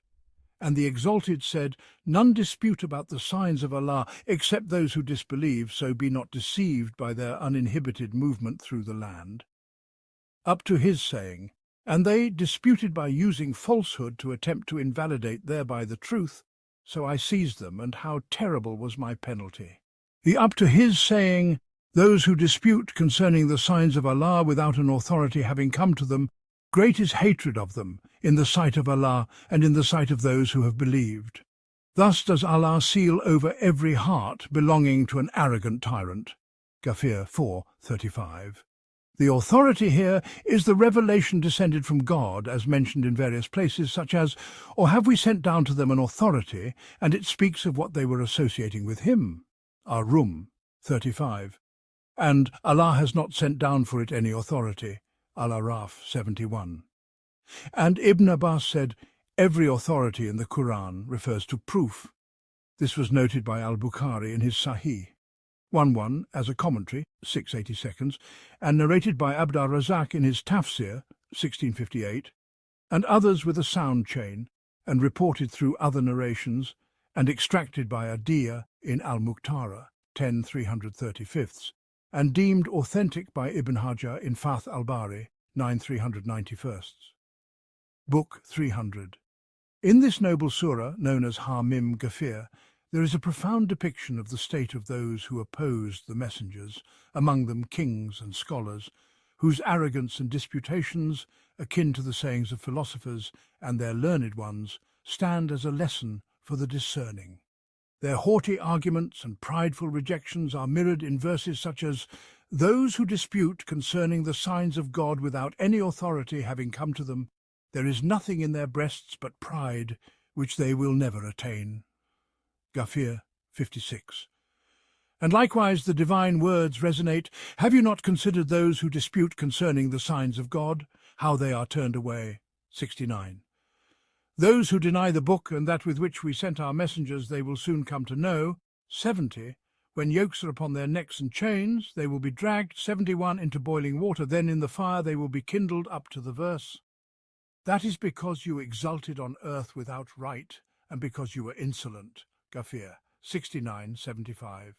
And the surah concludes with a piercing reminder, "So when their messengers came to them with clear proofs, they exulted in what knowledge they had." Ghafir 83. Such narratives are woven throughout the Qur'an, in surahs like Al-An'am, Al-Araf, and most of the Meccan surahs, as well as a selection of Medinan ones.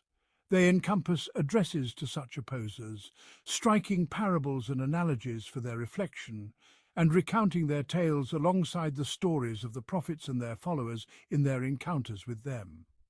And the Exalted has declared, "Indeed, we had established them in that wherein we have not established you, and we made for them hearing, sight, and hearts.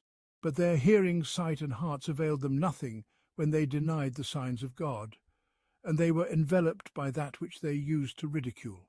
Al-Ahqaf 26. Thus, he informed us of the faculties of perception and movement granted to them, yet affirmed that these availed them naught when they rejected the signs of God, those very messages borne by his messengers. On this matter I was told by Ibn al-Shaykh al-Hasiri, narrating from his father, Shaykh al-Hasiri, the leader of the Hanafi school in his time, who said, "The jurists of Bukhara used to say of Ibn Sina, he was a disbeliever, albeit a brilliant one." God the Exalted further said, "Have they not journeyed through the earth and seen how was the end of those before them? They were mightier than them in strength and in traces left upon the earth." Kafir 21. And strength here encompasses both the power of theoretical perception and the force of practical action. In another verse he said, "They were more numerous than them, and mightier in strength and in traces upon the earth." Kafir 82, thus informing us of their superiority in quantity and quality, in their essence, and in the marks they left upon the world. And the Exalted declared, "So their possessions availed them not, nor what they used to earn." 82. But when their messengers came to them with clear proofs, they exulted. Kafir 82, 83. And he said, "The promise of God, God does not fail in his promise, but most people do not know. Up to God originates creation." Ar-Rum 6, 11. And he proclaimed, "Indeed they have denied the truth when it came to them, but there will come to them the news of that which they used to ridicule up to, and we brought into being after them another generation." Al-An'am 5. One original note. The name is Al-Qadiri in both instances in the source. He is Mahmud ibn Ahmad ibn Abd, as-Sayyid ibn Uthman, Jamal ad-Din al-Hasiri, named after a locality in Bukhara where mats are woven.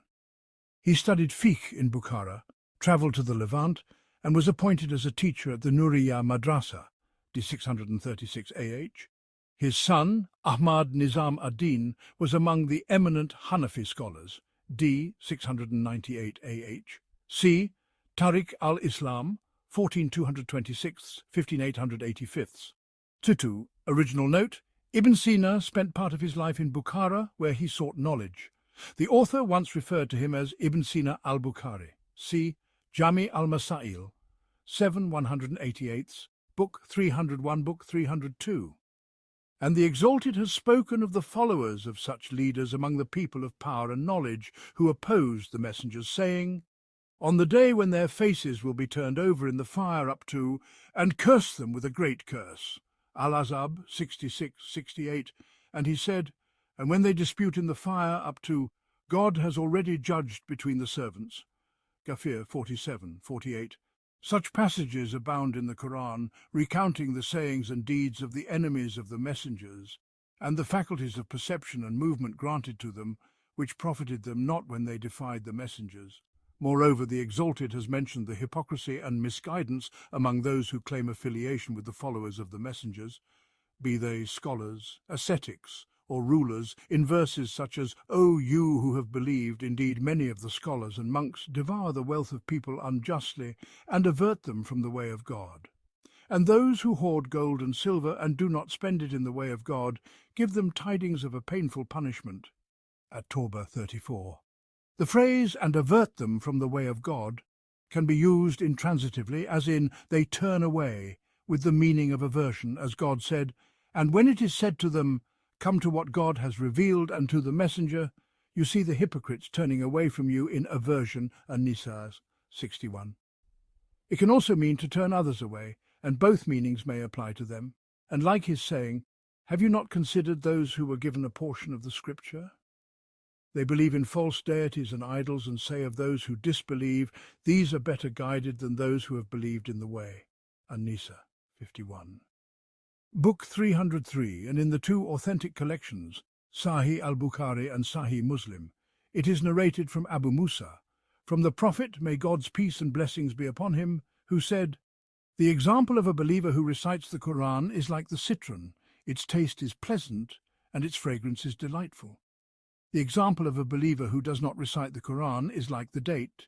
Its taste is pleasant, though it has no fragrance. The example of a hypocrite who recites the Qur'an is like the sweet basil. Its fragrance is delightful, but its taste is bitter. And the example of a hypocrite who does not recite the Qur'an is like the colocynth. Its taste is bitter, and it has no fragrance."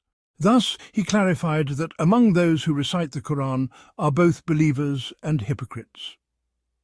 Section. In this context, I shall not delve into the points of contention, for it might be said that this is an argument over the disputed by means of the disputed. Rather, I describe the nature of their discourse, and I say, there is no doubt that their entire speech is confined to definitions that yield conceptual understanding, whether these definitions are essential, descriptive, or verbal, and to syllogisms that yield assent, whether they be syllogisms of generality and inclusion, analogy and similitude, or induction and investigation. Their discourse, for the most part, is not free from affectation, either in knowledge or in expression. They either burden themselves with claiming knowledge of what they do not know, speaking without true understanding, or, if the matter is known to them, they burden themselves with explanations that are excessive, redundant, fatiguing, and circuitous. This is among the reprehensible matters condemned by both sacred law and reason. God the Exalted has said, "Say, I do not ask of you for it any payment, and I am not of those who claim what is beyond them." Sad 86. And in the authentic collection, Sahih al-Bukhari, it is narrated from Abdullah ibn Mas'ud, who said, "O people, whoever possesses knowledge, let him speak with it, and whoever does not know, let him say, I do not know. For indeed it is part of knowledge for a man to say of what he does not know, I do not know." God has censured speaking without knowledge in his book, as in his saying, "And do not pursue that of which you have no knowledge." Al-Isra 36, especially when speaking about God, as he said, "Say, my Lord has only forbidden immoralities, whether open or concealed," up to, "and that you say about God what you do not know." Al-Araf 33. Likewise, he condemned excessive speech devoid of benefit and commanded us to speak words that are upright and eloquent. Their discourse on definitions is, for the most part, among such excessive speech that yields no benefit. Indeed, much of their discourse on syllogisms and arguments is of the same nature, and a great deal of it is false, speech without knowledge and contrary to the truth. One original note, Sahih al-Bukhari, 5427, and Muslim, 797. Two original note in the margin at this point, verified through comparison. The scribe wrote a lengthy text after this in the main body that is unrelated to the context, seemingly misplaced from its original position in the manuscript from which it was copied, pp. 54, 69. The scribe of the derivative manuscript, on which the printed edition is based, correctly noticed this and restored the text to its proper place, though this was not noted in the printed edition. The original note, Sahih al-Bukhari, 4774, 4809. 2. Original note, as in the verses of An-Nisa, 9, 63, and Al-Azab, 70.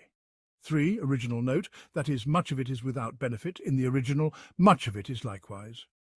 Book 304. As for the first matter, they claim that the definitions they articulate enable the conceptualization of realities, and that this is achieved only by mentioning shared essential attributes and distinguishing characteristics, such that the definition is composed of a shared genus and a distinguishing species. They may assert that conceptualizations cannot be attained except through definitions, and that composite definitions apply only to composite types formed of genus and species, not to simple types. I have discussed elsewhere a summary of logic and its essence, pointing to some of the errors and misguidances it has introduced to many people. This is not the place for an expansive discussion, but I shall mention several perspectives. First, their claim that a non-intuitive conceptualization is attained only through definition is false, For a definition is the statement of the definer. Here, a definition is a statement that indicates the essence of the defined. Thus, knowledge of the definition comes only after the definition itself. If the definer knew the defined without a definition, their claim that it cannot be known except through a definition is invalidated. If he knew it through another definition, the same reasoning applies to that definition as to the first. If this definer knew it after the first definition, it would entail circularity, and if through yet another, it would entail an infinite regress. Second, to this day, they have not arrived at an undisputed definition for anything, save what some claim while others contest. If things cannot be conceptualized except through definitions, it would follow that no one to this day has truly known anything, and no one remains to await its validity. For the one who articulates it requires knowledge without a definition, which they deem impossible, thus leaving the children of Adam devoid of any knowledge, a sophistry of the utmost degree. Third, those who engage in definitions are but a small faction among humanity, especially in the craft of logic, whose founder was Aristotle, followed by a segment of humanity. Yet it is evident that the knowledge of humanity, both the general and the elite, is attained without this. Thus their claim that knowledge depends upon it is invalidated. As for the prophets, there is no doubt in their independence from it. Likewise, the followers of the prophets, both scholars and common folk, for the first 3 generations of this Ummah, who were the most knowledgeable of humanity in sciences and insights, did not engage in the affectation of such definitions. They neither innovated them, nor were the foreign Roman books translated for them. These emerged later among the innovators of the theologians and philosophers, and since their emergence, there has arisen among them such disagreement and ignorance as only God can encompass. Similarly, in the sciences of medicine, mathematics, and others, you will not find the masters of these fields burdening themselves with such composite definitions of genus and species, except those who mixed logic into their crafts. 1.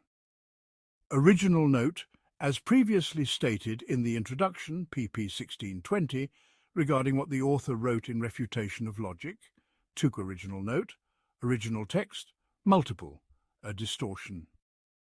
3. Original note, that is the utmost sophistry. The word is unclear in the original. The third letter resembles a lamb, possibly meaning great or costly.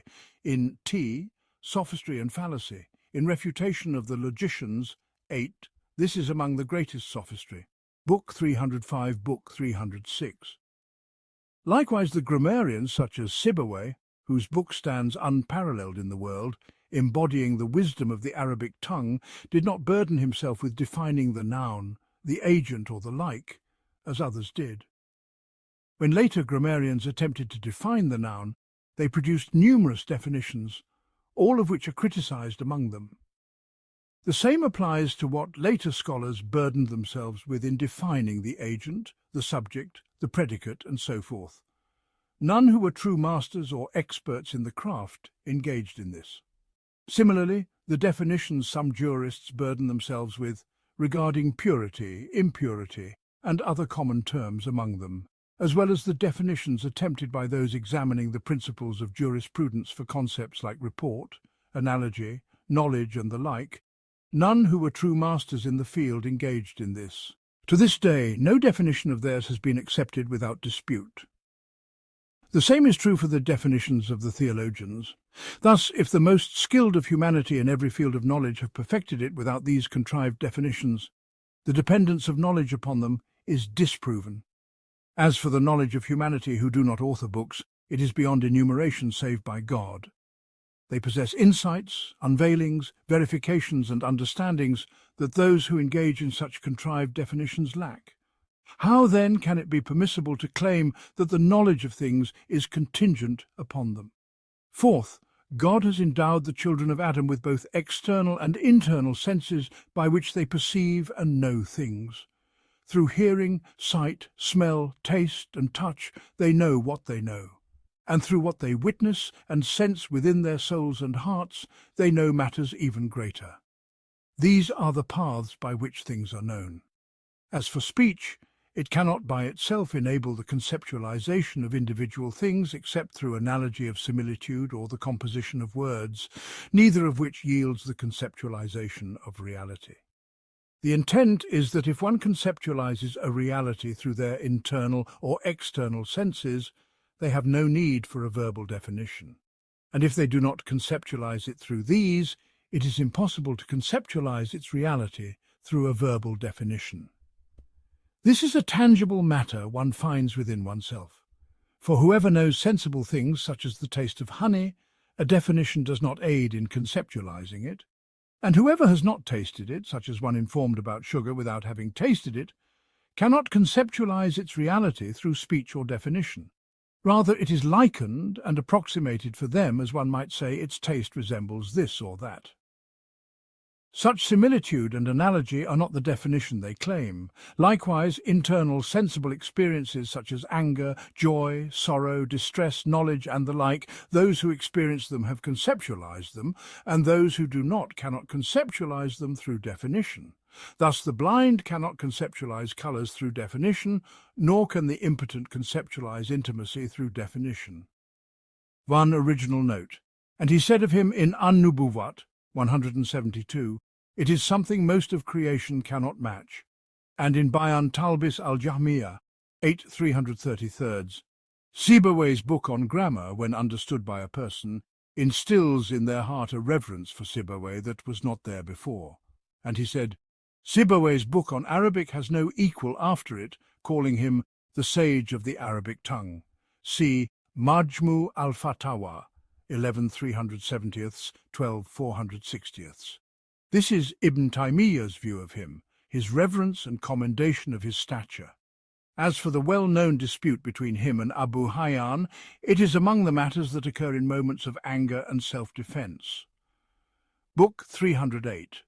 Thus, whoever claims that definitions are what enable the conceptualization of realities speaks a falsehood evident through both internal and external senses. Fifth, definitions are merely general statements such as a rational animal or a word indicating a meaning and the like. Conceptualizing their meaning does not preclude shared applicability. And if shared applicability is precluded for another reason, then they do not indicate a specific reality in particular, but rather a general meaning. General meanings exist in the mind, not in external reality. What exists externally is not specified or known merely through a definition, and what exists in the mind is not the realities of things. Thus, a definition does not enable the conceptualization of reality at all. Sixth, a definition pertains to words, and a word does not indicate its meaning to the listener unless they have already conceptualized the individual components of the word without the word. For a single word does not indicate its meaning to the listener unless they know that the word is designated for that meaning, and they cannot know this until they know the meaning. Thus, conceptualizing individual meanings must precede understanding the intent behind words.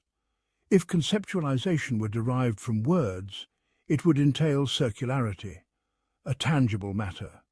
For if the speaker of a single word does not clarify its meaning to the listener such that they perceive it through their senses or observation, they cannot conceptualize its perception through a statement composed of genus and species. Seventh, a definition is the distinction and separation between the defined and others. It provides what names provide in terms of distinction and separation between the named and others. There is no doubt that they provide distinction. As for conceptualizing a reality, they do not. However, they may detail what a name indicates in general, though this is not related to perceiving reality in any way, nor is it required that the attributes be essential. Rather, it is akin to division and segmentation of the whole, as in dividing it into its parts. This becomes clearer. Eighth, the internal and external senses enable the conceptualization of reality in an absolute sense. As for its generality or specificity, that pertains to the judgment of the intellect. For the heart comprehends a meaning from this specific thing and a meaning resembling it from another specific thing, thus forming in the heart a general, shared meaning. This is its intellect, that is, its comprehension of general meanings. Thus, if it comprehends the meaning of animal as it exists in this animal and that animal, and the meaning of rational as it exists in this human and that human, specific to them. It comprehends that in the human species there is a meaning analogous to that in animals, and a meaning without parallel in animals. The first is called genus, and the second is called species, both existing within the type. This is true, but one does not gain through this terminology what they did not already know through their intellect, namely that this one original note, ambiguous in the original, in T, and the condition, which distorts the meaning the author intends and will elaborate in the 9th point. The correction is as stated. 2 original note, original and definition, a distortion. 3 original note, original, into its predicates. The correction is from T and is accurate. 4 original note, as in the original. In T, animality. The original is supported by the subsequent statement and the meaning of rationale. Book 311. The concept of meaning is universal, encompassing humanity and other living beings alike, in the sense that what is present in one mirrors what is found in another. For in the external realities there is no true universality. Yet this meaning is uniquely bound to humanity. Thus, there is no distinction between declaring man is a rational animal and asserting man is the rational animal, save in the latter's implication of encompassment and exclusivity, not in the portrayal of its essence through words. This encompassment and exclusivity are the very distinction wrought by the mere utterance of a name, as when you say man or human. For when the essence of this name is grasped, it imparts a distinction akin to that conveyed by the rational animal in its immunity from critique. As for the notion that within it lies a universal meaning and a particular one, this is not among the unique attributes of definition, as has been previously expounded. What is peculiar to definition is naught but the distinction achieved through names. This is evident to those who ponder it deeply. As for perceiving attributes, some shared and some exclusive, there is no doubt that this may not be discerned by the name alone. Yet it can be apprehended through definition or even beyond it. Thus, in definition, there lies nothing that is not already present in names or in the attributes ascribed to the named entity. These fall into 2 well-known categories. The first is the meaning of singular names, and the second is the comprehension of compound nominal or verbal sentences through which things are described and about which information is conveyed. Neither of these 2 types necessitates the laboured construct of definition. Hence, it is established that definition bears no benefit that is not already embedded in names and speech without such contrivance, rendering the specific utility of definition obsolete. Book 312. The 9th perspective, the knowledge of the existence of shared and exclusive attributes, is indeed true, yet to distinguish among these attributes by deeming some as essential, constituting the very reality of the defined, and others as accidental, albeit necessary to the essence of the defined, is a futile differentiation. Rather, all attributes that consistently accompany the defined in both affirmation and negation belong to a single genus. There is no difference between the differentiating factor and the specific property, nor between the genus and the general accident. For the reality composed of these attributes is either understood as external, mental, or something else entirely. If it pertains to the external, then rationality and laughter in man are 2 inseparable realities unique to him. If it pertains to the mental reality, then the mind comprehends the exclusivity of these 2 attributes to him alone. And if it is said that one of these attributes is indispensable for conceiving the reality, such that man cannot be comprehended in the mind without understanding rationality, while laughter is merely consequent to comprehending man, this is the import of their saying. The essential is that without which the reality cannot be conceived, or that upon which the reality depends in both mind and externality. One, it is replied, the perception of the mind is a relative and contextual matter. The mind's inability to grasp one thing without first grasping another pertains to the nature of mental perception itself, not to something inherently fixed in the described entity. 1. See Mark al-Nazar, 211, Miyar al-Ilm, 98, 249, Al-Rad ala al-Mantiqiyin, 6380, and Dar Ta'arud, 327. 2. Omitted in the original text as noted, Book 313. In itself, the distinction between the essential and the accidental must rest on a fixed attribute in the very nature of the matter, whether perception thereof is attained or not, for one must be a constituent part of the reality, while the other is not. Otherwise, there is no distinction. The 10th perspective. It may be said that the mind's inability to conceive one thing save after another, if referring to specific minds that have framed it thus, does not constitute proof, for they themselves have posited it so. Thus, the implication becomes, what we have prioritized in our minds as pertaining to the reality is essential, and what we have deferred is accidental. The matter then reverts to our arbitrary determination to label some attributes as essential and others as necessary accidents. If this be the case, such differentiation is mere caprice without authority. Nor should it be deemed strange for these individuals to conflate what is disparate and to divide what is akin. For how abundant is this in their standards, by which they have strayed and led others astray? They were the first to corrupt the faith of the Muslims and to innovate what altered the creed of the rightly guided Sabians. If they claim that all human minds, or at least sound minds, cannot perceive man without first contemplating his rationality rather than his laughter, it is replied, this is untrue. Such a sequence is scarce, save among those who have imitated your definitions, adopting them as the measure of rational matters. Otherwise, among humankind, one may not conceive either attribute or may conceive one before the other, or vice versa. 3. Omitted in the original as noted, 4. Corrections as per the original footnotes, Book 314. Even if both attributes occur to someone, and they know that man is a rational, laughing animal, this mere knowledge of attributes does not entail comprehension of man's true essence. All this is a matter both sensed and rational. So let no reasonable person deceive themselves in this regard out of reverence for the imitation of those who are among the most misguided of creation, yet claim to pursue truth. They are like the later theologians of Islam compared to the earlier ones.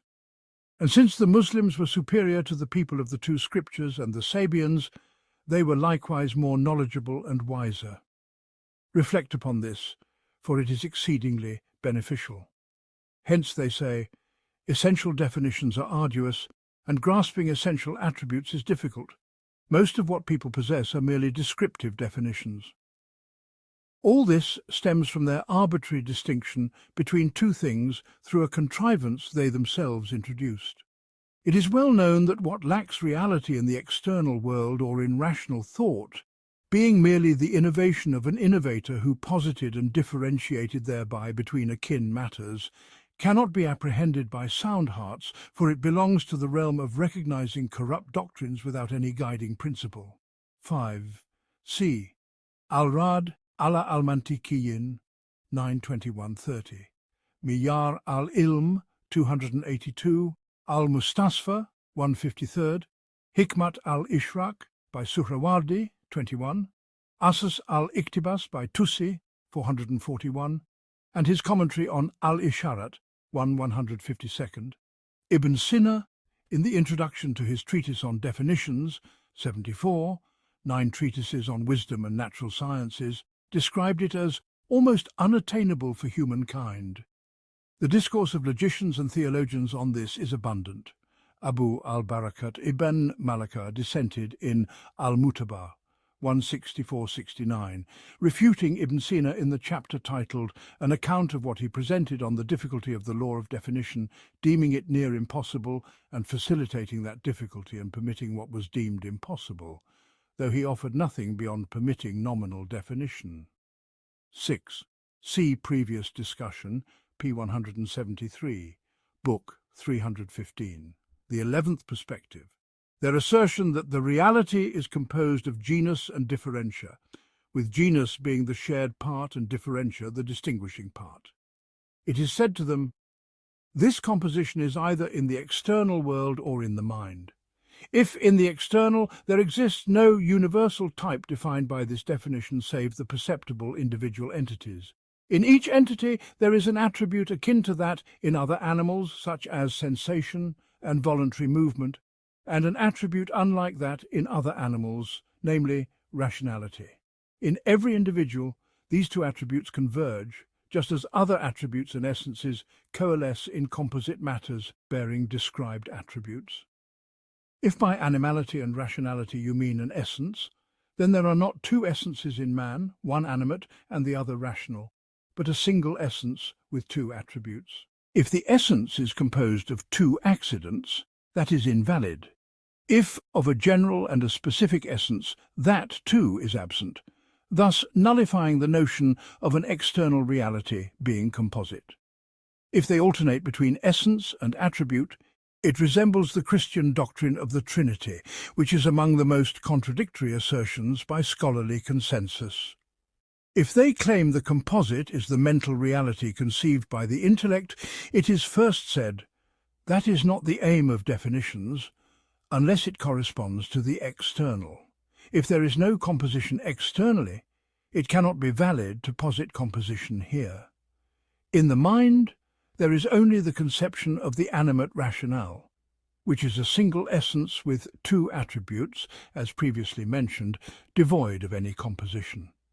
Know that there is no dispute that the attributes of species and genera include some shared with others, like genus and general accident, some necessary to the reality and some incidental established at one time and not another, whether slow or swift to dissipate. The crux lies in distinguishing between the essential and the necessary accidental, which hinges on the arbitrary determination of the definer's mind. There is no contention that some attributes may be more evident and nobler, for rationality is loftier and more significant than laughter. Hence, God struck a parable with it, saying, "Verily it is the truth, just as it is true that you speak." Qur'an 51:23. Yet the issue is in deeming this essential by which the reality is conceived to the exclusion of the other. 7. Not precisely recorded in the original, with omission noted, Book 316. The 12th perspective, these essential attributes may be known, yet fail to convey the essence of the defined, as in this and other examples, proving that they do not necessitate comprehension of the reality. The 13th perspective, if a definition comprises two parts, each part must be conceivable, such as animal and rational. If each part requires a definition, this leads to an infinite regress or circularity. If the parts are conceivable by themselves without definition, as in conceiving animal or the sentient or the voluntarily moving or the growing or the body, it is known that these are broader. Being broader, the sensory perception of their individuals is greater. If sensory perception of their individuals suffices for conception, then the senses have apprehended the individuals of the species. If it does not suffice, the parts are not conceivable, necessitating a definer for the definer and a definition for the parts of the definition. 8 corrections as per original footnotes, Book 317. The 14th perspective. Definitions inevitably involve distinction. The fewer the individuals, the easier the distinction. The more numerous, the harder it becomes. Thus, the intellect's grasp of a universal with fewer individuals, while recognizing its universality, is simpler than grasping one with many individuals. If grasping a universal with many individuals is easier, that is only when perceived absolutely, for the absolute is attained by the realization of any single individual. If this be so, then at the very least the parts of the defined must be universally distinguishable to ascertain whether they are attributes of the defined or predicated upon it. If their universal grasp is more difficult and laborious than grasping the individuals of the defined, this amounts to defining the easier to know by the harder to know, which is contrary to what is required. The 15th perspective, God the Exalted taught Adam all the names, distinguishing each named entity with a name that indicates what separates it from the shared genus and specifies it apart from others, elucidating thereby what is etched of its meaning in the soul. None are corrections as per original footnotes. Book 318. Knowledge of the boundaries of names is obligatory, for it is through them that the welfare of humankind is sustained in speech, which God made a mercy unto them, especially the boundaries of names revealed by God in his scriptures, such as wine and usury. These boundaries are the distinguishing separators between what falls under the named and encompasses that name and its implied attributes, and what does not. Hence, God censured those who named things with names for which he sent down no authority, for they attributed a false attribute to the thing, as in the divinity of idols. Spoken names are auditory, while the conception of meanings itself is innate, arising from inner and outer senses. Through sensory perception and observation, man discerns with his inner and outer being. Through his hearing he learns their names, and through his heart he comprehends the shared and exclusive attributes. God brought us forth from our mother's wombs knowing nothing, and granted us hearing, sight, and hearts. As for contrived definitions, they bear no benefit in intellect, sense, or hearing, save what is akin to names with added verbosity, or what resembles distinction through other attributes. Hence, seeing this, they divided definition into two types, one concerning the name, clarifying what falls under it, and another concerning the attribute, reality, or named entity, which they claim reveals and depicts the reality. 10 corrections as per original footnotes. Book 319. If the mentioned reality is expressed in words, it falls under the first category. If not expressed in words, it cannot be grasped or defined by speech, save as previously explained. These are subtle points, alerting to the essence of the intent, and this is not the place for their elaboration. The 16th perspective. Regarding the essential attributes, both shared and exclusive, such as animality and rationality, if by shared they mean the very attribute existing externally as common, this is false. For there is no commonality in specific entities that precludes conceiving their sharedness. If by shared they mean a similar attribute exists in another species, it is said, there is no doubt that between the animality of man and that of a horse there is a shared aspect, as there is between their sounds and distinctions. Man possesses distinction, as does the horse. Man has a sound which is speech, and the horse has a sound which is neighing. Each sound is specified by a name unique to it. If the reality of one differs from the other and is unique to its kind, how then did you deem the animality of one akin to that of the other in definition and reality? Why not say that between their animalities there is a shared and a distinguishing aspect, just as between their sounds? For sensation and voluntary movement either pertain to the body or the soul. The body senses and moves by will, and the soul senses and moves by will, though there is a difference between the two attributes akin to the difference between the two realities. In 11 corrections as per original footnotes, Book 320. Likewise, rationality pertains to the soul through distinction, knowledge, and inner speech, and to the body through the distinction of the heart, its knowledge and verbal speech. Both body and soul are described by these two attributes, yet the movement, will, knowledge, and speech of man's soul are unlike those of the horse, though there is a shared aspect. Similarly, what pertains to his body in terms of sensation and voluntary movement is unlike that of the horse, though there is a shared aspect. What suits his body in terms of food, drink, clothing, mating, scent, sight, and sound, such that he senses it and moves toward it by will, is not like that of the horse. Thus, sensation and voluntary movement are, in a general sense, common to all animals, yet in a specific sense, unique to man. So too is distinction. Hence the Prophet, peace and blessings be upon him, said, "The most beloved names to God are Abdullah and Abdur Rahman. The most truthful are Harith and Hammam, and the ugliest are Harb and Murrah," as narrated by Muslim. Harith signifies the active, earning mover, and Hammam the constant in intent, preceding will. Every human is a Harith, active by will and preceded by sensation. 12. Muslim narrated, 2132, the first part of the hadith. The latter part, regarding the most truthful names, is Mursal, as previously sourced, p. 49. 13. C. Darata Arud, 9 373, Minhaj al-Sunnah, 363, Shah al-Isbahaniyya, 115, Majmu al-Fatawa, 743, 1064, 196, 2123, Book 321. Thus the animality and rationality of man each contain what is shared among animals, and what is unique to him apart from other animals. So too is the structure of his form. Though his growth and nourishment share an aspect with plants, they are not identical, for he nourishes on what delights and gladdens his soul, growing through his sensation, movement, intent and endeavour, unlike the plant. Likewise, the varieties of a species and its individuals, the rationality of the Arabs, through the distinction of their hearts and the clarity of their tongues, surpasses that of others, such that among humankind some are below beasts in rationality and distinction, while others' limits remain unfathomable. All this clarifies that the commonality among individuals of a class, varieties of a species, species of a genus, and lower genera in the name of the higher genus does not entail that the shared meaning among them is equal.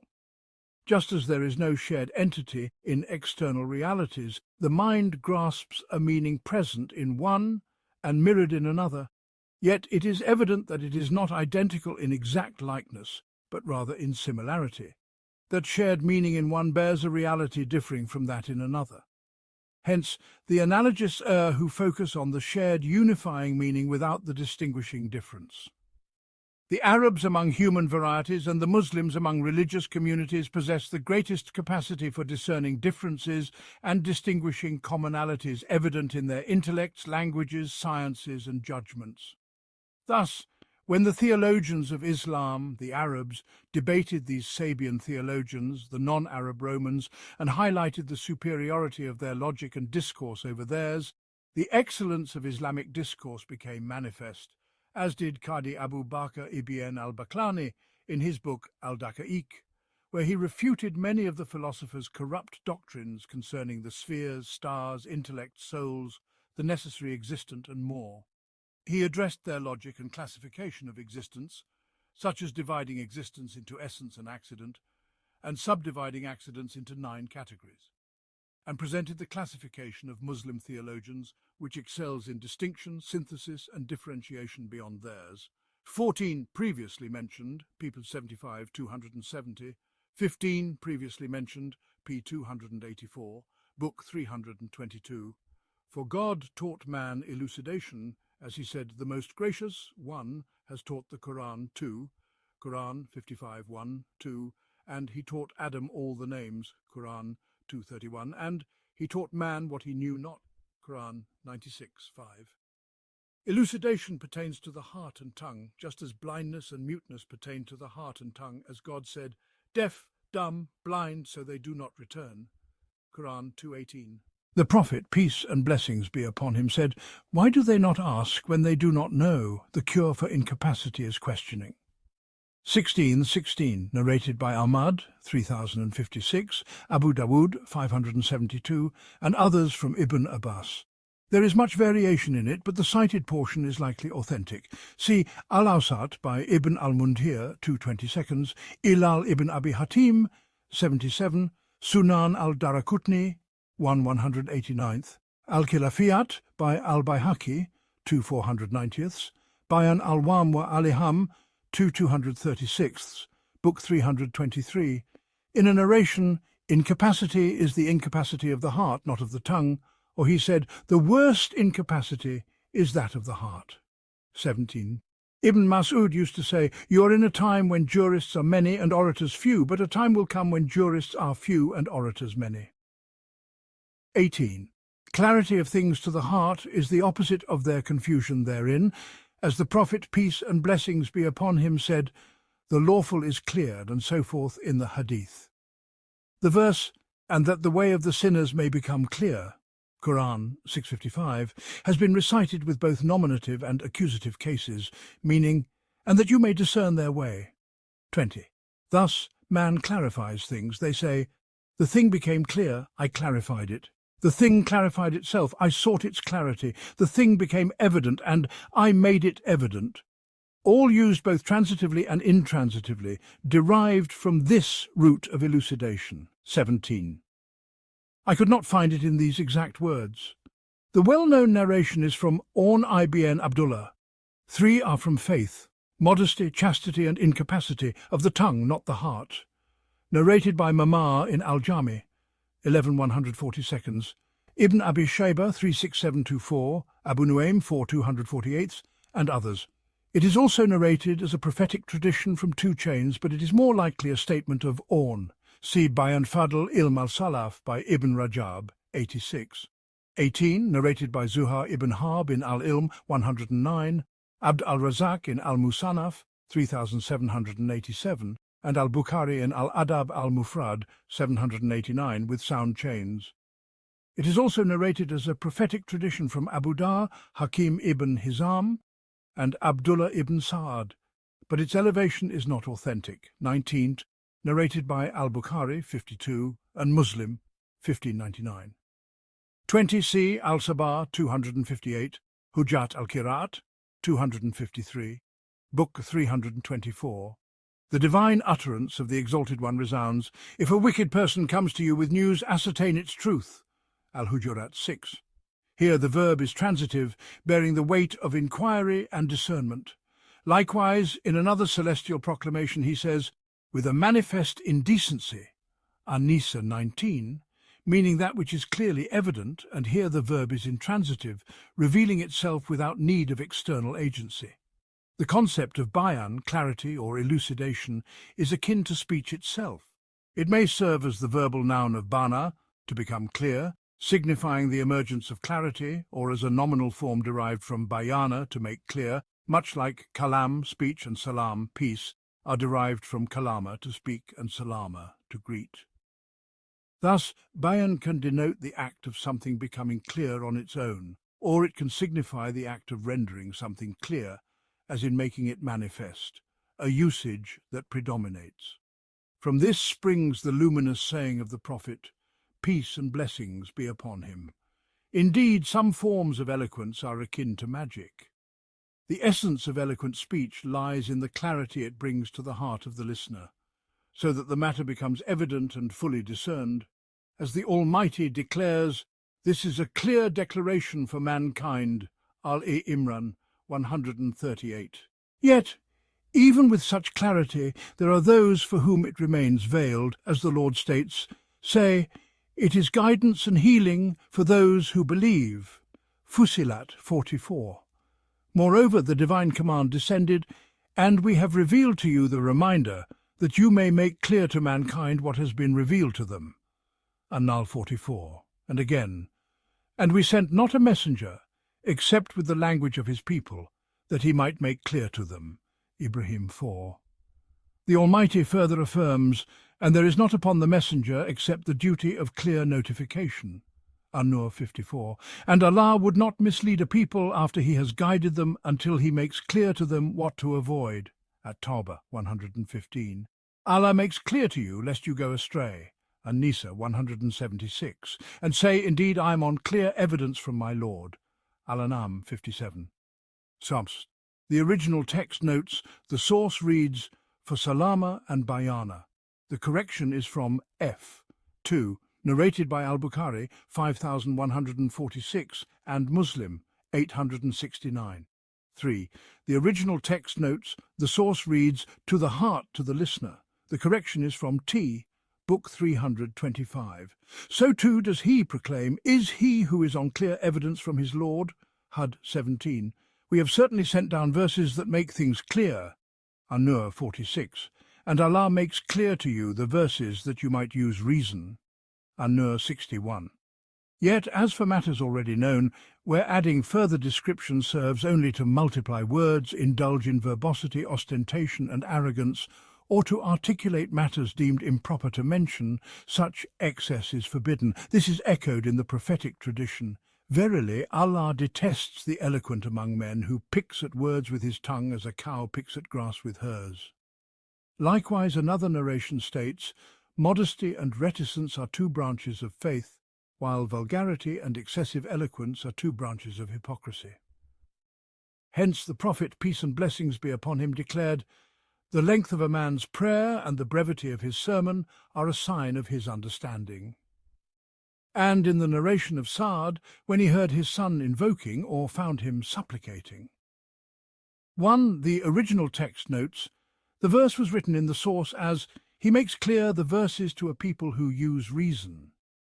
2. Narrated by Ahmad, 6543, Abu Dawood, 5005, and At-Tirmidhi, 2853, from the hadith of Abdullah ibn Amr, elevated to the Prophet, and At-Tirmidhi said, "A good rare hadith." See also Al-Ilal by Ibn Abi Hatim, 2547. The term Bakira refers to a cow. 3. Narrated by Ahmad, 22312, and At-Tirmidhi, 2027, from the hadith of Abu Umama, elevated to the Prophet, and At-Tirmidhi said, "A good rare hadith," and explained its meaning beautifully. 4. Narrated by Muslim, 869. The term ma'ina means a sign. 5. The original text notes, thus it appears in the source with a reference to it. The context of the hadith is that Sa'd ibn Abi Waqqas, may Allah be pleased with him, heard his son saying, "O Allah, I ask you for paradise and its bliss and splendor and such, and I seek refuge in you from the fire and its chains and shackles and such." He said, "O my son, I heard the Messenger of Allah, peace and blessings be upon him, say, there will be a people who transgress in supplication, so beware of being among them. If you are granted paradise, you will be granted it and all the good within it, and if you seek refuge from the fire, you will be protected from it and all the evil within it." Narrated by Ahmad, 1483, Abu Dawood, 1480, and deemed good by Ibn Hajar in Al-Amali al-Mutlaqah, 18, Book 326. Indeed, most definitions fall into this category, mere padding of speech, elaborating on matters that were clearer before their exposition than after. Such verbosity, laden with the waste of time and the exhaustion of the soul, yields naught but blindness and misguidance, opening the door to contention and dispute. Each party raises questions to undermine the other's definition, claiming their own to be sound, yet, upon scrutiny, they are found to be equal or nearly so, with no clear superiority of one over the other. Thus, either all are accepted, or all are rejected, or accepted only in part. This pertains to definitions that share in distinguishing the defined and separating it from what it is not. But when one includes in the definition what another excludes, or vice versa, the discourse becomes a science by which the scope of a term, its generality or specificity, is understood. Examples include discussions on the definition of khamr, intoxicant. Is it merely the fermented juice of grapes, or does it encompass all intoxicants? Similarly, the definition of ghibah, backbiting, and the like. This is the realm in which scholars engage, as when the Prophet, peace and blessings be upon him, was asked, "What is backbiting?" He replied, "It is to mention your brother in a way he dislikes." First, the original text notes, tea and the exhaustion of thought and tongue. 2.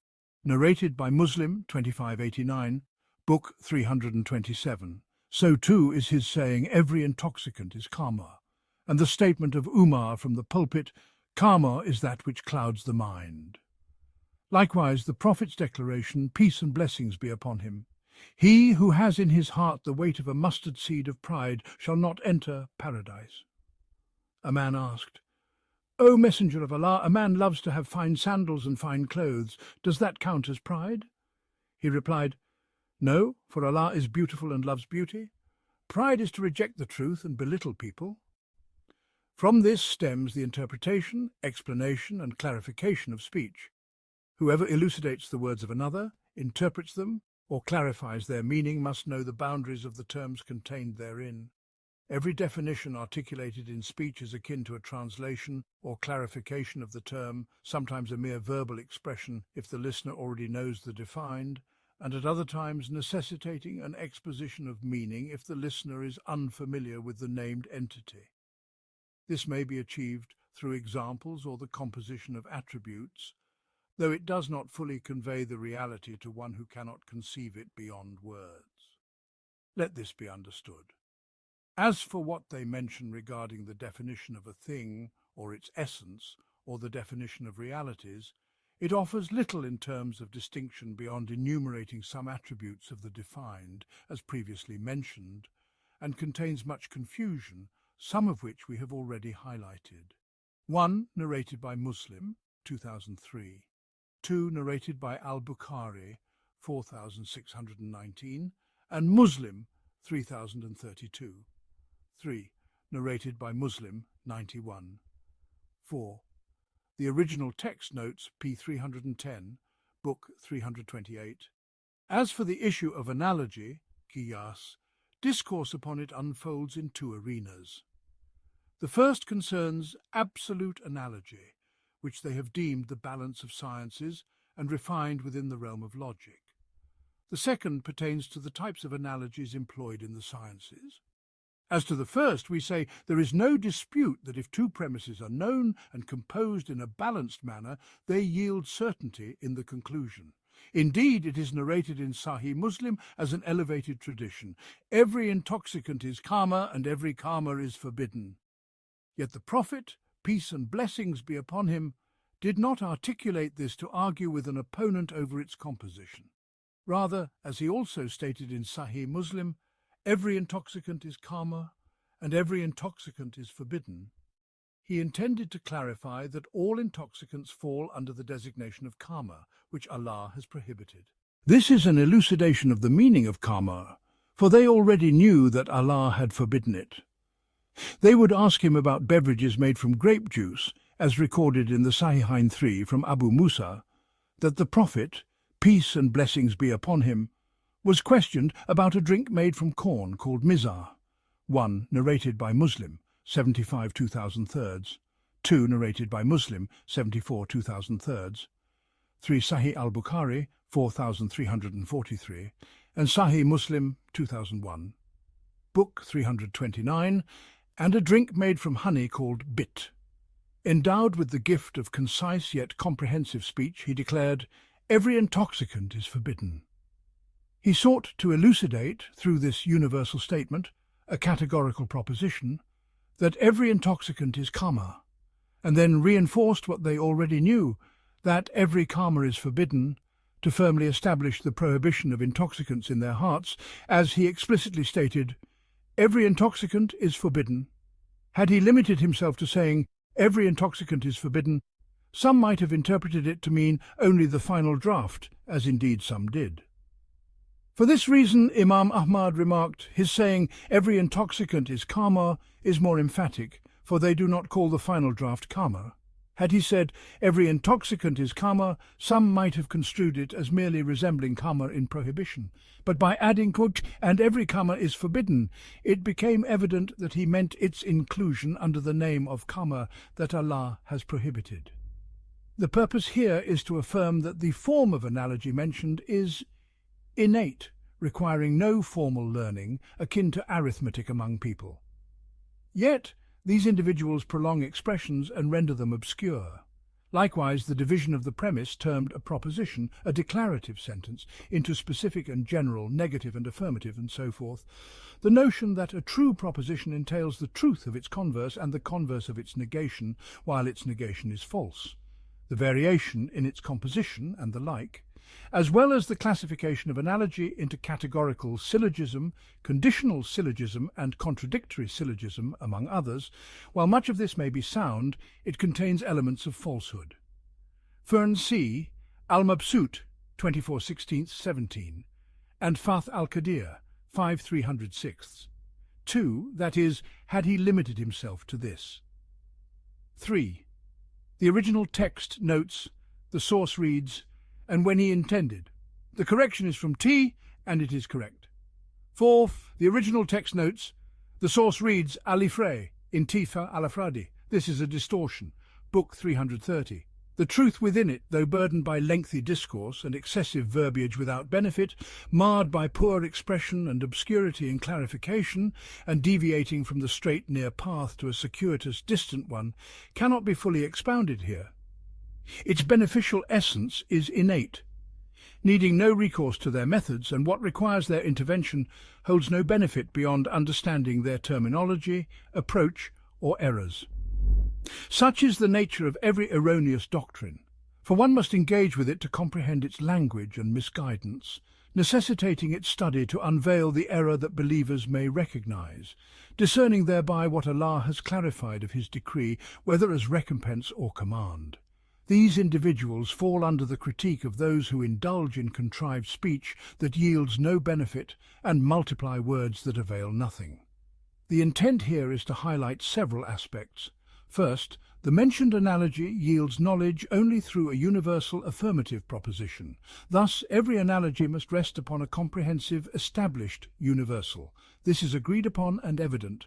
Hence, they say, no analogy can be drawn from two negative premises or two particular ones. If this is so, it follows that universal sciences and comprehensive statements are the foundations of analogies and proofs, the principles upon which they are built and to which they are tied. They further assert that the premises of demonstrative analogy are certain sciences, which are 1. The original text notes, not clearly written in the source, in T, the certain ones. 2. The original text notes, the source reads, the words without the conjunction. Book 331. The internal and external sensory perceptions, rational truths, intuitive insights, widely transmitted reports, experiential knowledge, and some add intuitive apprehensions. Yet neither internal nor external sensory perceptions encompass universal propositions, for they apprehend only specific matters. Such perceptions are valid only if the informant has experienced what he reports through the senses, thus being dependent on sensory data. Likewise, experience pertains to specific, tangible matters, and the intellect judges analogues through resemblance, which is analogical reasoning by similarity. Intuitive apprehensions, for those who affirm them, are akin to experiential knowledge, differing only in that experience relates to the act of the experiencer, such as with foods, drinks, and medicines, while intuition relates to phenomena independent of action, such as the varying phases of the moon in relation to the sun. In truth, this is a form of scientific experience without action, yielding specific, particular insights that become general only through analogical similarity. As for intuitive insights, those primary sciences instilled by Allah in souls without mediation, such as arithmetic, like knowing that 1 is half of 2, they do not yield knowledge of specific external existence. They pertain to abstract numbers and quantities, such as knowing that things equal to the same thing are equal to each other. When we judge an external existent, it's only through sensory perception alongside intellect, for the intellect comprehends only what is known through internal or external sensation. 1. The original text notes, the source reads, and the intuitive. 2. The original text notes, the source reads, and it is the knowledge, an error due to a scribe's oversight. A similar instance will appear correctly later. Book 332. Concerning general or specific meanings. The notion that the intellect which apprehends general matters with external instances can function without sensory input is inconceivable. If one reflects upon oneself, one finds this to be true, that one cannot reason independently of internal and external senses regarding conceptual universals like 1 and 2, straight and curved, triangle and square, necessary, possible and impossible, and other such concepts one formulates and envisions. As for knowing whether these conceptualizations correspond to external realities or apprehending external truths, this necessitates internal or external sensory input. When sense and intellect combine, as sight and intellect do, one can perceive specific existing realities, comprehend their general rulings encompassing their likes and opposites, and discern unity and distinction. This is the deliberation of the intellect and its analogy. When sensation, internal or external, operates alone, it perceives the existence of specific entities. When pure intellect operates alone, it apprehends conceptualized universals that may or may not exist externally, unable to ascertain the existence or non-existence of their instances without internal or external sensation. Thus, if you say 100 is a tenth of 1,000, you do not judge anything external. Even if nothing in the world could be counted as 100 or 1,000, you would still know conceptually that 100 is a tenth of 1,000. But if you sense men, animals, gold or silver, or receive news from one who has sensed that there are 100 men or dirhams here and 1,000 there, you judge that one counted entity is a tenth of another. First, the original text notes, the source reads, and found that he reasons. F. And found that he does not reason that. Book 333. Counted entities are perceived only through sensation, while abstract numbers are comprehended by the heart. Through the intellect of the heart and sensation, both number and the numbered are known together. The same applies to geometric quantities. Thus, primary intuitive, purely rational sciences pertain only to mental conceptualizations like number and quantity, not to external existing realities. Since the materials of demonstrative analogy generally apprehend only specific matters, not universals, through internal and external sensation, transmission, experience and intuition, and since what apprehends primary intuitive universals grasps only mental conceptualizations, there is no means in the mentioned premises of demonstration to know a universal proposition concerning external existence. As analogy yields knowledge only through a universal proposition, it becomes impossible for the form and material of analogy they describe to produce certain knowledge. This is clear to whoever contemplates it. Through precise analysis and sound conceptualization, great sciences and insights unfold. We shall, God willing, clarify the source of their confusion. Reflect upon this, for it is among the profound secrets of mighty sciences, unveiling distinctions of immense value between the innate, rational, auditory, legal, faith-based approach and the analogical, logical, dialectical one. It has become evident through their consensus and reason that logical analogy yields results only through a proposition, and that the propositions they deem materials and foundations of demonstration contain no universal proposition for existing matters, nor anything by which a universal proposition can be known. Book 334. Except the pure intellect that apprehends mental conceptualizations. Since their demonstrative foundations lack knowledge of a general proposition for existing matters, there is no knowledge in it. Nothing we have mentioned is disputable except the intuitive propositions, for they contain generality. One might assume they yield knowledge of external matters, supposing they provide universal sciences. However, the remaining premises lack universal knowledge. Thus, it should be that only pure intuitive rational propositions, being universal, form the premises of demonstration. The other propositions, being particular, how can they befit as premises of demonstration? Unless it is said, particular matters are known through them, and universal matters through intellect.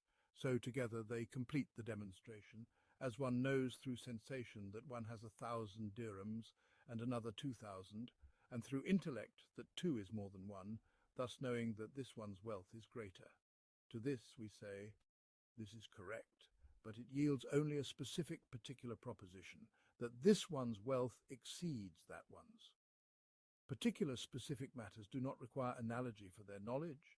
They can be known without analogy, through analogical similarity, or through analogy from two particulars. For you know through sensation that this resembles that, and that this has such and such a quality, so you know the other is like it, and that the ruling of a thing applies to its like. Similarly, you may know that Zayd is older than Ammar, and Ammar older than Khalid, and such specific matters are known without the comprehensive analogy they stipulate. Thus, it is clear that this logical, rational analogy they formulated does not by itself yield any universal sciences fixed in external reality. Thus, the original text notes a blank space in the source equivalent to a word supplied from T, Book 335. Their claim that it is the balance of universal demonstrative sciences is therefore invalidated. However, it yields specific, personal, particular matters which can be known more effectively through other means.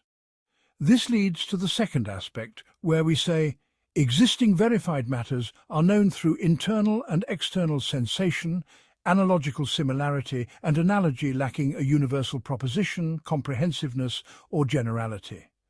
Rather, the three terms, minor, middle, and major, are specific entities, and the premises and conclusion are particular propositions. Knowledge of these specific matters through these methods is truer, clearer, and more complete. For one who sees Zayd in one place and Amr in another with his own eyes needs no inference based on the principle that one body cannot be in two places. Similarly, one who weighs dirhams, each batch 1,000, needs no inference that each is 1,000 based on their equality to a standard weight to. For things equal to the same thing are equal to each other. Such examples abound. Hence, these individuals are called people of speech, for they have not brought knowledge that was unknown, but merely added words that may be of no benefit, analogies to clarify what was already known through sensation. Though such analogies and their like may be useful elsewhere, or with those who deny sensation, as we shall mention, God willing. First, the original text notes, the source reads, on each of them 1,000 dirhams, on 1,000 dirhams of them. The adopted text is more appropriate. Second, the original text notes, the source reads, for they are. The correct form is as adopted. 3. Sanja refers to the standard weight used in a balance, book 336. Likewise, if one knows that this dinar resembles that one, this dirham resembles that one, and this wheat or barley resembles that, then learn something of the attributes or rulings of one, whether natural, like nourishment and benefit, customary, like value and price, or legal, like permissibility or prohibition. One knows the ruling of the other is the same. Analogies of similarity yield certainty beyond doubt, surpassing comprehensive analogies. With knowledge of similarity, there is no need to construct a comprehensive analogy for them. That would be superfluous. Through this method, particular propositions are known via analogical similarity. Whoever claims this occurs through a comprehensive analogy formed in the mind, arguing that if it were coincidental, it would not be predominant, speaks falsehood. For those experienced in what they have tested, do not entertain such thoughts. Rather, upon knowing similarity, they hasten to equate the ruling, for the mere knowledge of similarity necessitates this through rational intuition. Just as it is known intuitively that one is half of two, so it is known that the ruling of a thing applies to its like, that one equals one, and that things equal to the same thing are equal. Similarity and difference in attribute or measure may be known through internal and external sensation, while knowing that equals are the same, and that the greater or larger is superior and weightier is known through rational intuition. Similarly, an analogy composed of specific propositions, such as knowing that Zayd is the brother of Amar and Amar is the brother of Bakr, so Zayd is the brother of Bakr 1. The original text notes, the source reads, Zayd is the brother of Amr and the brother of Amr is Bakr, so Zayd is Abu Bakr. This is confusion. The adopted text from F is clearer and closer to correctness, book 337. And knowing that Abu Bakr is superior to Umar and Umar superior to Uthman and Ali, so Abu Bakr is superior to Uthman and Ali, or that Medina is superior to Jerusalem and Medina does not require pilgrimage, so Jerusalem does not require pilgrimage, or that the grave of the Prophet, peace and blessings be upon him, is the most superior of graves, and it is not legislated to touch or kiss it, so the graves of so-and-so are not to be touched or kissed. Such analogies fill the world. These are more effective in conveying the ruling of specific matters than mentioning the general, for the indication of a specific name to a particular is stronger than indicating it through a general name, even if the general encompasses other matters not in the specific. Thus, it is evident that known specific matters are better understood through sensation, analogical similarity, and specific analogies than through comprehensive analogy. Since comprehensive analogy, as they have formulated it, does not yield universal matters, as previously shown, and is unnecessary for specific matters, as now clarified, it holds no fundamental benefit. It is not needed for universal or specific knowledge, and their discourse on the analogy they formulated is akin to their discourse on definitions. Reflect upon this, for it is of great import. The third aspect is to say, if analogy requires a universal proposition and sensation does not apprehend universals, only intellect does, and it cannot be known through another analogy due to the implications of circularity or infinite regress, then there must be universal propositions apprehended without analogy, such as the intuitive ones they posit. We say, if it is necessary to acknowledge that some universal rational sciences originate in souls without analogy, it must be affirmed that universal rational sciences can be independent of analogy. This they themselves and all of humanity concede, that some conceptualization and affirmation are intuitive, requiring no acquisition through definition or analogy, lest circularity or infinite regress ensue. Book 338. If this is so, we say, if this is possible for one universal science, it is possible for another, for there is no consistent distinction between what can be known initially as intuitive sciences and what cannot. Rather, this varies with the strength and clarity of intellect, and the abundance of particular perceptions through which universal matters are known. No universal science exists whose knowledge is impossible without logical analogy. Thus, it is impermissible to judge that any universal science depends upon it.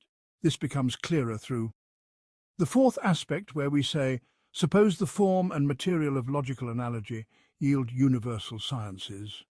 Yet whence comes the knowledge that universal science cannot be attained unless these verbose individuals, who speak of what they do not know, and those who follow them among the adherents of various faiths and their scholars, assert that non-intuitive conceptualizations and affirmations are known only through definition and analogy? The absence of knowledge is not knowledge of absence. Whoever makes such a claim has not examined the states of his own soul.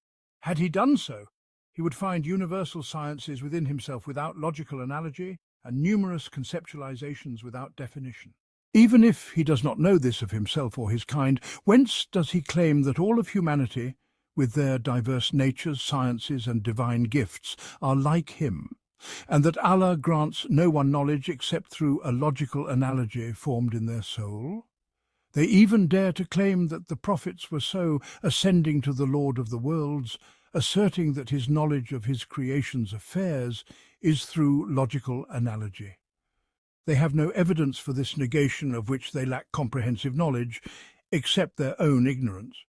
They claim knowledge while articulating this universal negative proposition, encompassing what only Allah can enumerate, without any basis for it. First, the original text notes, the source reads, and if he knew that, this is not coherent, book 339. This is further illuminated by the fifth aspect, the mentioned premises which they deem productive of certainty, internal and external sensory perceptions, intuitive insights, experiential knowledge, and intuitive apprehensions, undoubtedly yield certainty. Yet whence do they claim that certainty cannot be attained without them? There must be evidence for negation to validate their assertion that certainty cannot be achieved without these. This is correct, though it is not the stance of their leaders. Undoubtedly, whoever possesses intellect and faith must oppose them in denying the truth beyond this path. From this point, those among them who feigned faith became hypocrites and heretics. Among the rationale of various faiths and others, logic became a suspicion of denying truth, obstinacy, heresy, and hypocrisy. Some have recounted to us that a non-Arab came first. The original text notes, thus this sentence appears in the source as though something before it is missing. 2. The original text notes, the source reads, the kingdom. The correction is from T, and it is correct. Book 340. To study logic under one of their teachers. After reading a portion, he said, Master One, where is the chapter on abandoning prayer? They laughed at him. This is evident through observation. Whoever views logic and its adherents favourably, unless possessing a foundation of religion and intellect to discern the beneficial truth, will have their intellect and faith corrupted by them. Hence, among them are found disbelief, hypocrisy, ignorance, misguidance, and corruption in speech and action, apparent to every observer. For this reason, the first to mix logic with the principles of jurisprudence and other Islamic sciences faced much turmoil. Many virtuous Muslims and scholars would say logic is like arithmetic and the like, through which neither the validity nor invalidity of Islam, nor its establishment or negation, is known. This is the view of those who saw its surface and its discourse on singular matters in word and meaning, then on composing singulars into propositions and their negations, converses and converse negations, then on composing them through definition and analogy, and on the materials of analogy. Yet, in truth, it contains corrupt matters and numerous false claims, too vast to enumerate here, and Allah knows best, and praise be to Allah, Lord of the worlds. The original text notes, Khawaja or Khawaja is a Persian term for a scribe, merchant or confidant, and is also used for a teacher, master or sheikh, which is the intended meaning here. See Takmilat al-Ma'ajim, 4/227, 9/15, and Mujam Taimur al-Kabir, 3/210. 2. The original text notes, the edges of the page are worn, obscuring some letters of the word and others following supplied from T, evident from the context.